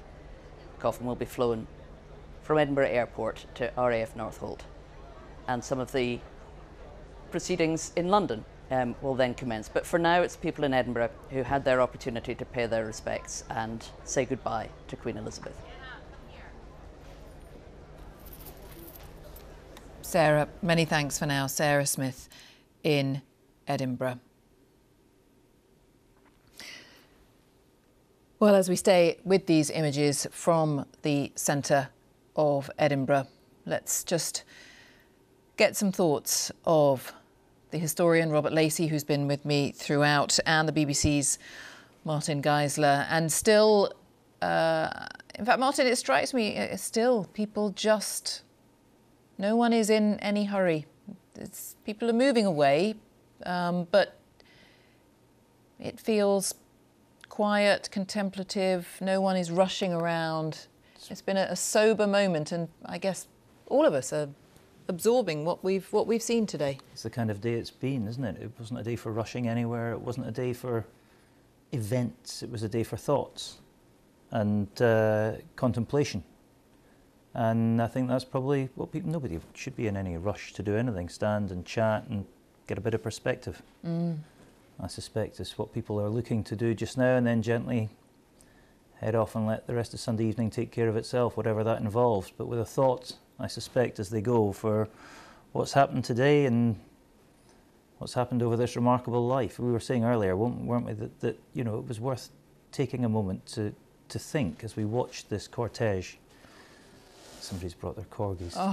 Watch this cortege wend its way through the most beautiful parts of Scotland, that, you know, what we were watching and the moment of history that we were seeing. It really has been something quite remarkable. And I should probably just add my own thoughts to what Sarah said. Scotland, I think, did itself proud today, for what it's worth. It looked beautiful and it was respectful, and it was, you know, if this process is to start, and sadly it has to, it started well. Oh, the corgis. James Cook mentioned earlier on that somebody had said, I think it was James, that they wanted to know about the corgis. I can't tell you how many people have asked me in the last few days, what do you think will happen to the corgis? There seems to be a bit of an obsession about it, understandably. Well, that was one of the cartoons, I have to say, that broke me. You might have seen a little sketch cartoon in the Washington Post, and it was just a single corgi on its lead with no one at the end of the lead, and it turned around and was looking backwards. And I can't say any more because, as a dog lover, that nearly broke me. And it's a beautiful, simple image that just said, where is my owner? Well, where's my leader and carer? And that's, you know, if one dare interpret, you know, a cartoon, isn't that the message? That we're all that corgi, in a sense, those of us who are committed to this, what we've seen today. Corgis are Welsh too, aren't they? So but I mean, people often talk about the Queen of England, and I think today we've really been reminded that that's just one part of what she was. I mean, so glad Martin feels proud and happy, and I think everybody in Scotland watching must feel that. Her love for this country of Scotland has been so well displayed, and as I say, seeing the coffin roll through those harvested fields and the hail bales and everything else. Yes. It's a complete sort of feeling, sad though it is. And it's interesting to say everyone in Scotland will share that. It's not often these days that we talk about everybody in Scotland having any kind of unity of thought, because we are a country that is having a big conversation with itself and a country that's divided over some very important issues at the moment. But I think you're right. I think even the most fervent Republicans in Scotland would have stayed away today out of respect. They may not have any fondness for the monarchy, but this was not a day to express that. And they perhaps, if they were watching, would have thought, do you know what? Well done. This was about doing right by your country. You don't have to necessarily appreciate the institution to think that this was a day that was conducted properly and well. And you say that that cartoon was perhaps saying, where's my leader? Sean Coughlin, the BBC's royal correspondent, the UK has a new leader, King Charles, and all the scenes that we have periodically witnessed today at Buckingham Palace, we've reflected, haven't we, all of us, on the different tone, the sombre nature of what we've been witnessing in Scotland. But people are waving flags and cheering and celebrating outside Buckingham Palace every time King Charles is driven through the gates. And it's exactly that, looking forward and looking back. We look back to the Queen's life here with those pictures, but then King Charles now represents the future, and he's there, ready for a sort of, I think, perhaps a more open, perhaps more friendly feel to his reign so far. Being very sort of almost touchy-feely, going out and engaging, having a very warm response with people. And I think also when you see those pictures, you are reminded of how much this isn't just a public moment. This is also a matter of public grief. We have the ceremonials, the parades and the uniforms. Then there's a hearse and there's a coffin and children meeting it. And there is both this great public historic moment, but also something very deeply private and I think very moving as a family grieving. And those two things, I think, are part of this whole process. And they're rather strange. It's something that most families wouldn't have to endure, really, to have grief played out on a public stage with all of us watching and speculating and talking about it. And also, I was very struck by those crowds who are there. They're thinking also about their own lives. The royal families are a yardstick of their own lives. We remember the Jubilees and Silver Jubilees, some of us, and back to our own lives. And they've always been there. And people will talk about that in the context of their own experiences and memories, their own family history as well as the national history. And it does feel like another sort of chapter heading has come. You know, when you get history textbooks and it says the Victorian era was over and this era has finished. And we've just watched it. We're watching it in that coffin and in that moment and in those ceremonies, I think. It's a very strange thing to see the page turning so visibly and loudly, really. Yes, Robert. Well, we were surprised, weren't we, to see the three children there at the end. We hadn't been briefed that was going to happen. If we'd thought about it, perhaps we would. Of course, Princess Anne followed and accompanied her mother with her husband. And we knew King Charles is coming up tomorrow. But we'd sort of forgotten about the other two brothers, the younger brothers there in Balmoral. Of course, they're not going to stay stuck up there. And they're all reunited, the three of them tonight with their mother, and then their elder brother and their new king will join them tomorrow. And so the public and the family procedure will continue. Yes. And there's something very sobering about the sight of a coffin too, isn't there? You know, yes. The news has reverberated around the world, and we've been here covering the consequences. But somehow, when you just see the reality of a coffin and you think about it, somehow it brings it all down to what's really happened, I think. Sometimes it becomes almost like a thing we talk about. Suddenly you're seeing it and you know it's happened. And I think that was the moment I think the public for the first time will have seen that coffin. It'll make them think this really has happened. And I think for the family particularly, that's a great and arresting moment when any of us see a coffin of a loved one. And interesting that the last pictures we saw of the Queen at work, she was wearing a tartan, greeting the two ex and coming in Prime Ministers of the United Kingdom. But she was wearing her Scottish tartan and she was holding her Scottish crofter's stick. And it's how can one say something so sad as been a happy circumstance, but just a week ago she was preparing to come down to London, and now they went to her. And again, it's a reminder of the United Kingdom over which she's presided so successfully. She was wearing tartan and that beaming smile. Most strikingly, perhaps, about that photograph. That's I suspect that's how I'll remember it. She looked old, she looked frail. A lot of people were taken aback when they saw the photograph at how frail she did look. Yes. But what right in the middle of it was that still smiling smile. And the fire was lit as well. I don't know if you noticed that. Yeah, it was. It was an awful lot colder. I thought. And she was wearing a cardigan. It wasn't. But yes, the smile and I read an interview with the photographer who took that, who absolutely made that point as well, and what a delight that was. So that was clearly an act of great bravery to be there for that, because so often before, in the days before things had been cancelled, we knew the Queen was very ill. We knew that this was a great challenge, and there was a great deal of speculation as to whether she would make that engagement with Liz Truss, and there she was, and that was the last act of her constitutional duty that she'd never missed, and she I think it was a huge act of tenacity and just steely will to be there. You were saying earlier on, sorry, Martin. Yes. Yes.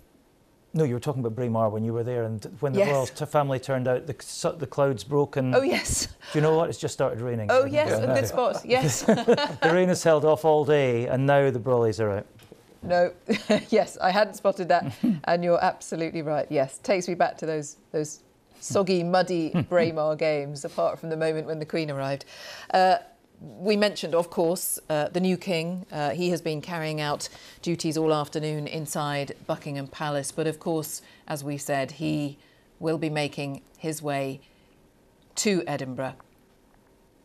So let's just reflect on what he's been doing today and the next few days ahead. Our correspondent Charlotte Gallagher has spent the day at Buckingham Palace, and big crowds, big cheers when King Charles was taken into the palace, Charlotte, but he was very much there for a working afternoon.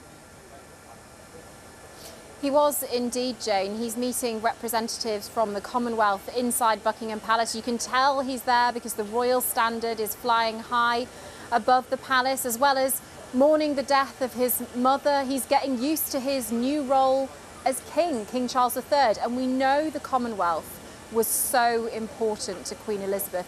That League of Nations together, she felt it was a really important part of her legacy.